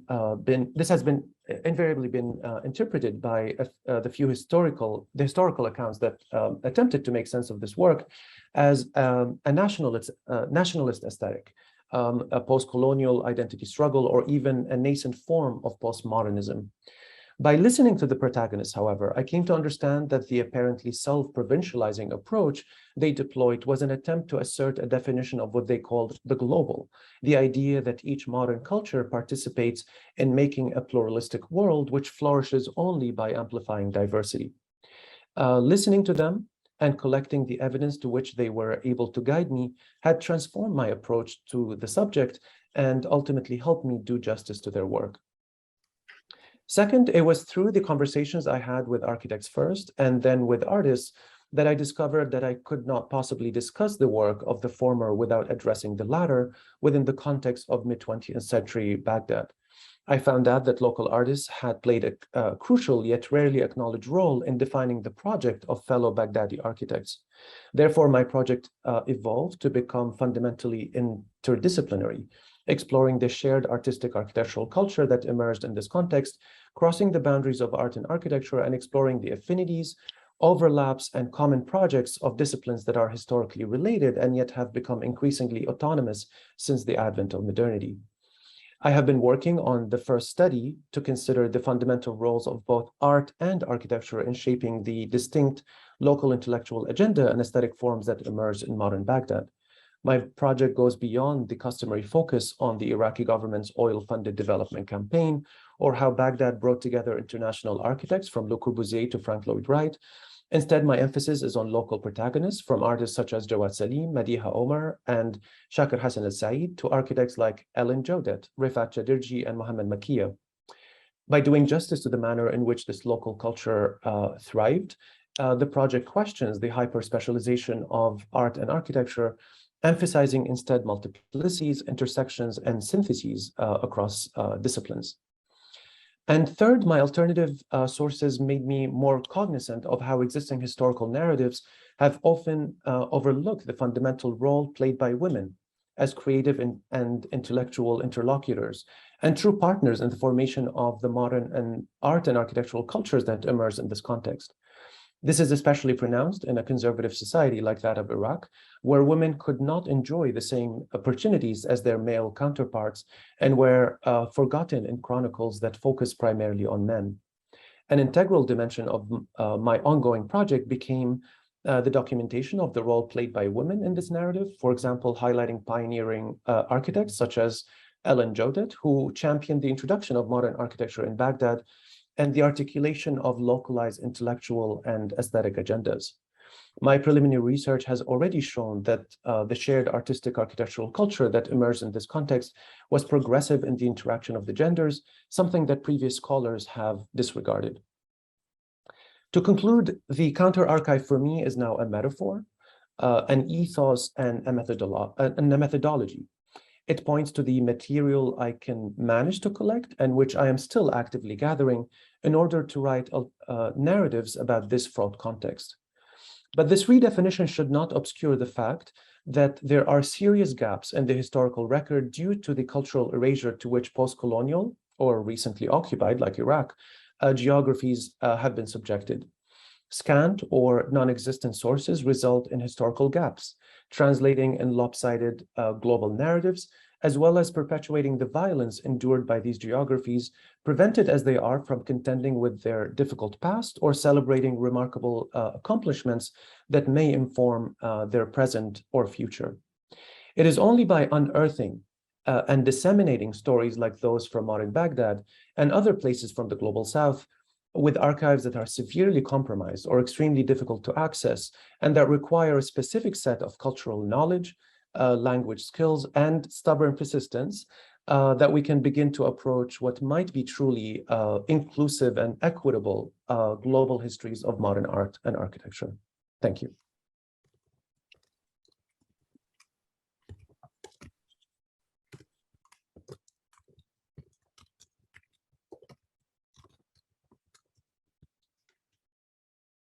Thank you so much, Amin, for this fantastic presentation, which showed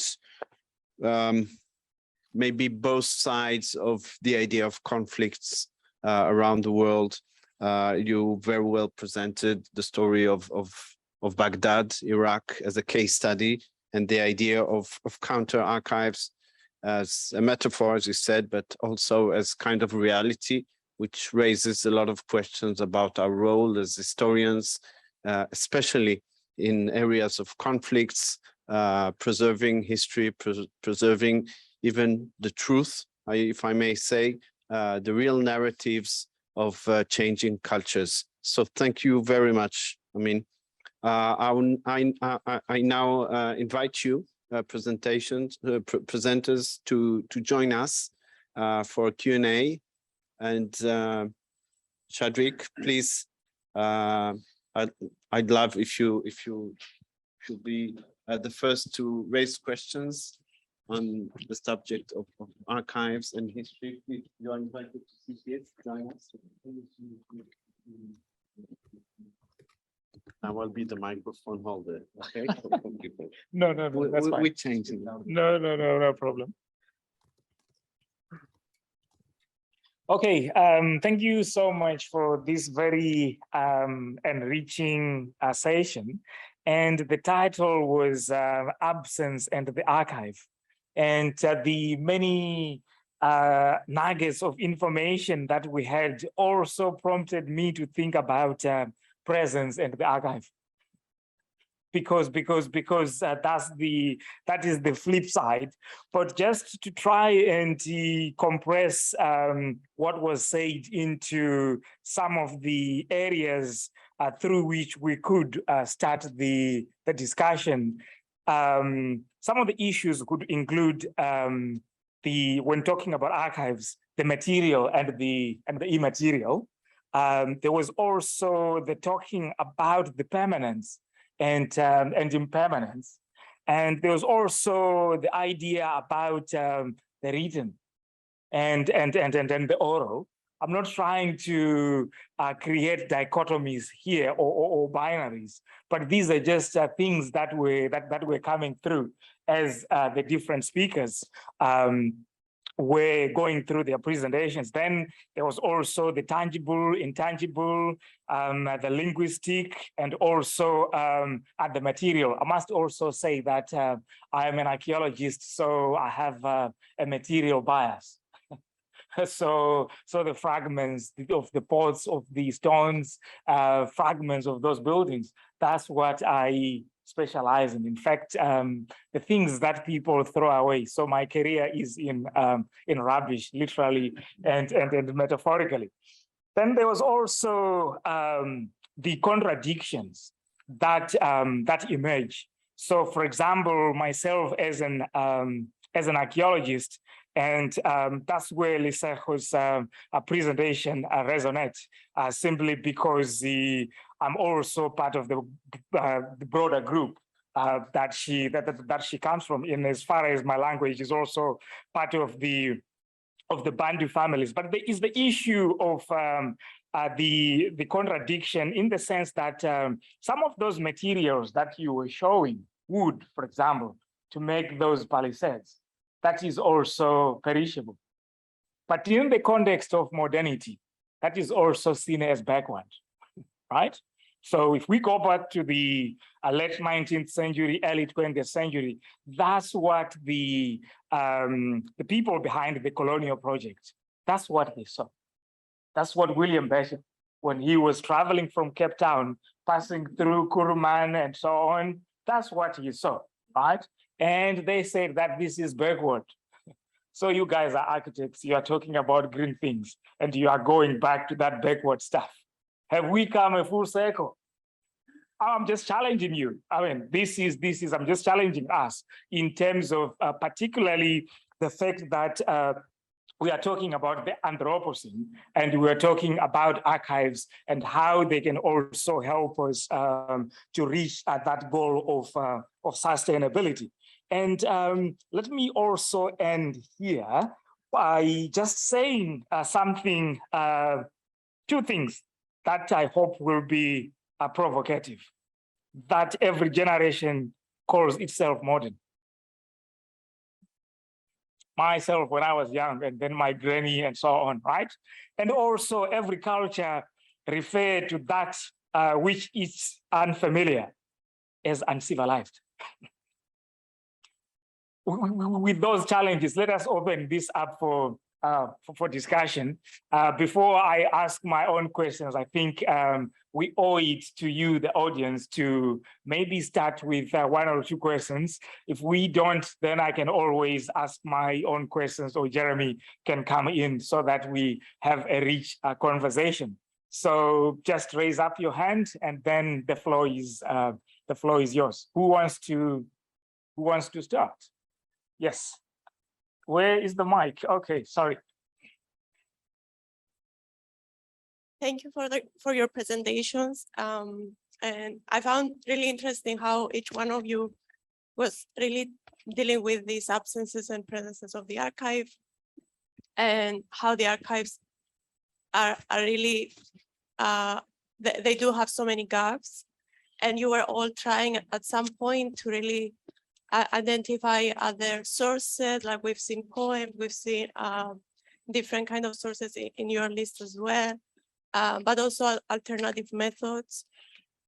But I was wondering whether, like, even if we do find these alternative methods and alternative sources, and we still aim to produce this kind of new histories, due to all of these absences, I find it difficult myself as well, that there are some stories that they don't have enough information. So are we also probably discussing at this point an alternative medium in which we transmit these new histories as knowledge that is not longer, let's say, the academic paper and the validity of knowledge as through this kind of medium? I don't know. I'm just wondering here what might be beyond alternative sources like the other. Who wants to? Okay, let's start with Liseho. And maybe we go to Adi, and then. First of all, thank you for publication. Hope you can hear me. Okay, sorry, the other one. Okay. Okay. Does it move? A small one.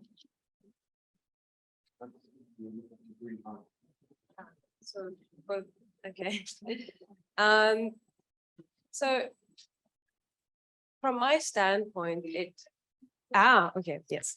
I think that for me, the question becomes, how does archiving look different in different places, as opposed to how can we archive differently? And so, especially in the work that I'm doing, I guess I'm advocating for the validity of a linguistic archive through poems and songs, and saying that that in itself is a valid way to record history and lineage and genealogy. And so that in itself also becomes to some degree modern. It is valid, and it's not archaic, as he had mentioned before. It does not belong in the 0 point in a pre-colonial kind of setting.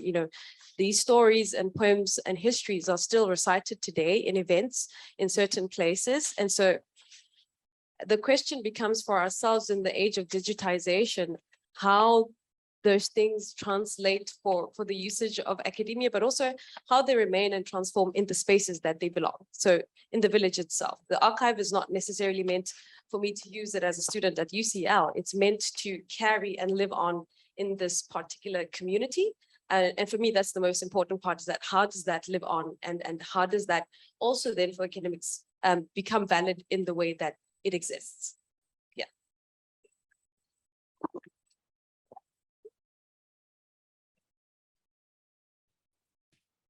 Thank you for your question.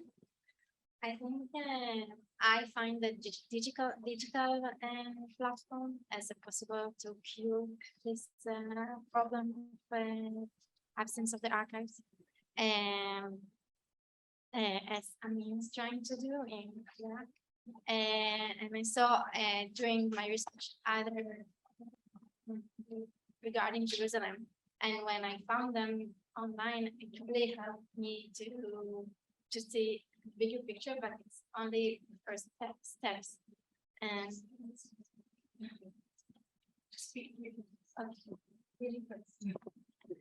when you are dealing with places with fragmented history and so many languages and so many scattering archives, and the possibility to have a platform that which each researcher will be able to upload his new, I don't know, signature or that he found in one archive. I think this has potential for other to collaborate information and maybe pass this obstacle.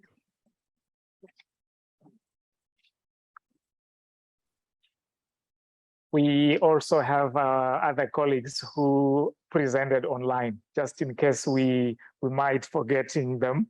But this is to assure you, Lina and Amin, that you are still very much on the radar. We haven't forgotten about you.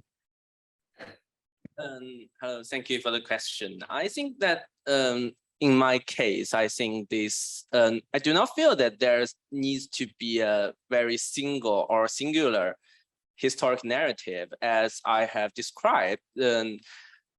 For example, we have different types of archives: the published books, the published like kind of materials, and the unpublished materials, and also the materials more tend to like make it kind of a make it into a literature or make it into a piece of propaganda, and also the materials that is kind of conducted by engineers, which is like more relying on data, drawings, and also technical descriptions. I think that there are many parallel stories by the workers, stories by the engineers, or story by the perhaps middle level technicians. They are all totally different, and they are all, however, they are all, and they can be kind of contradictory when we read about it. However, I think that we do not want to deny any one of this, and we want to like kind of fabricate them together in order to create a real history.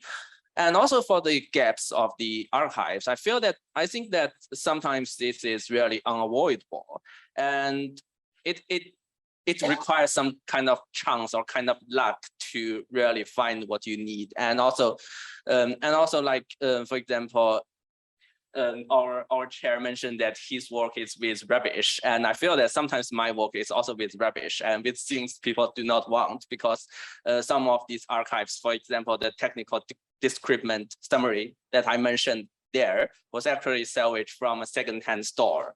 And so this is all the things that people do not value and do not want anymore, but perhaps we treated them as treasure, perhaps. Okay, Lina, do you want to give a go? Hello. And I think in my case, I want to talk about something that how I use the rare archives. And I think because I use architectural drawing as my research subject and my research method, I think what we can read from the drawing, sometimes the less amount of drawing is a key challenge, and the key things that we use rare archives to write a history, because I think drawings can reveal much more things than a piece of writing based on the writer, based on me, maybe the researcher's perspectives and knowledges, such as we can read what the drawers draw and what the color he used or the styles he used.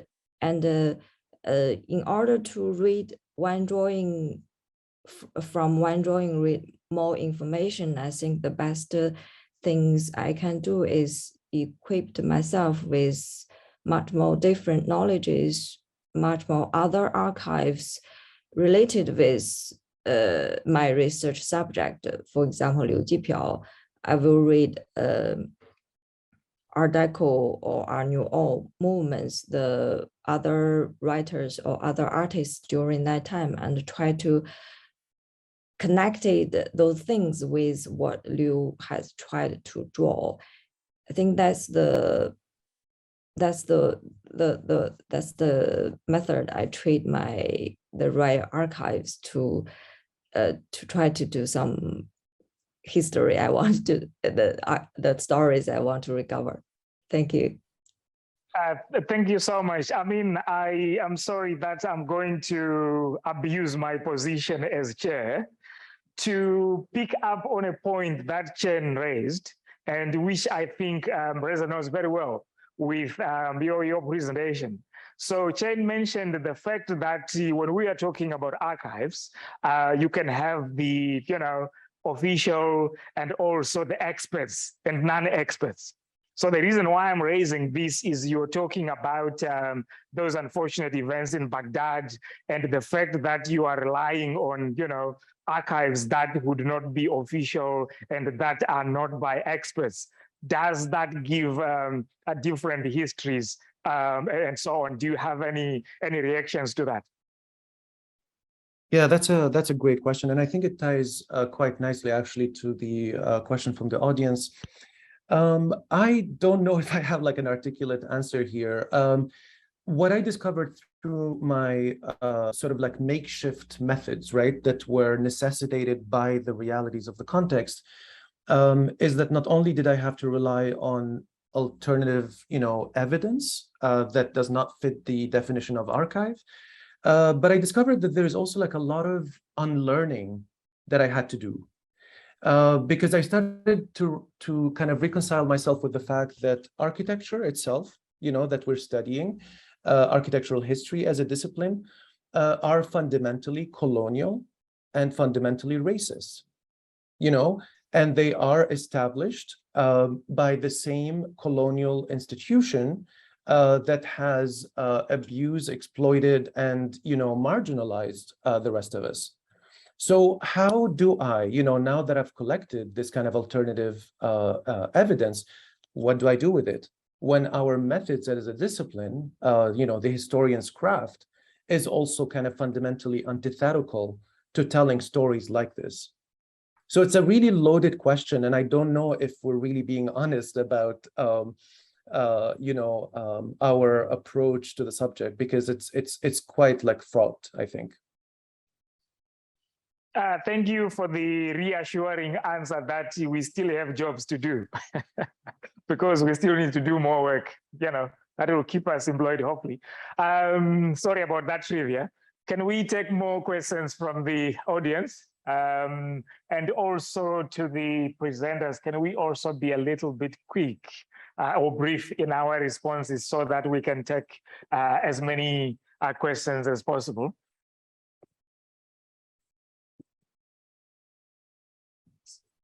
Hi, kind of following on from that last question, I just wanted to ask a little bit about the methods of writing that you might use. In the absence of information in the archive, there's a kind of increased presence of the researcher to piece things together, and the role of the autobiographical in piecing together that archive. So you, as the kind of centerpiece of the fragments of the archive, how does your autobiographical voice come into that? And there's something that Adi introduced, the idea of the spectral. How do you become the agent of the spectral? How do you bring that forth through writing in a particular way? Do you want to start? Yeah, another excellent questions. Thank you. Yes, I think really like my research has made me question, why I am interested in this, and no one else. Also living in Canada and learning from our Indigenous brothers and sisters here really has alerted me to the importance of lived experience, and what does somebody like me bring to these subjects that somebody else, might not. And I did realize that a lot of it had to do with a sense of melancholia, the sense that, the world in which I lived, Baghdad, where I grew up, has been erased and has been destroyed by successive colonial, really they are colonial, whether you like it or not, interventions and current colonial interventions. And where does that erasure leave us? And what kind of histories need to be written to counter that erasure and to produce narratives through the voices of those, who know the culture best. But yeah, I think it's a really, really important question. Thank you. Lena, do you have some remarks? Yes, great questions. The methods of writing. I think I think the first thing is that I need to position myself as a historian that has some hypotheses that, as Aiming said, I think I also doubt other researchers on Liu Jipiao, researchers work on Liu Jipiao, who treat him as his work as a personal taste that didn't deserve to look at. I don't think it's true, because his work was well received in China at that moment. It can't because of his personal taste. It must have something with China's historical context. Even there are rare archives. So have that questions in my mind. I post myself as a active architectural historian. I need to resolve that questions.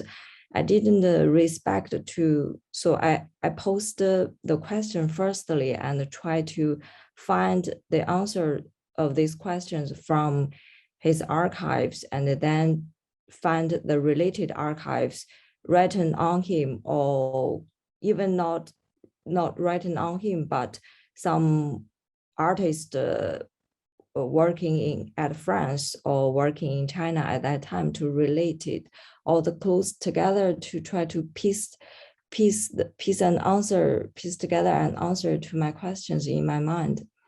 Yeah, I think that's a working method rather than the writing method. Thank you so much. And Chen? Yeah, I feel that perhaps people here all have one thing in common, which is that we have to perhaps write about some like people or like objects or architectures which are underrepresented so far in the perhaps this historic narrative or the historic research. So I think I agree with the two people that has spoken, is that we have to like salvage all these things from this kind of perhaps the dustbin of history, so that we can like represent them to the present world, and also like so that the people from the present time can learn some lessons from them. And also from my own perspective, I feel that because my work is often like connected with technology and engineering, some people may suggest to me that engineers or technicians, with their expertise in these fields, are more appropriate for writing such history. However, I feel that this kind of history is much connected to the wider world, just like architects, their design, their architecture is connected to the wider world. So I want to like kind of liberate them from a very small spectrum of expertise of the engineers, especially civil engineers, and to tell the story to the wider public. I think this is also quite important. Lisejo? So I agree with what some of the other panelists have suggested about acknowledging your own positionality, but also using it as sort of your superpower, and saying that you have specific kind of idea of the world and sense of being, and sort of proudly moving from that vantage point of expanding this Western canon, and also having different people and different kinds of stories involved. I think that something that has also helped me is above and beyond trying to sort of locate myself within the academic sphere, is also learning and leaning on some of the practices of storytelling from sort of the ethnic groups that I'm studying.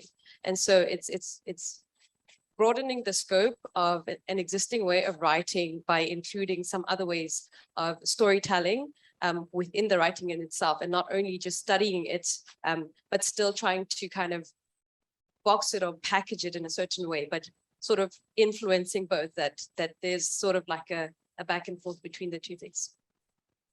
Adi, if you may allow me to ask you a question from the online from those who are proceeding online. The question goes like this. Thanks for all presenters for their very fascinating papers. My question goes to Adi. Jerusalem passed various rulers. You are collecting information from different archives for your research. I would like to know what extent is documented the modern era technical document from 1917 onwards. Perhaps before I do answers, could you present Medhani, who is the guy who's asking the question? He's Director of Conservation of Asma. Medhani, are you still connected? I don't seem to see him, but nevertheless, if you have some thoughts. Not sure I understand the question.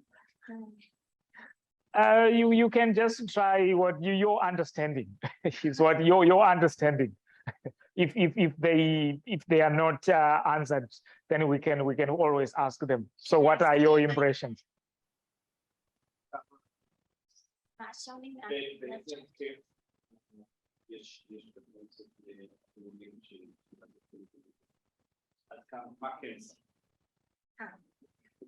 And so, as I showed in one of my slides, there are many documents of European architects who worked in Jerusalem, from England, Germany, etc. And you can find original architectural documents in official archives.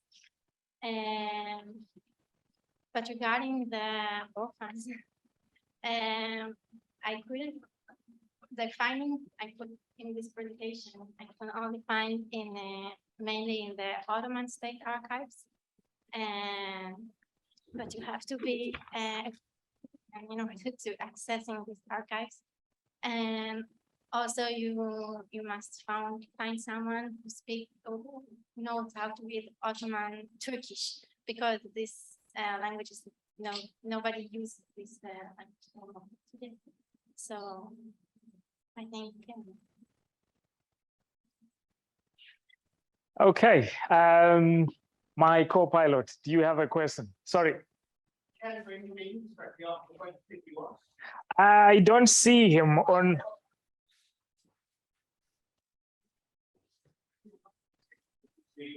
Okay, let's okay, yeah, I can see him now.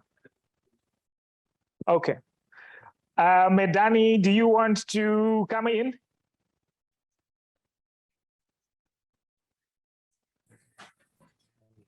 Yes, unmute, yes. Okay. Okay. Go ahead. Okay. Are you hearing me? Yes, loud Hello. and clearly. Okay. Thank you so much for the opportunity you give me. I'm very happy to be part of this conference. Just maybe I would like to make clear my my question for Adi. What I'm saying, because from the different archive, from Turkish, the British Times onwards, from the different period you are collecting it. So what I am asking is the technical document, the work of architects and planners, is it organized in your archive? So I could not find in your presentation, so just to give me some insight, I would like to know. Is it clear? Technical procedures that I did during the research. Documentation. I think if I can just provide some context, Medhani is speaking from Asmara in Eritrea, where the Italian documentation starts in 1935. And so anything before that is quite difficult to claim any sort of sense of what was being built or designed or planned before that period. So I think his question is more about the actual technical documentation from 1917 onwards, what actually exists in the municipality or elsewhere that is recorded. Sorry, thank you. Thank you. Again, it's hard to answer because I think from 1917, most of the things were documented. But now, when I accessed, for example, the Jerusalem Municipality Archives, which I assume to be naturally the place to find the pyramids, it's impossible to understand what can you find there, because there's no manual and no digital manual. You have to access there and speak with the archivists, which most of them are students or high school students. And I was totally dependent on their willingness to help me. And more than that, I read in some of the history books written by the architectural historian David Koyanker, that during the change in the administration, there were fires in the archives and many other occasions. And I think intentionally or unintentionally, many of the documented files were lost. Okay, thank you so much. Jeremy, do you have any? Okay, so I have a question for you guys. So I can see two main contradictions in the work of archiving and culture. It's the contradiction between modernism and nationalism is something we can see in most of presentation, even if it was not explained. And the question of interpretation, the difference between the object, the find object, which could be a photo or a text or whatever, and your interpretation and your responsibility as historians to tell a story, which is perhaps your interpretation. And we speak about the context of modernity. Everyone is modern, but still we have modernity. So I would like to have your reflection about these two contradictions, please. You each have half a second.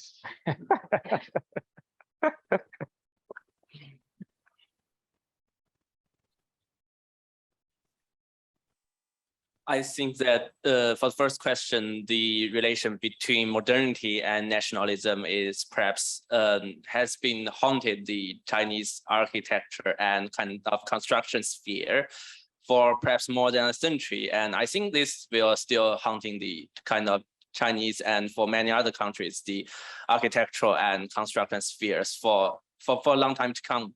So I think this is the question which does not invite a very direct answer.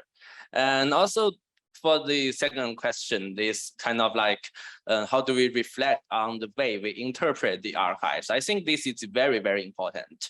And it is also, this is also a question that I also ask myself for many times, because when I obtain an archive, perhaps from a kind of archive or published book or something else, sometimes I feel that I could not see its significance. I could not see the all kind of context that it was produced. Perhaps probably after some months or some years, it suddenly came up to me as, well, you already have this, and it probably is kind of fill a gap in the research you are currently carrying on. So I think that this is we need to reflect for many times during our research and to see what is important and what is like overlooked. So I think this is my answer to this question.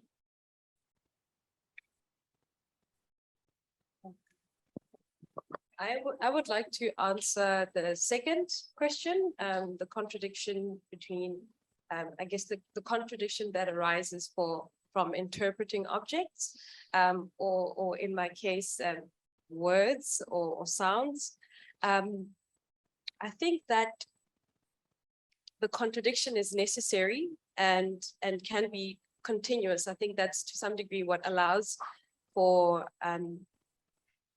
diversity in understanding different things. And so sometimes one works with an archive from 100 years ago, and you have to understand that whoever was sort of was facilitating that archive also had their own interpretation of it.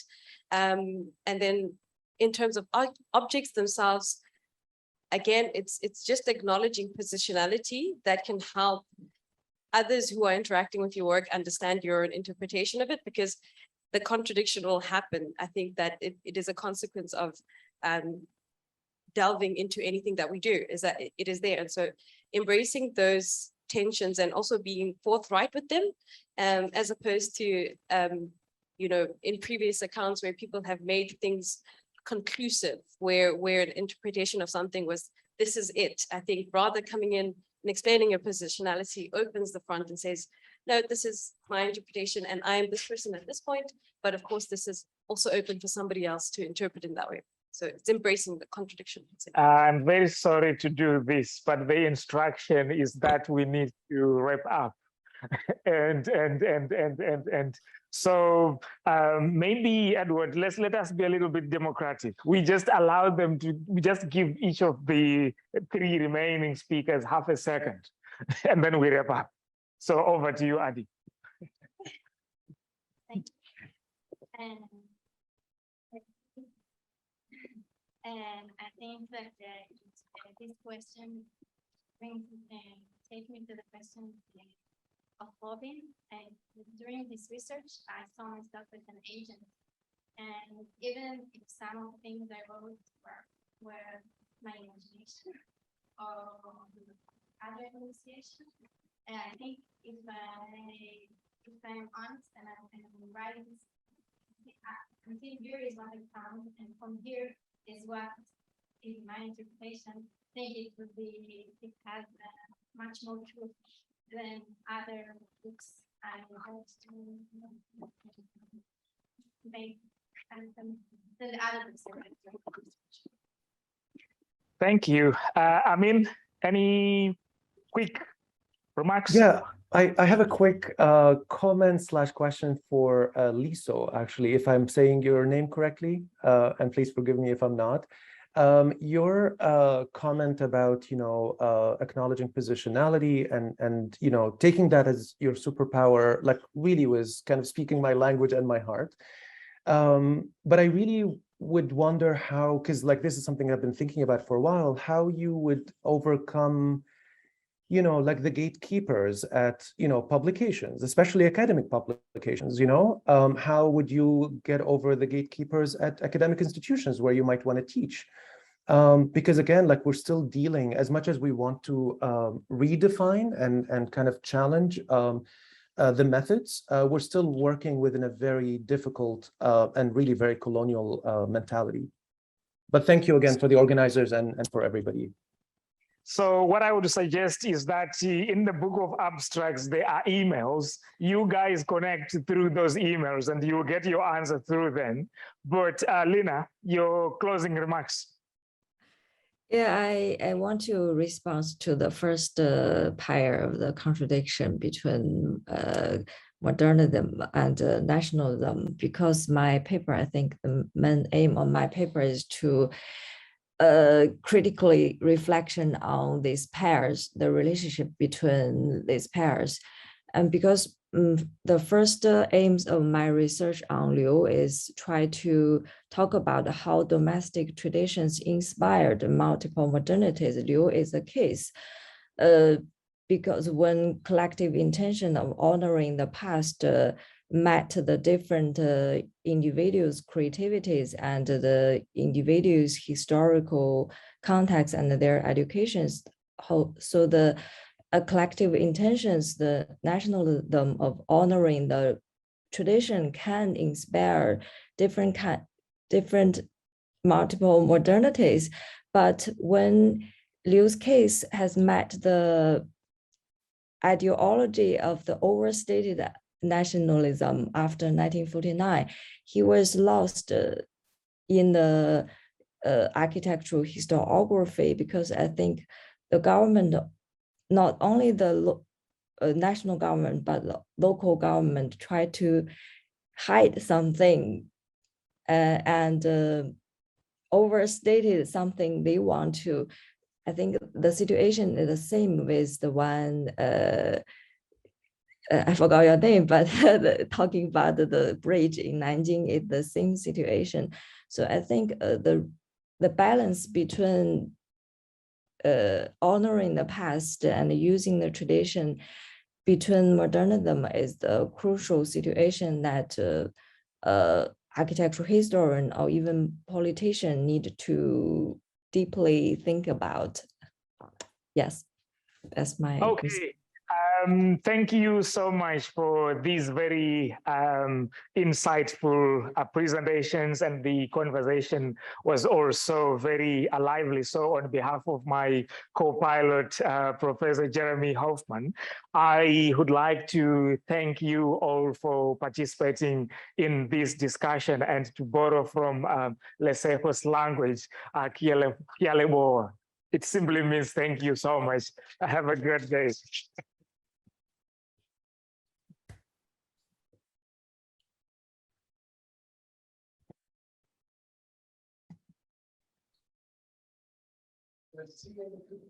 Welcome back for this afternoon session.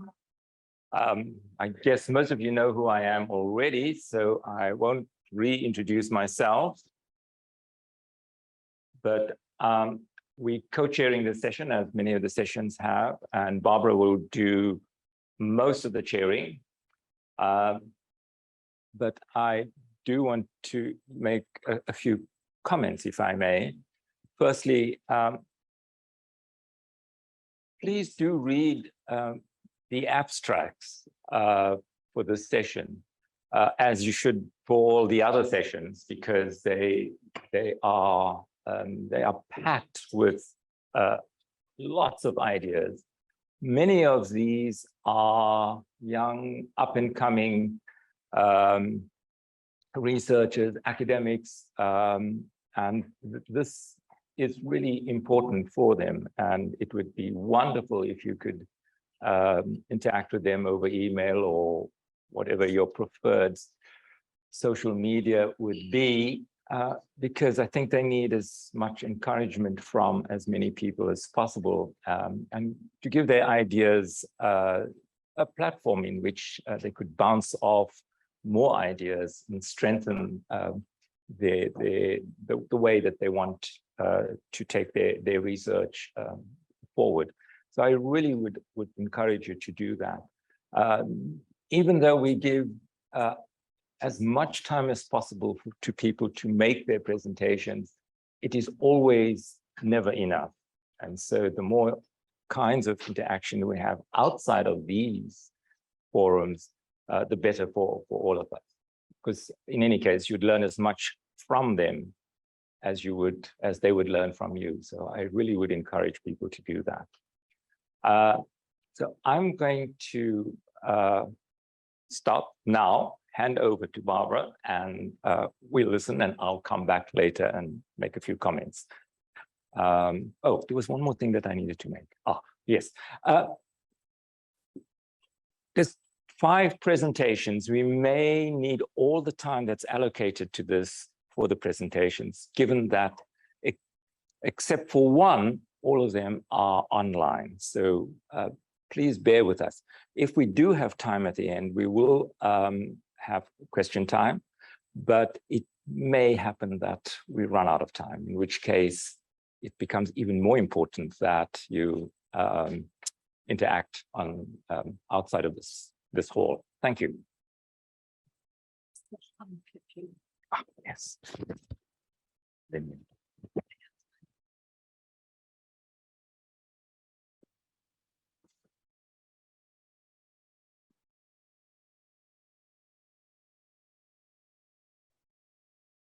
Dima, it's my pleasure to introduce you this afternoon. Dima Alhaja Hussein, who is an architecture history PhD candidate and also associate tutor in the History of Art department at Birkbeck here in London, at University of London. So not at UCL, just around the corner, but part of the UCL, will be part of the London University Consortium.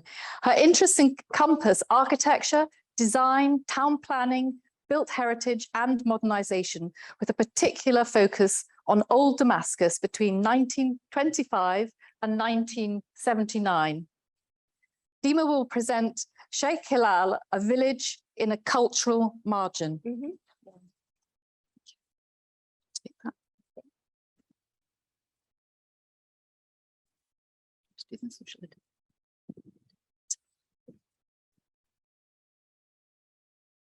Okay, thank you, Barbara.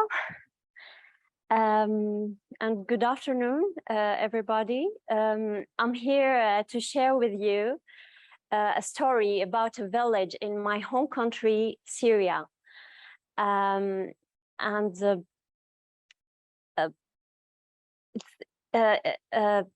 It is like it is a pleasure to talk about this kind of cultural heritage that is actually part of Mediterranean construction method of earthen domes that is used to build habitats from South Europe to North Africa. So the story is about how the village survived a climate crisis, which is desertification. I want to start to talk about the urban age that we live in, and actually I wanna share like a project by two artists and two architects who actually like manipulated the word landscape and like worked on a project called landscaping.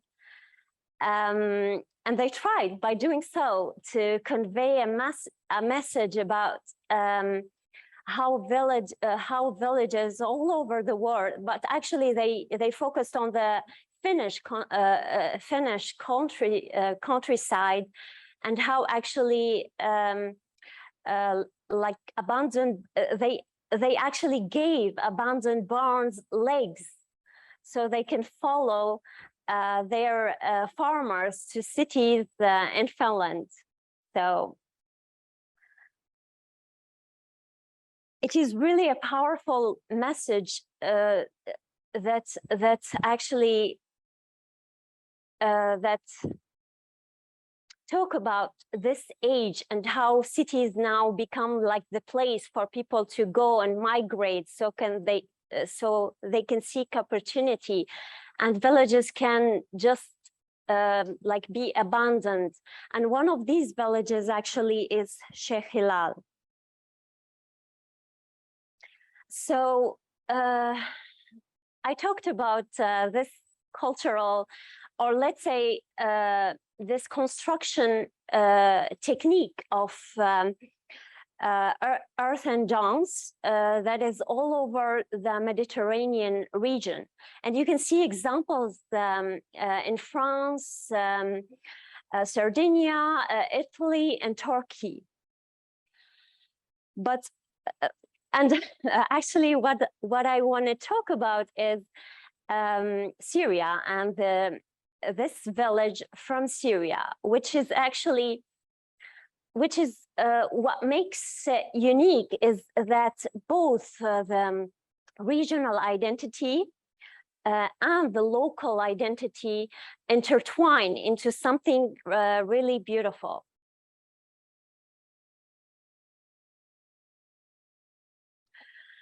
So making a simple earthen dome is really like not that complicated. It is really simple. And I remember like using some earth from there. I visited the site in May 2019, and I tried to make this maquette in order for students to understand about this construction technique. So I don't know if you can really understand, but I have like a short video that I want to share with you. Do you think that this can work?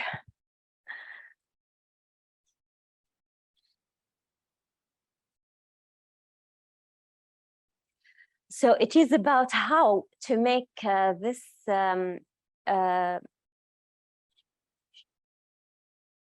okay.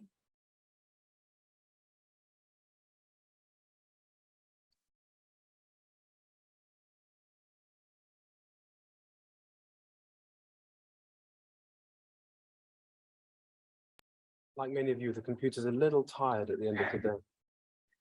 We're getting there.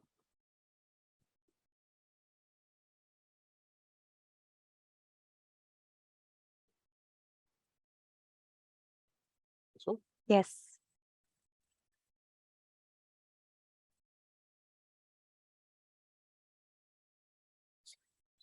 Share it online.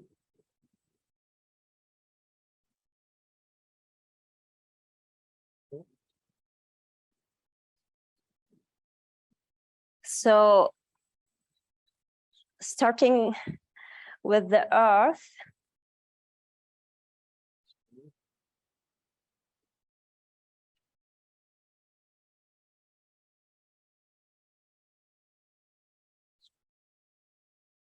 yes.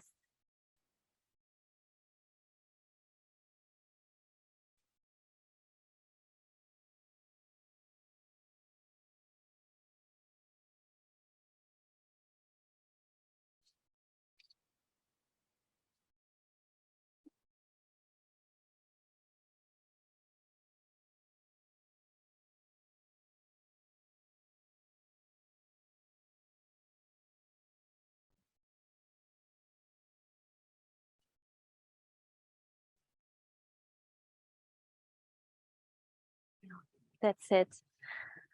So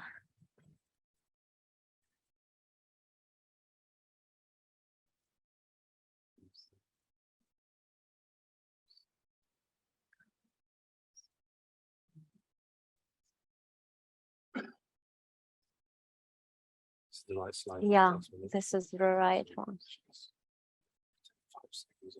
Yes.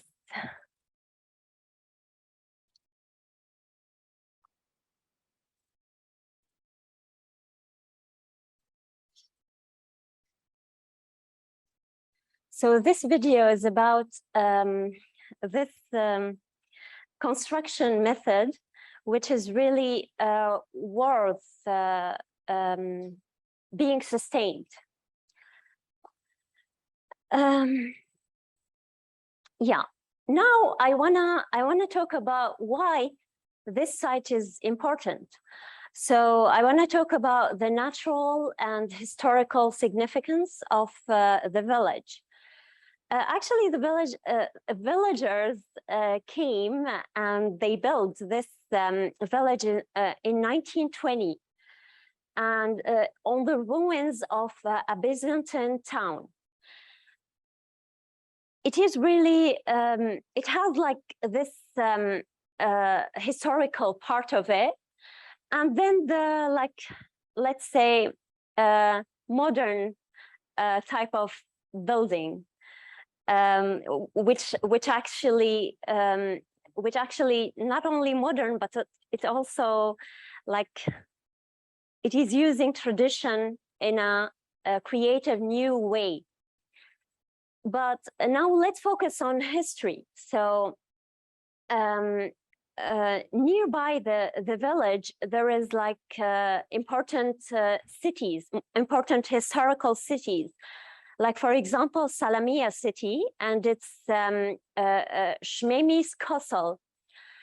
This castle actually is, was built on an extinct volcano that goes back to the 1st century BC.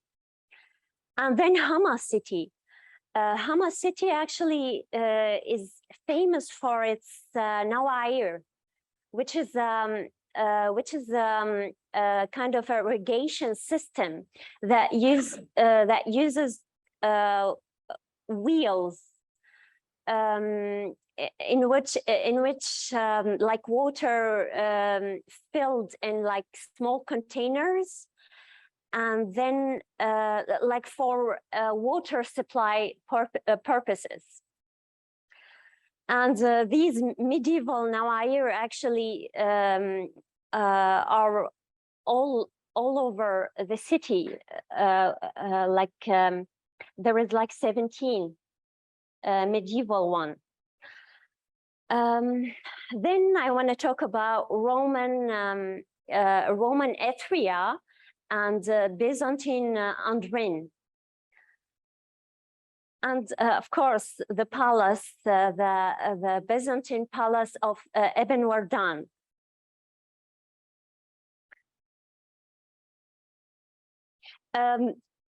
Talking about the natural significance, of course, the village has its own historical charm. Besides, we have like a natural reserve called Al-Balas Reserve. Now, I want to talk about the artistic significance, which I feel is the most important one. So the village has its like cosmic vibe of, or maybe you can say it's like cosmic spirit of place, in which like the Syrian and Mediterranean identities intertwine.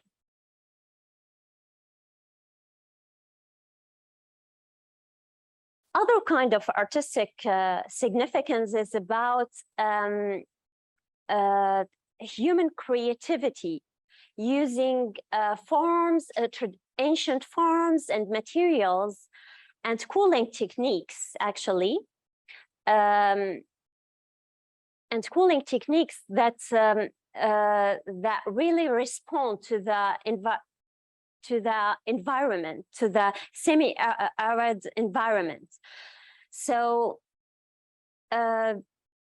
actually farmers, like encouraged by Ottoman policies during the French Mandate, actually in 1920, but influenced by these Ottoman policies, villagers, like farmers who wanted like to own their own land came, and like they used this traditional construction method to produce something new, something suitable for their residential and agricultural needs. So they created these enclosed units of earthen domes.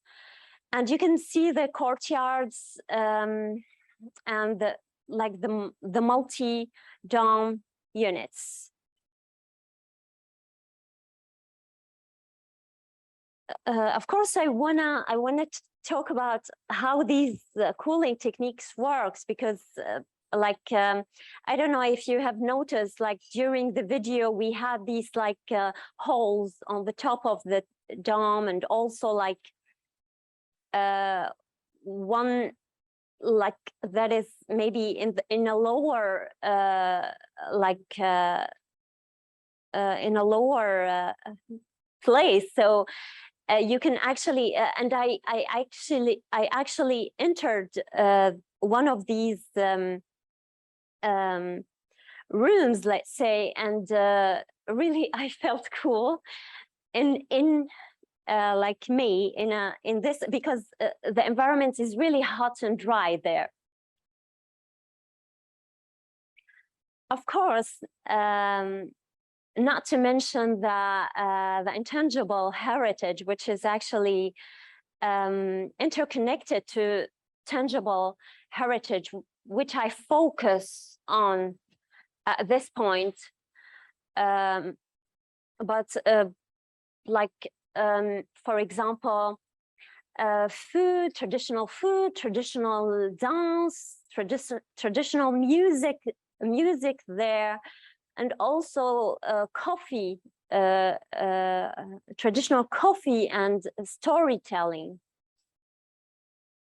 that people enjoy, used to enjoy, actually. So the story is about how actually how people actually started to abandon the village and after losing their livelihood due to this climate change of desertification that led to actually agriculture being banned in 1995. So people started to leave. To reduce the impact of this crisis,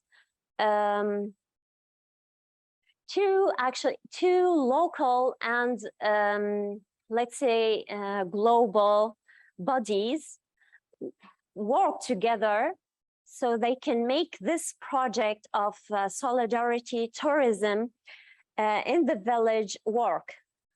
It started in 28 when Friends of Salamia Association worked with the Swiss Agency for Development, and they started to turn some domes there into places where people actually can experience life in Sheikh Hilal. So it was actually like a project that attracted about 500 people by 2010, and it was really a success, like on a small scale, because it is like a village. So it was a successful project that maybe helped the village to survive this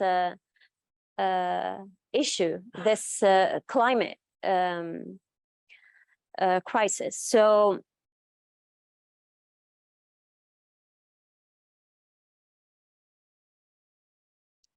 yeah, sorry. Yeah, so this actually stopped because of the Syrian conflict, because the Syrian conflict started, and then no tourism, and then no life in Sheikh Hilal. And I think that sustainability, or the three aspects, the three environmental, social and economic aspects of sustainability are there. So we have, of course, we have like a climate, we have climate change, and we want to sustain the living heritage within Sheikh Hilal. Of people, of the people of Sheikh Hilal, and we also want to and part of this is actually providing sustainable livelihood for the people. So opportunity is key here. Providing people with opportunity, with economic solution is really key here. And site management actually is a cross-disciplinary kind of process that rely on multiple disciplines and multiple people working together and trying to understand. Maybe some people can focus on architecture, other people can focus on policies, maybe producing a framework, or like understanding who or like the bodies, local and regional and international bodies interested in this site, or interested maybe in funding this kind of project. So it is kind of a design vision, actually, that is based on kind of this cross-disciplinary research. When you know a little bit about policy, you know about like who's interested and how to make this work, how to produce a framework, and is it feasible, is it not? And it is actually about connecting connecting maybe academia into with like practice, because we want to sustain the living heritage of Sheikh Hilal, but it is about collaboration, and it is about working together so we can make a better place for these people. So architecturally speaking, this is or maybe this is a design part of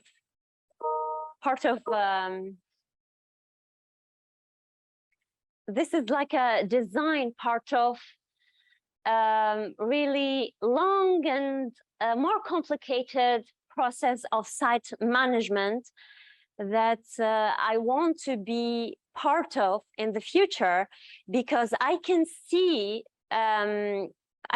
tradition in the future of Sheikh Hilal, and I can see that this tradition can be used in a really creative way that actually respond to modern. No, I don't want to use this word anymore, because I think that we should maybe unlearn about modernity, or what we think we know about modernity. And I think that I'm going to use like new ways of living now and in the future, which is actually human-based and like sustainable livelihood, and sustaining this kind of a living heritage is the aim of this project, because we don't need like heavy investment here. We need something that is balanced and sustainable, so it can like last for generations maybe. So that's it, and thank you everybody.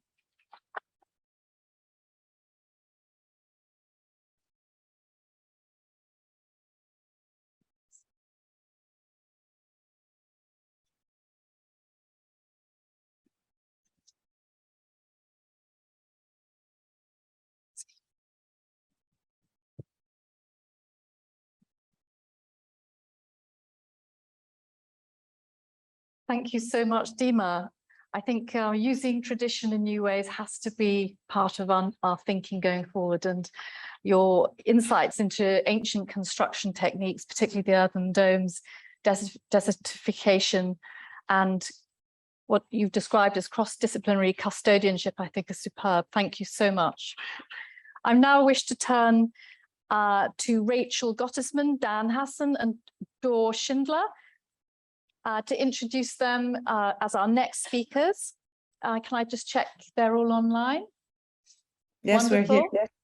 Lovely. Thank you, Rachel. It's my pleasure to introduce Rachel Gottesman, a historian specializing in Mediterranean studies and environmental history, co-curator of the Israeli Pavilion at the Venice Architecture Biennale in 2021, chief writer and editor of the Pavilion's publication, winner of the Dam Architecture Book Award, and a lecturer and writer in the fields of history and architecture. Dan Hassan is an architect, practitioner, and lecturer in Bezalel Academy of Arts and Design, head curator of the Israeli Pavilion at the Venice Architecture Biennale 2021, and co-editor of the Pavilion's publication, winner of the Dam Architecture Book Award. Dor Schindler is a studio master at Bezalel Academy of Arts and Design and at the Negev School of Architecture, co-founder of website.info, and as well the recipient of the RIBA Wren Insurance Association Scholarship for Young Practitioners. It is my pleasure to introduce the three of them. They will present their paper, Landscape Reformed, Revisiting the Ayalon Riverbed. Thank you. Thank you. Okay, thank you so much, Barbara, for the kind introduction. Dor and I will present together this short paper, which is a part of a research project we're conducting together with Dan Hassan, which is also here with us on Zoom. Hi, Dan. The name of the project is Landscape. Can anyone see our screen? Just making sure. Is it okay? Yeah, right. Great. Okay. The name of the project is Landscape Reformed, and through it we analyze the radical changes of the Israeli and Palestinian landscape in the last 100 years and the forces behind this metamorphosis. Our protagonist today is Ayalon, a river which has been a geological thread we followed in our research and was also part of a studio we taught together at Bezalel School of Architecture. Ayalon is a small seasonal river system with a draining basin of just over 800 square kilometers. Along its route runs the historical road from Jaffa to Jerusalem, a road which has a tremendous role in trade, pilgrimage, warfare, and diplomacy for many centuries. Ayalon brooks flow through the mountains and join to form a single river when reaching the wide plain of the Ayalon Valley, and from there advancing all the way to the estuary. Within the last 100 years, the riverbed was radically transformed. Its route, water, flora, fauna, and indigenous communities had to negotiate new highways, landfills, quarries, an airport, urban development, hydraulic facilities, forestation projects, as well as army bases and the occupied territories. We have been extensively reaching the radical shifts of the Ayalon Basin, and today we will quickly skim through three sites. The first reveals a post-Nakba forestation project. The second discusses the formation of the country's image, and the third dealing with the dialectics of neo-capitalism land use. So for our first case, Tel Hadid is situated in the last mountain ridge before the Ayalon plain. Although the land has supported the livelihood of many people for thousands of years, many Europeans arriving in Palestine in the 19th and 20th century often saw it as neglected, bare, and empty. First, the British Mandate authorities and later the Israeli state initiated a wide-scale afforestation project. Planting trees became a tool to coat an existing landscape as a way to fulfill the image of a prosperous land and constructing a new Hebrew identity. Tel Hadid, marked here in red, is positioned just next to Natuf stream, a brook of the Ayalon. The densely planted area on the left is the inception of the Jewish National Fund Forestation Project, where today pine colonies mask the majority of the Jerusalem mountains. Tel Hadid, which in Aramaic means the hill of Hadid, is situated on the last mountain ridge sloping towards Ayalon Valley. The slopes are terraced with olive trees. The summit is covered with the crown of pines, and sabra hedges stretch between the terraces as sheep and goats herd the pasture daily. But underneath this tranquil, almost biblical scenery lies a tragic tale of destruction and displacement. An aerial footage taken from the 4th of July, 1948, reveals a Palestinian village named Al-Khadita.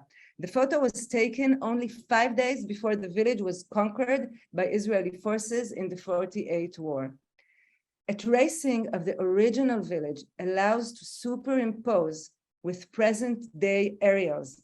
When overlaid, one can clearly see that the crown of pines we saw before is located directly on the village. By studying the exact location of trees, sabra in blue, olive trees in green, and houses in red, we found a correlation between the sabra hedges and nowadays plot lines, as well as between the original path system and that of the present day.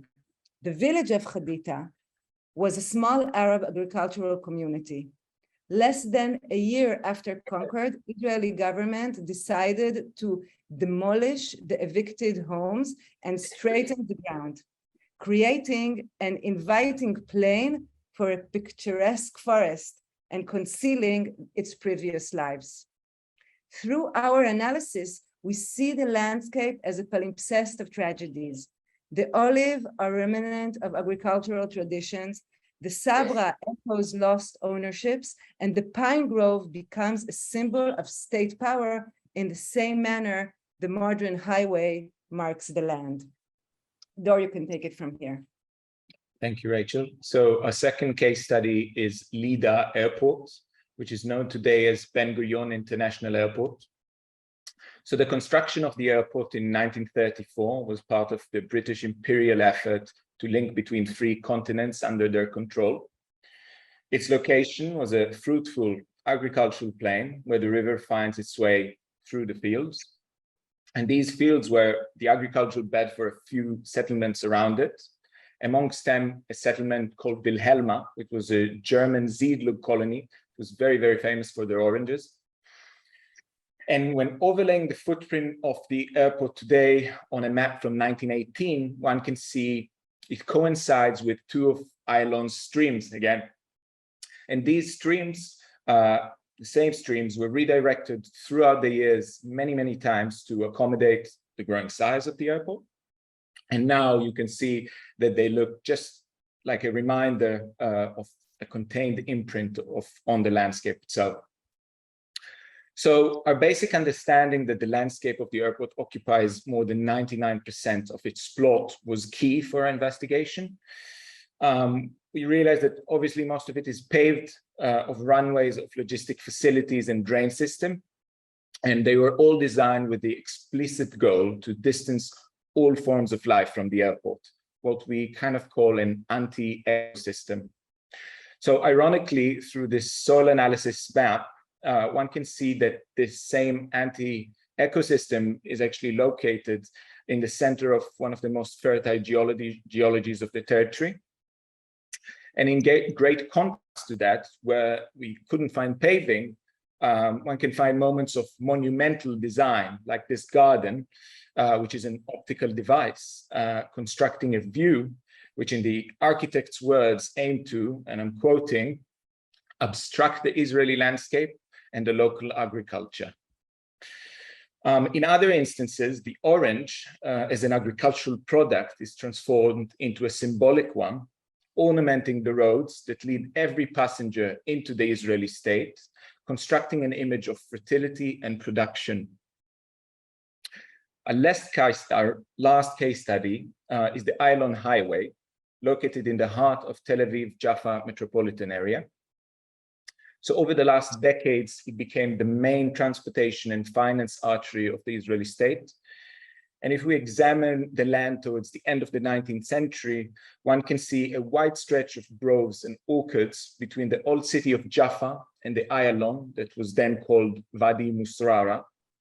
So courtesy of the Ayalon River, the land well watered, and the extent of their prosperity was enormous, where Palestinian traditional technique enabled a successful economic enterprise. Hence, we all know the Jaffa cakes being sold in Waitrose and other supermarkets in the UK.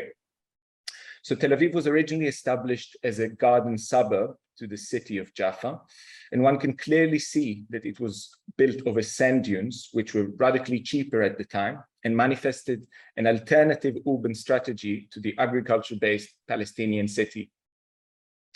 Tel Aviv was growing fast. As part of his master plan for the city, Patrick Geddes suggested to turn the Ayalon River into a park.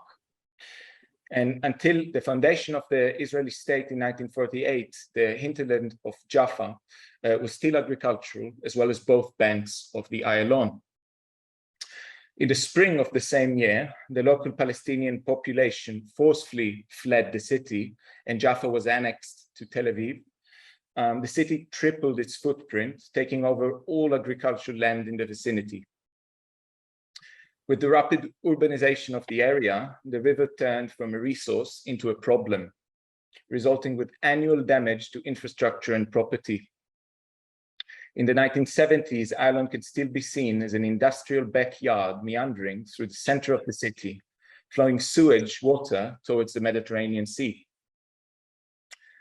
Coinciding with the Americanization of the territory in the 1980s, Israeli authorities launched an infrastructural project in unprecedented scale.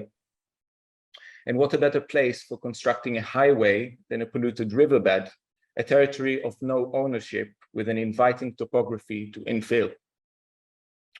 An overlay of a recent satellite image with the current ownership plot lines reveals the ghost of the river, which was manipulated heavily for an efficient transfer of vehicles rather than water. A series of sections demonstrate Anthropocenic change in less than a century. The Ayalon Highways is an ongoing project.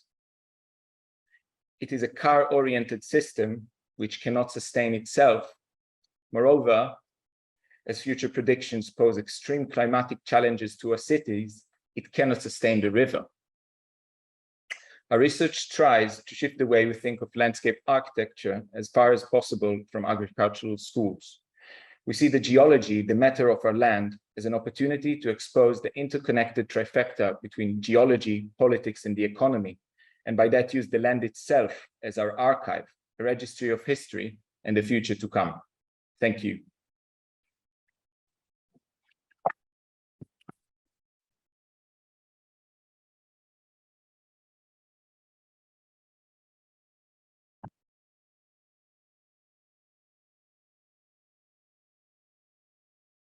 Thank you so much, Dor, Dan, and Rachel. It's extraordinary to hear a phrase, the palimpsest of tragedies, to understand the lost landscapes, the lost river, but to be reminded of the future strategies that we might use and join together to bring forth in decolonization and rewilding. Thank you very much for your presentation.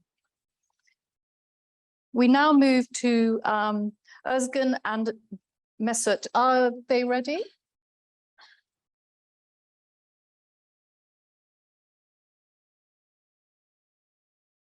Wonderful. Hi. Özgen. Özgen Özçakir is an architect by training who specializes in the field of preservation. He works currently at METU in Ankara, where he is an assistant professor. He is a member of ICOMOS Turkey and ICOMOS SDG working group. His research includes heritage values, heritage and sustainability, heritage impact assessment, adaptive reuse, approaches and strategies for intervention in heritage places. Mesut Dinler is an assistant professor at Politecnico di Torino. He is currently involved in various national and European research projects. His research interests include heritage-related activist movements, politics of heritage, urban history, and digital humanities. It is my great pleasure to introduce them, and they will present unsustainability of modernist housing, the issue of heritagizing utopian dreams. Thank you. Thank you. Thanks a lot for the introduction. And I am sharing my screen, if I may. Yes. Can you see my screen?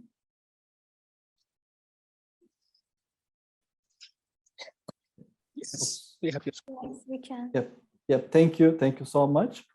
So now let me start. So the first half of the 20th century witnessed the new modernist approaches to architecture and city in line with the development-induced ambition of forming a new society. Akcan states that as the model of garden city was the most well-known response to satisfy this ambition, the local variations of this model began to be implemented all over the world as the expressions of local interpretations of the global tendencies.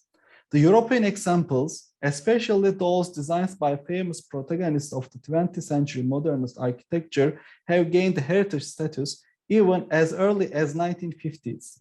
Yet, the perception of the less famous examples of garden city models as heritage, especially in South and West Asian contexts such as Turkey, have followed a completely different path, which presents a historical account of social, political, ideological, and economic conflicts.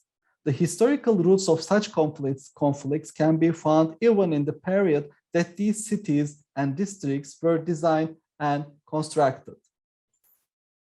According to MacDonald et al., the preservation and perception of modern heritage is a challenging subject due to the several reasons, including close temporal distance, unwanted past, ideological discontent, the economic land value of the site, technical difficulties of restoration of modern materials, etc. While aware of these debates about the term modern architecture, we use the term modern architecture to indicate a period and a certain architectural language. The heritagization of these areas has happened as early as the 1950s and 1960s. In this period, the structures that became the icons of the modern movement or the structures of the important architects of the modern movement had already begun to deteriorate due to insensitive interventions and neglect. For example, the Dessau House, which was designed by Walter Gropius and built in 1925 and 1926, was appreciated locally by East Germany as cultural heritage in 1964 by being registered on a national scale. During this registration period, the building underwent extensive restoration and the crumbling curtain wall was repaired. The preservation of this building, an icon of modern architecture, was a fundamental step towards understanding both modern architecture and the value of this period. Another important step in the heritage appreciation of modern building was the self-initiated salvation campaign of Le Corbusier for the Villa Savoy. Establishing his own foundation, Le Corbusier could take the first steps for the conservation of the Villa Savoy in the mid-1960s. As seen in these examples, in the 1950s and 1960s, there was already an attempt to protect modern structures with local and national registration mechanisms. Although the importance of these structures as architectural heritage was acknowledged, until 1990s, there was no international interaction regarding the conservation issues specific to these structures, and no standards were established on how to restore these structures. However, this situation becomes even more complex, especially in contexts such as Turkey, where the real-life situations and practices are not in line either with existing policies nor with other conservation and planning instruments. Although existing legislation, policies, and other preservation instruments such as heritage listing mechanism provide the necessary means for the protection of modern heritage in Turkey, the current attack against modern era heritage, including the listed modern heritage sites by local and central authorities, presents the complexity of urban dynamics. This complexity gains a new level with the question of scale, as happens in the garden city model. As the monumental examples of modern heritage on an architectural scale may be saved from destruction mostly through adaptive reuse, in the scale of urban district, not only becomes adaptive reuse becomes more challenging, but also the scale of necessary intervention multiplies. Saracoğlu district in Ankara, Turkey, is a representative case for understanding the multifaceted conservation challenges that modernist historic urban landscapes confront. Ankara, which became the center of bureaucracy and the state administration after the proclamation of the new Turkish Republic in 1923, faced a serious housing problem towards the end of 1930s. Since the public workers were almost unable to meet their housing needs, Saraçoğlu district was constructed in 1940s as Turkey's first mass housing development. The district, designed by the German architect Paul Bonatz, following a garden city model, has more than 400 lodging units, schools, a library, social buildings, recreation areas, and playgrounds. Saraçoğlu district was registered as an urban conservation site in 1979 due to its significant urban, architectural, and natural features. Today, the district is located at one of Ankara's most economically valuable areas, and so an urban transformation project is being implemented in the modernist historic urban landscape. To pave the way for the urban transformation project in Saraçoğlu district, the area was declared a disaster area in 2013 in line with the disaster law. The law gave the Ministry of Environment, Urbanization, and Climate Change the right to declare disaster areas prone to the risk of destructions and property loss due to the soil or surface structure or existing constructions within any urban and rural area. The ministry can implement urban regeneration projects in disaster areas, including those within registered cultural and heritage sites, in a top-down manner without the involvement of other local and central bodies. The disaster law gives comprehensive rights to authorities like expropriation and privatization of buildings located within the boundaries of disaster areas, and the possibility to implement interventions ranging from demolition to reconstruction. In that regard, disaster law contradicts the existing policies for the conservation of cultural heritage in Turkey, which tend to be relatively strict. Unsurprisingly, the regeneration project is criticized mostly by scholars, NGOs, and professional chambers for being profit-oriented due to the first privatization and the displacement of existing residents and the rise of heritage buildings designed as housing lodges for commercial purposes. Through the case of Saraçoğlu district in Ankara, this paper briefly concludes with the policy recommendations to achieve the sustainable transformation of modernist historic urban landscape considering UN SDGs.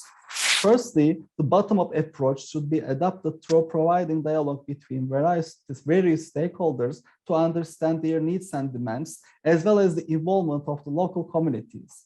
The values-based frameworks should be taken into account, and social, cultural, and economic values must be balanced rather than prioritizing economic values.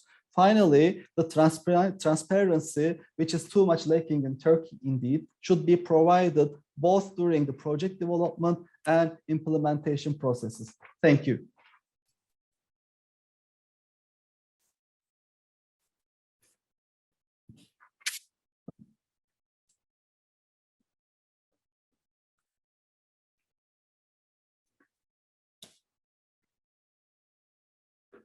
Thank you so much, Özgen and Mesut. I think it's extraordinary to see insight into an example such as this and the conflicts surrounding social, political, and economic issues to do with your urban heritage. The fact that this can be traced back to the very first moment a design decision is taken is something we must all take to heart. And finally, your inspiring conclusion with 6 policy recommendations, which I'm sure could be thought about in relation to many of the projects we've discussed so far in this conference. Thank you. May I now check if Mayada and Giovanni and Abdelghani are ready for their presentation? Good afternoon. Hi. Wonderful, thank you. It is my great pleasure to introduce our next presentation.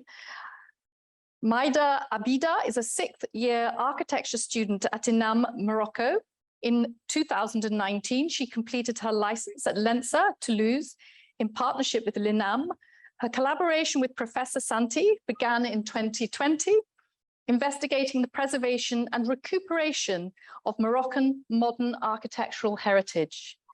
Giovanni Santi, assistant professor at Destec at the University of Pisa in Italy, is researching activity that involves the analysis of building bodies and their constructive, functional, typological, and formal nature aimed at issues of design feasibility.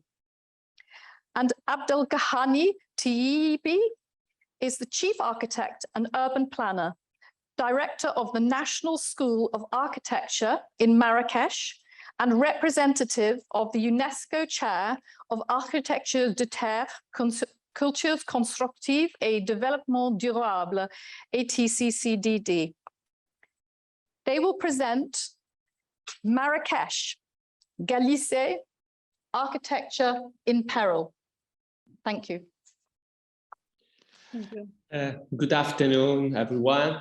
We are going to present part of our research developed between the National School of Architecture in Marrakesh and the School of Engineering in University of Pisa in Italy, which started about 4 years ago.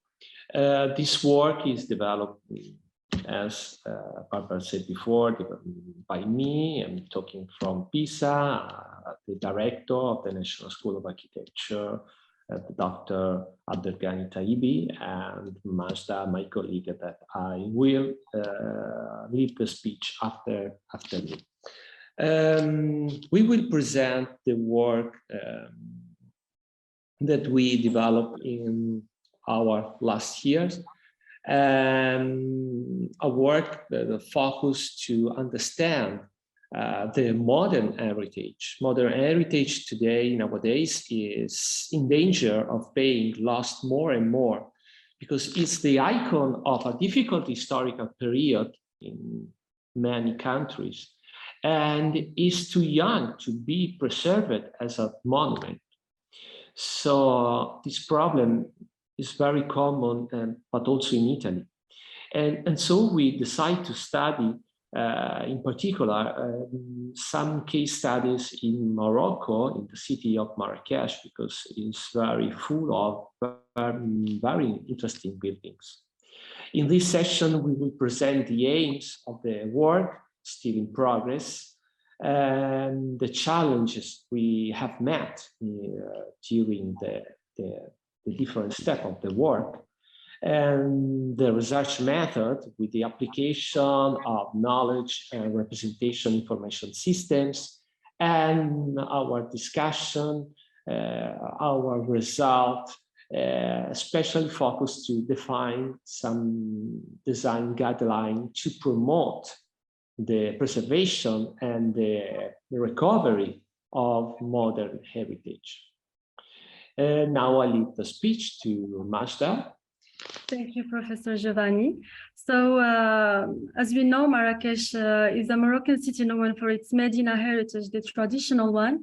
But it is true that Guéliz had a major impact on the urbanism of Marrakesh, the city today. And it is due to the conception of Guéliz back then, during the colonial regime, where it was based on the famous Osmanian urban planning, in which we can see, for example, here that it had a major, can you see my mouse? It had the main axe given on the most important historical monument of Marrakesh, which is the Mosque of Koutoubia. And then it also adopted the original color of the Medina, which is red, in its new buildings full of expressions of modernity, which we tried to identify during our research.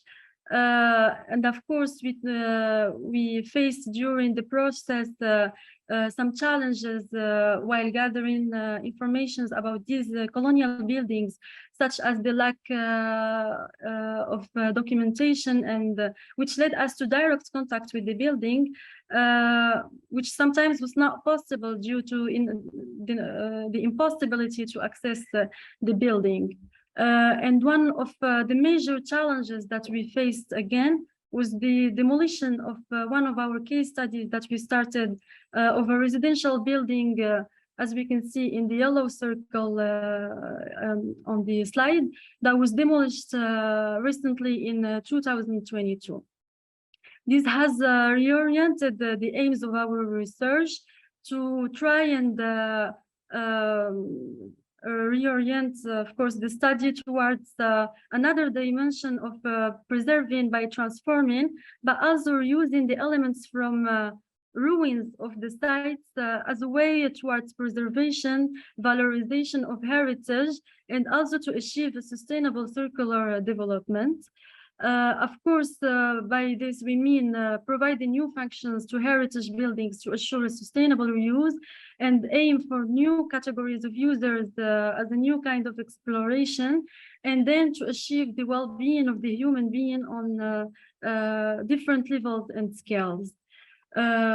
For so, we had to have to assure the knowledge of the built heritage, whether in a traditional way or adopting innovative ways such as HBIM, historical building information modeling. And the most important was to include the human factor in our research by the participation of the citizens during the procedure. To explain more the research methods, we start by understanding the building, of course, by identifying all its elements. And then we try to understand the building in its environment. We treat the building as a part of a whole and not as an isolated element. To then try to translate all these information gathered in the 3D model that we construct virtually, thanks to the HBIM tools that will then help us achieve one of the aims of the research, the virtual construction of the colonial 3D map of Gelis. Coming back to Gelis, we focus on this research on the southern part of Gelis, that's in which we try to demonstrate in a plan the buildings, the case studies of the colonial buildings studied, and we try to show the state of these buildings, whether they're still existent, whether they are demolished or at risk of demolition, or even if they are renovated, if either it was successful or not successful based on, of course, the preservation of heritage factors and the sustainable factors too, to then come to the deepened identification of these colonial buildings on a table where we put our case studies and we try to put all the information gathered from their location to each type and variant types of information, and of course the brief description of the building. And then we try to deepen these information in what we call the BIF, building information form.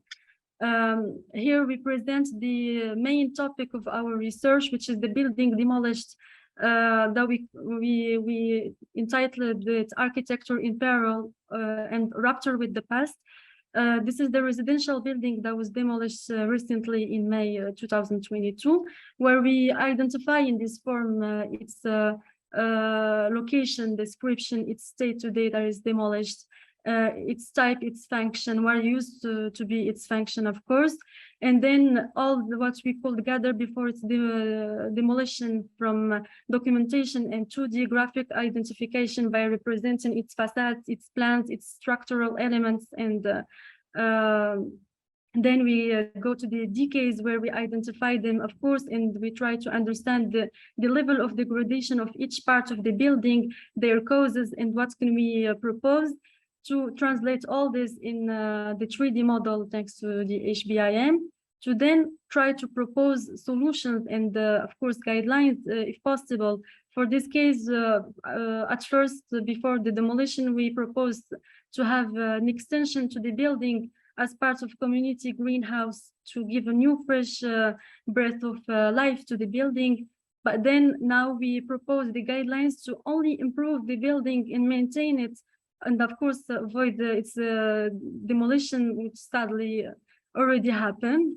All these, after we try to project this building information form on all the case studies that during our research, to then come to the 3D map virtual construction of Gelis, in which we show the buildings that we studied virtually, the accurate projection of each building in Gelis. For example, here we show the southern part of Gelis, of course, studied. It's still, the work is still in progress. We still haven't put all the case studies. To then come to one of the most important conclusions that we had during this research is that understanding that even if the demolition is the last answer, we can profit from this process and reorient the demolition process by already, as we said in our study, we have already identified the elements of the building. Then we analyze each element that could be reusable as a way of valorization of the heritage, and reusing it in another construction or building to preserve the heritage and to achieve sustainability in a new way. For the final conclusion, I give the word to my professor, Mr. Giovanni Santi. Thank you, Majda. Thank you so much. So concluding, as you can see, the architectures analyzed are part not only of okay, yeah, can you hear me? Yeah. Yes, we can hear you. Yeah, are not part of only a part of a current urban fabric, but are also an historical and social important element for the collective memory of a place. Of course, modern architectures represent an historical period, but that goes beyond the local context, because these are important both for the language of architecture, but especially for the technical and technological experiment that we can find in this building. We need to think that very often architecture can promote unexpected new tourist circuits, so unexpected gains. So we have to think that it's necessary to transform to conserve,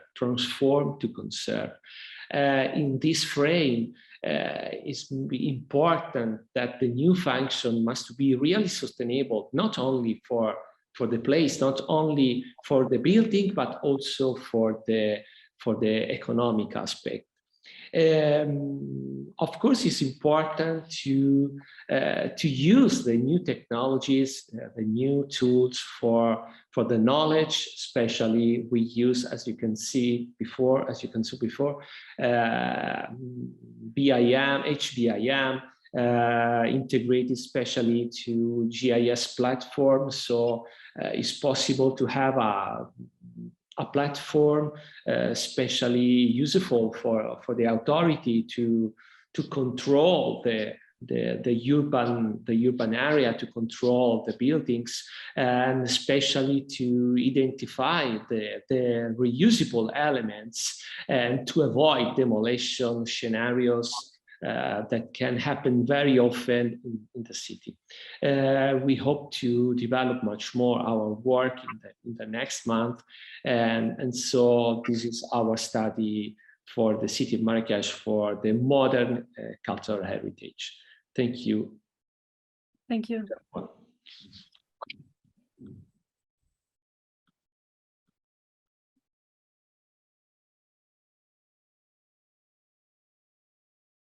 Thank you again, Maida, Giovanni, and Abdelghani, for such a thought-provoking examination of Gelisa in Marrakesh and place of rupture between the traditional Medina and the new city. I think to identify the importance of underrated city heritage and buildings of concern and to put forward thoughts regarding adaptive reuse, and in the cases of last resort, that of the material bank, are incredibly important. Thank you very much for your presentation this afternoon. Thank you. I'd like to now check if Samone and Sarah are ready for their presentation. Wonderful. Samone Ishragi Ivari is a PhD candidate at the School of Architecture, Near East University, Cyprus. Her main research interests include the architectural semiotics of Iran in the Pahlavi era. She is currently a lecturer in architecture at the Department of Architecture and Urbanism, Near East University in Cyprus. Sarah Madizadeh completed her PhD at the School of Architecture, University of Sheffield, here in the UK. She was awarded a fellowship by Dumbarton Oates, trustees for Harvard, in 2013. Her main research interests include cultural heritage affairs and landscape conservation. She is currently assistant professor in landscape architecture at the Department of Architecture and Urbanism, Ferdowsi University, Mashhad, Iran. This afternoon, they will be presenting Transformation of Industrial Heritage in Iran during the 21st Century, a case study of Mashhad's railway station. Thank you.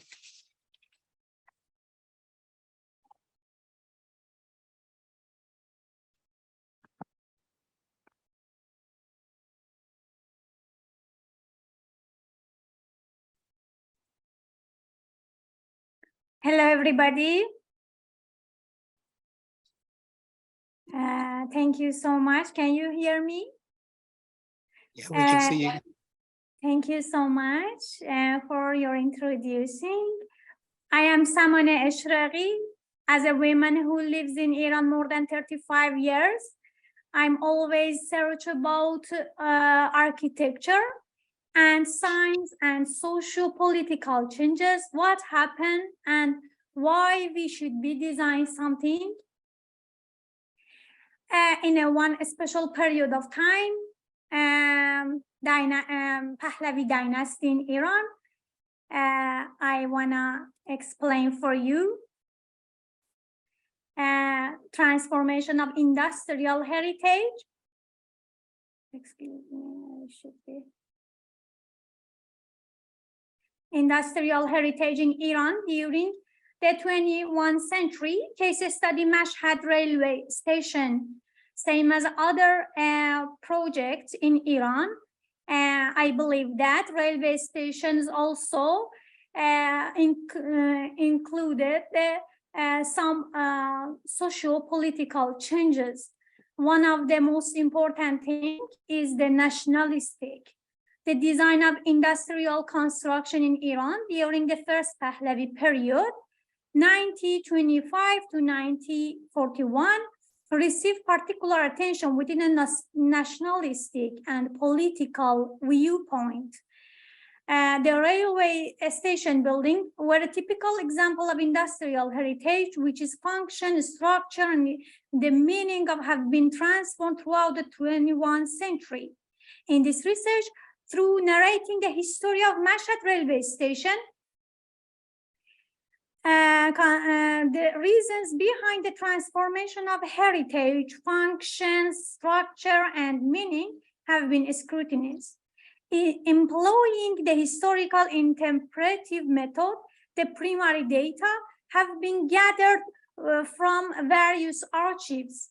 And I want to mention that I have a very big archive, more than 500 photo and documents, historical photo and document about the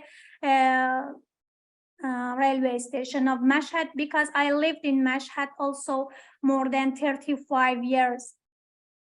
And the result of this study shed new light on the transformation of industrial heritage within the roles as a modern heritage in contemporary of Iran, and what is important for us in this building and in this city is that how we can signs of nationalistic and how can we understand the socio-political changes affected by Reza Shah overview on the architecture. As an example, I have one video here that I want to turn on for you. I'm not sure you can hear the voice.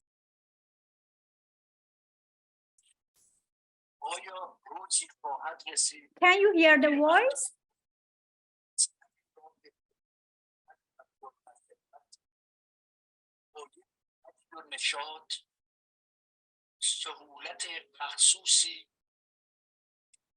As you can see, these photos extract from one historical book about the railway station in Iran, and Reza Shah here mentioned and explained about his dreams as a nationalistic person and dreams for Iranian people and dreams for future of Iran.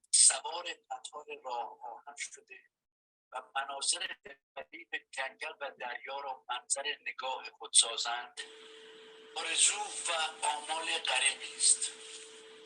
خزانه مملکت طوری تهی است که از مرتب پرداختن حقوق اعضای دوایر عاجز است و این در حالی است که من نقشه امتداد خط آهن ایران را در مغز خود میپرورانم، آن هم با 300 کرور تومان مخارج و بدون استقراض. آیا من که تصمیم گرفتم مملکت خود را بیارایم تمام این موانع را زیر پا خواهم گذاشت؟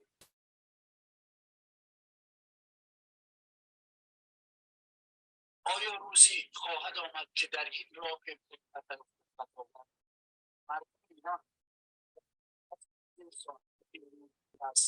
ساعت 70 کیلومتر اگر جادوی سوزی های مجدد خود نمایند؟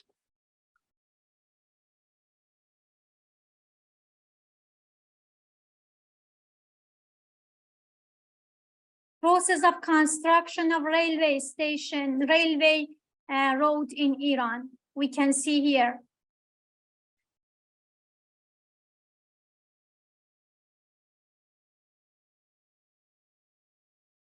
In 100 years ago.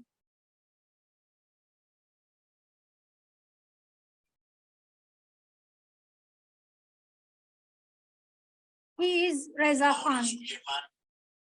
اطراف این دو کلمه سیر می‌کنند. از تمدن قدیم و جدید، مدنیت مخصوص و جامع تشکیل دادن و ایران را به جانب آن مدنیت راندن و در سایه آن آرمیدن. In this video, he explained about the dreams for a future of Iranian people that try to use of railway instead of the traditional way. And after that, after around 50 years later, in 1971, we can see another video that so many of dreams truly come true for Iranian people. In this video, we can see the one most outstanding ceremony in Iran that kings of Iran, Mohammad Reza Shah, invite all of the kings and all of the president of so many countries to see the to being in a celebration of Persian Empire in 1971 in Persepolis, Shiraz.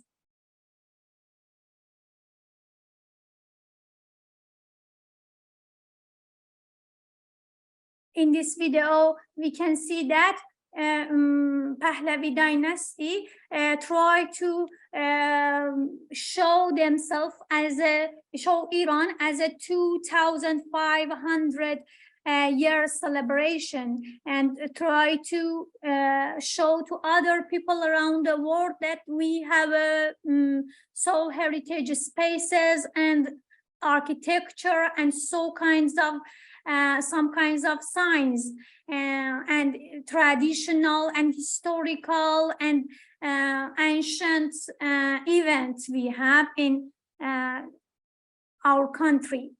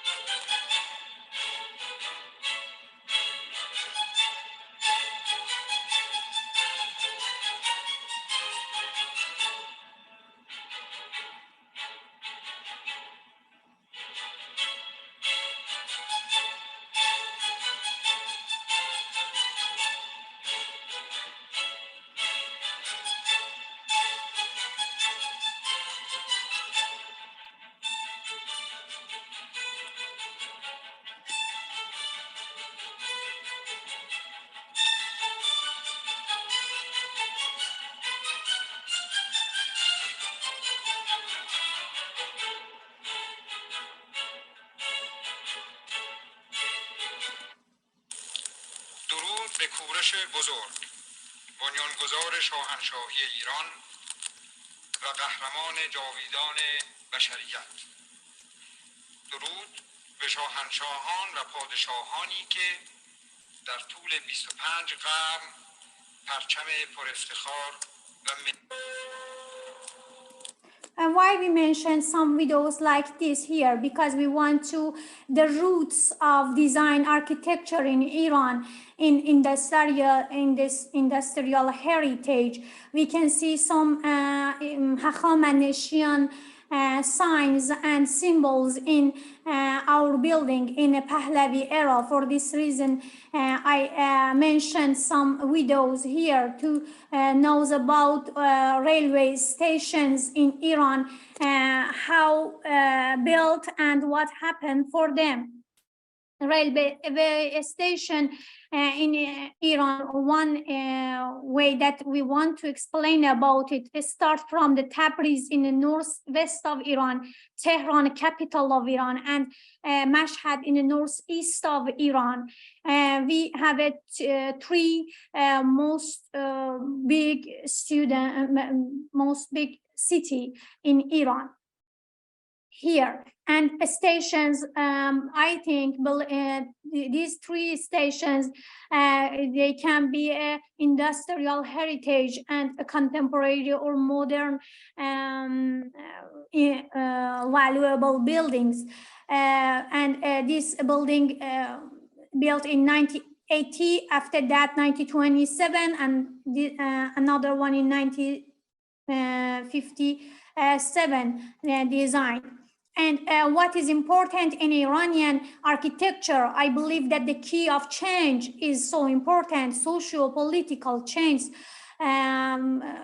Try to being step by step, being a new generation of people to live in new country. industrial heritage influenced by socio-political changes in 1922 and designed two different model of railway station. We are here compare between Tabriz and Mashhad railway station. Both of them designed by same architecture, but in Mashhad built after 40 years of Tabriz. And Mashhad railway station is one of the outstanding building in Middle East in that days, and we can see some kind of forms of Iranian form and also some kind of ornaments there, but with the new material, glass and concrete. As we can search in the documents, historical document that I found it,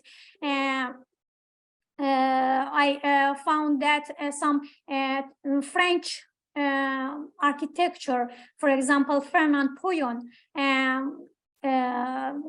collaborate with the team of Iranian people to design this building, and I translate all of the maps and photos of this building and find so many information and transformation of form and also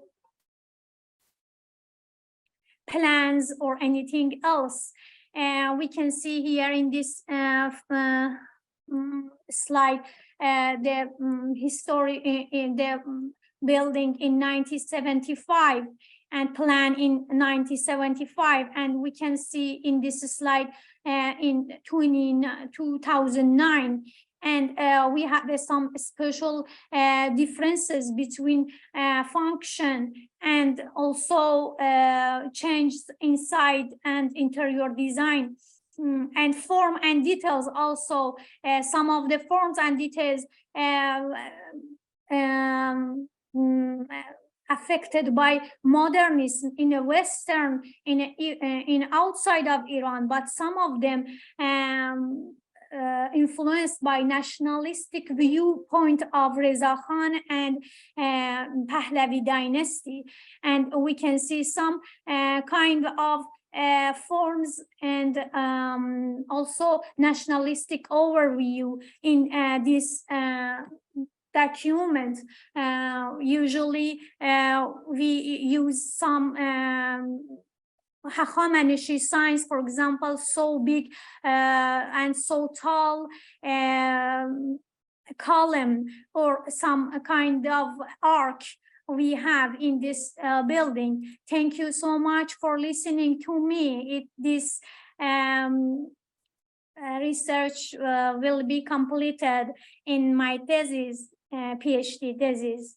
Thank you so much.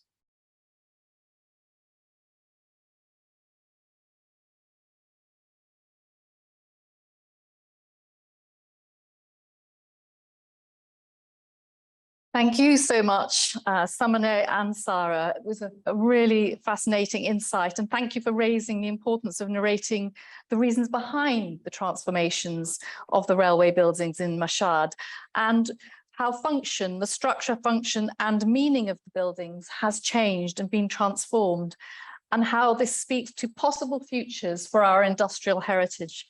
Thank you very much. I'd like to now move to Catherine Outram Desai and Yakin Kinga. Are Catherine and Yakin ready? Wonderful. Yes, yeah. It's my great pleasure to introduce Catherine Outram Desai, a researcher in 19th and 20th century Indian architecture with a focus on interactions between ecology and development. Her current project, Cottagewar Urban Wilderness, is analysing detailed ecological data and contemporary urbanization processes. She holds a master's in architecture with honours from RMIT and is a visiting faculty at SEPT University in Ahmedabad. Yak and Kinga's research lies at the threshold of Indigenous landscape histories and post-colonial studies, with a particular focus on the study of interactions of historic built environments with ecologies. She holds a master's in architectural history and theory from Sept University Ahmedabad, where she is also a teaching associate. This afternoon, it's our last presentation this afternoon, they will present Questioning the Tabula Rasa in Indian Modernity Towards a Genealogy for the Anthropocene. Over to you.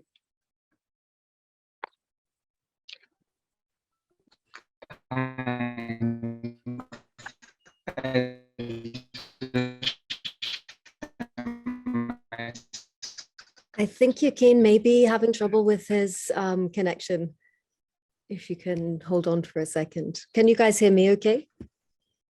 Yeah. Okay. Yakin's going to share the presentation. Perfect. So thanks so much, Barbara, and thank you, Shahid. On behalf of myself and Yakin. Is the presentation up? It's just coming up now. Yeah, it's up. Perfect. So Yakin and I are delighted to be part of this roundtable. Today, we're going to present an analysis of Karagoda, a town in Gujarat, India, which was developed as a significant site of colonial salt production from 1872. While the colonial administration appeared to regard the site of Karagoda as a tabula rasa, those living in and administering the town on a daily basis confronted and recorded the power of the local ecological system to disrupt human habitation. Archival records from the town suggest that Karagoda developed through engagement, albeit often involuntary or reactionary, with a rich existing ecological system. We're concerned here with the ways in which such interactions influence the evolving town form. Through analyzing Karagoda's development within the context of its ecological system, we seek to question the undercurrent of the tabula rasa, which continues to inform much Indian development. This work reflects our interests in the relationship between development and ecology. We'll briefly discuss at the end of the presentation why we think a revised historiography, providing an alternative to the narrative of the tabula rasa, matters for contemporary practice. In the context of Indian history, we find both use of and challenges to the tabula rasa. The historian S. Kilnani, for example, framed colonial and more recent projects explicitly through the tabula rasa lens.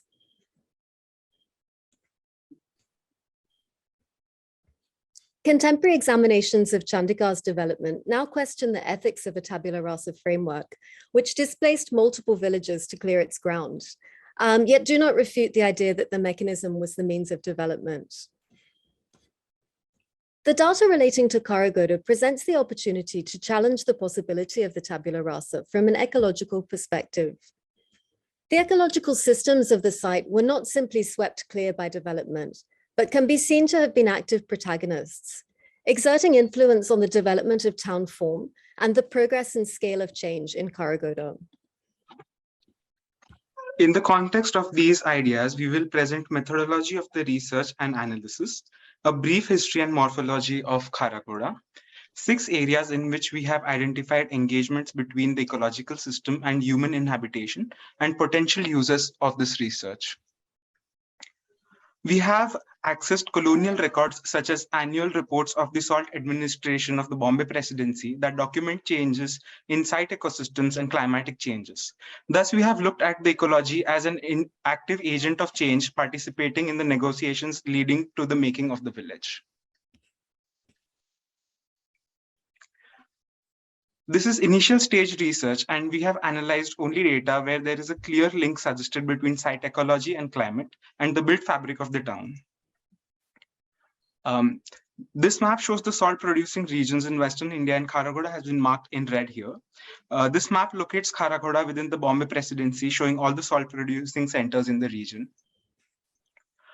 In the initial years, infrastructure projects such as laying the railway were laid to connect Karagoda to Viramgam and Ahmedabad, which enabled the transport of salt. So the town has 4 parts, Navagam, which is marked 1, Railway Gam, which is marked 2, and Agar Gam, which is marked 3.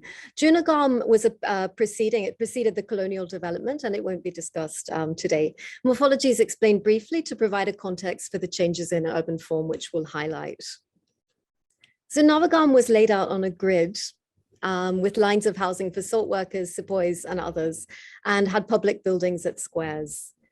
I think, Yakin, can we move to the next slide? Yeah, perfect. The administrative area was at the edge of the town, marked B. I think we've got a bit of lag between us. That's perfect. We can go on to the next slide. Yeah. Okay. Buildings from the town. Okay, the railway gam was linear. It had housing for railway workers, and industrial additions were made subject to requirements. So you see the number 1, the railway platform, 2 is salt storage sheds, and 3 and 4 are areas of housing.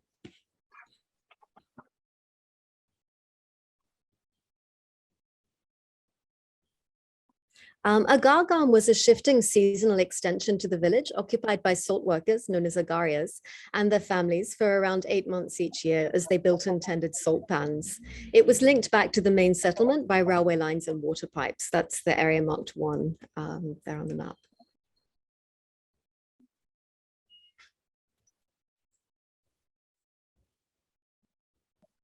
The shifting nature of salt production and inhabitation can still be seen in the Ran, the desert today. Coming back to the question of tabula rasa, we also find evidence that the colonial authorities placed at higher positions viewed the site of Kharaghoda as empty land. This includes Campbell, who had also held the position of collector of Bombay and was commissioned to write the Gazetteer. We will now closely look at some of the instances where we see a strong link between site conditions and its understanding and the response. Kharaghoda and its form developed as a result of prolonged interactions between the human and non-human agencies, and it is a case of joint agency which played out in various capacities. Water shortages caused by topography, geology, climatic, and botanical events can be seen to have directly impacted the shifting boundaries of the town. Far from emerging as a complete new settlement inscribed on cleared ground, the extents and perimeter of Kharaghoda initially changed in response to water shortages on an almost yearly basis. This slide shows a timeline of data relating events in the ecological system to documented changes in the town's perimeter. This data is taken from the salt reports of the Bombay Presidency. It's one example of the report data. This is Kharaghoda's base form, those 3 villages just outlined on the map as a reference for the changes which will be discussed in the following slide. So these sketches spatialize the data relating water shortages to changes in the town's perimeter. The top center image shows the impact of droughts in 1874 and 1875. Viramgam, 22 miles away, was adopted as the closest drinking water source, becoming a satellite extension to Kharaghoda along the rail line. The top right image shows the construction of a large tank known as Navatalav in 1878 to 79. This initially solved water issues and the form of the town remained contained for some time. As Kharaghoda grew, problems re-emerged. The bottom center image shows the impact of poor water quality in 1889 on the town's form. Water for officers was obtained via rail from a second water satellite in the nearby settlement of Odu. By the turn of the century, infrastructure, which will be discussed next by Yakin, had developed to the extent that the perimeter of the town remained stable with respect to water, and the agency of the ecological system in this respect can be seen to have been diminished.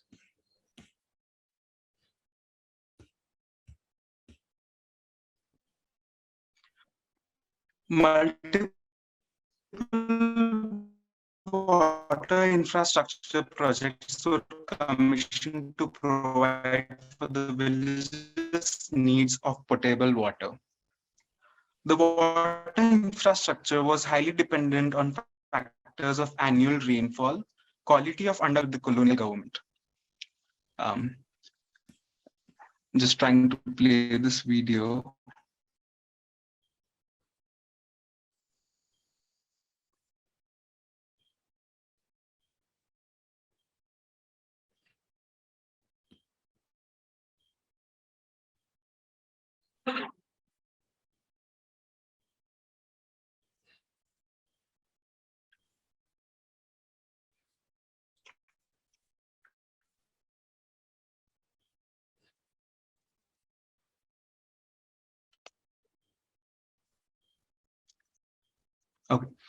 So in this video, it indicated the placement and development of kept response.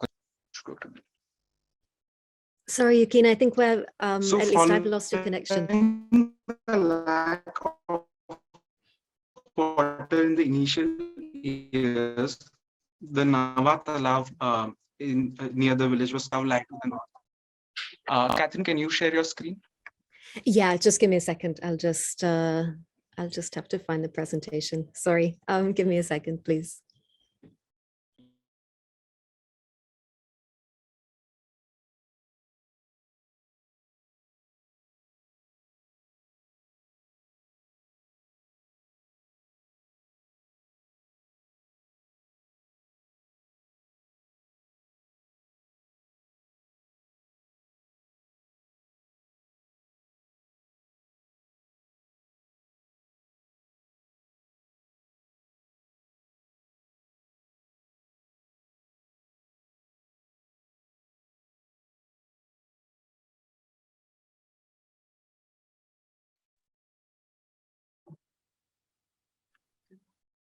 Thanks. Can you go to the next slide? Yeah. And if you could just play it, yeah.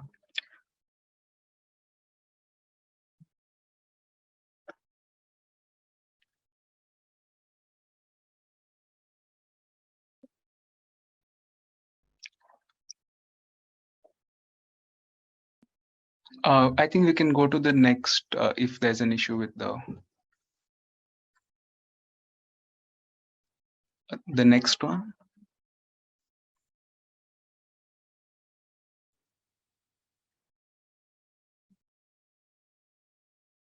Yeah, one more slide ahead, 32. Thanks. So the water infrastructure has created a new ecology of itself through constant enforcement of agency by factors of nature and humans. Human dependencies on the lake have led to interventions which have further led to a two-way impact on the making of the place. You would like to take it forward, Catherine?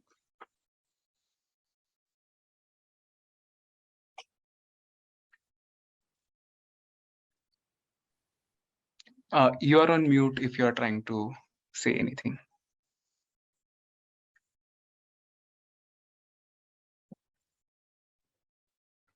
Okay, sorry about that. So a second constant adjustment in the extents of the town related to the form of the agar gam. The location of the salt pans in the agar gam was determined by the location of pockets of brine in the desert and limited by the need for access to rail connections and piped water from the permanent village. Data in the timeline here records how the shape of the agar gam fluctuated and shifted in response to the ecological system.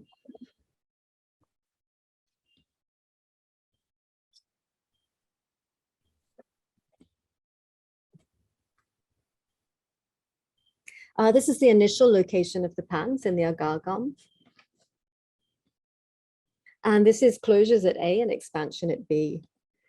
Text relates to exhaustion of pans as documented in 1918. And this is a Google Earth history analysis, which reveals traces of the expansion along the railway, which was noted in the yearly reports. This data is not yet fully spatialized in terms of the order of opening and closing of these pans. Okay, we see that in the initial years, there was a sense that vegetation should be introduced and the waste land of the village should be made green. Next, this seems to have been the approach from the colonial authorities. Next. Later in time, in the botanical survey, there seems to be a much greater depth in understanding the vegetation in the region. Next, the survey also identified climatic and geographic factors that were closely related to the flora. Next. Thus, we see a stark difference between the viewpoints between the colonial administrators who saw the site as devoid of vegetation and the biologists or ecologists whose reports offer a much closer reading of the vegetation on site. Salt pyramids were constructed in the town to store the excess production of good seasons. In poor seasons, when the brine and pans failed, unseasonal rainfall caused losses or demand increased. This salt was dug out to meet needs and the mounds diminished.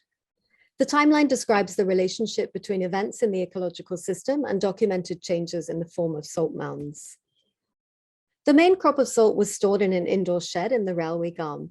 The constantly changing landscape of the salt mounds was for the excess. This is the form of production and extraction. Reference to plans for a major expansion in salt mound storage occurred in 1918. A pile 65 feet wide, 25 feet high, and 1¼ miles long was suggested.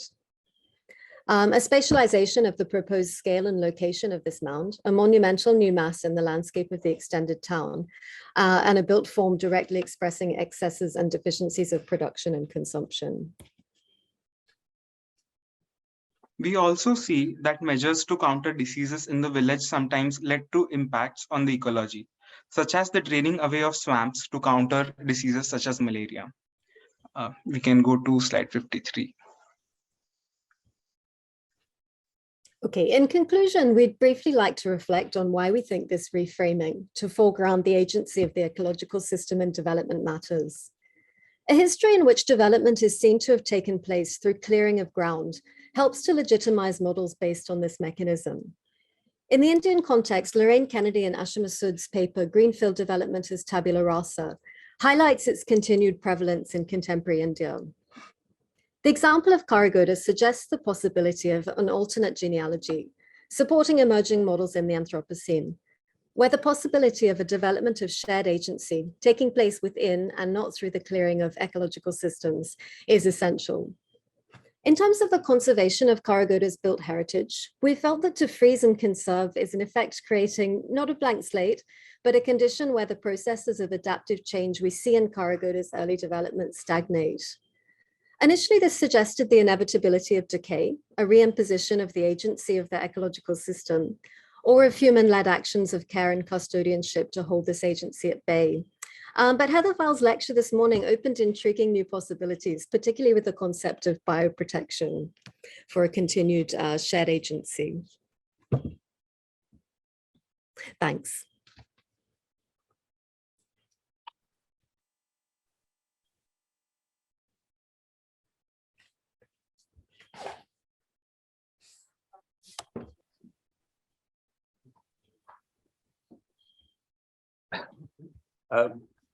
I'm very mindful that we are well over our time. And so a few words might be not quite appropriate because I tend to talk a lot. So, but I would just say that one of the issues that seems to go through as a thread through all of these is about how do we understand the technologies of power involved? Oh. Okay, I'll start again.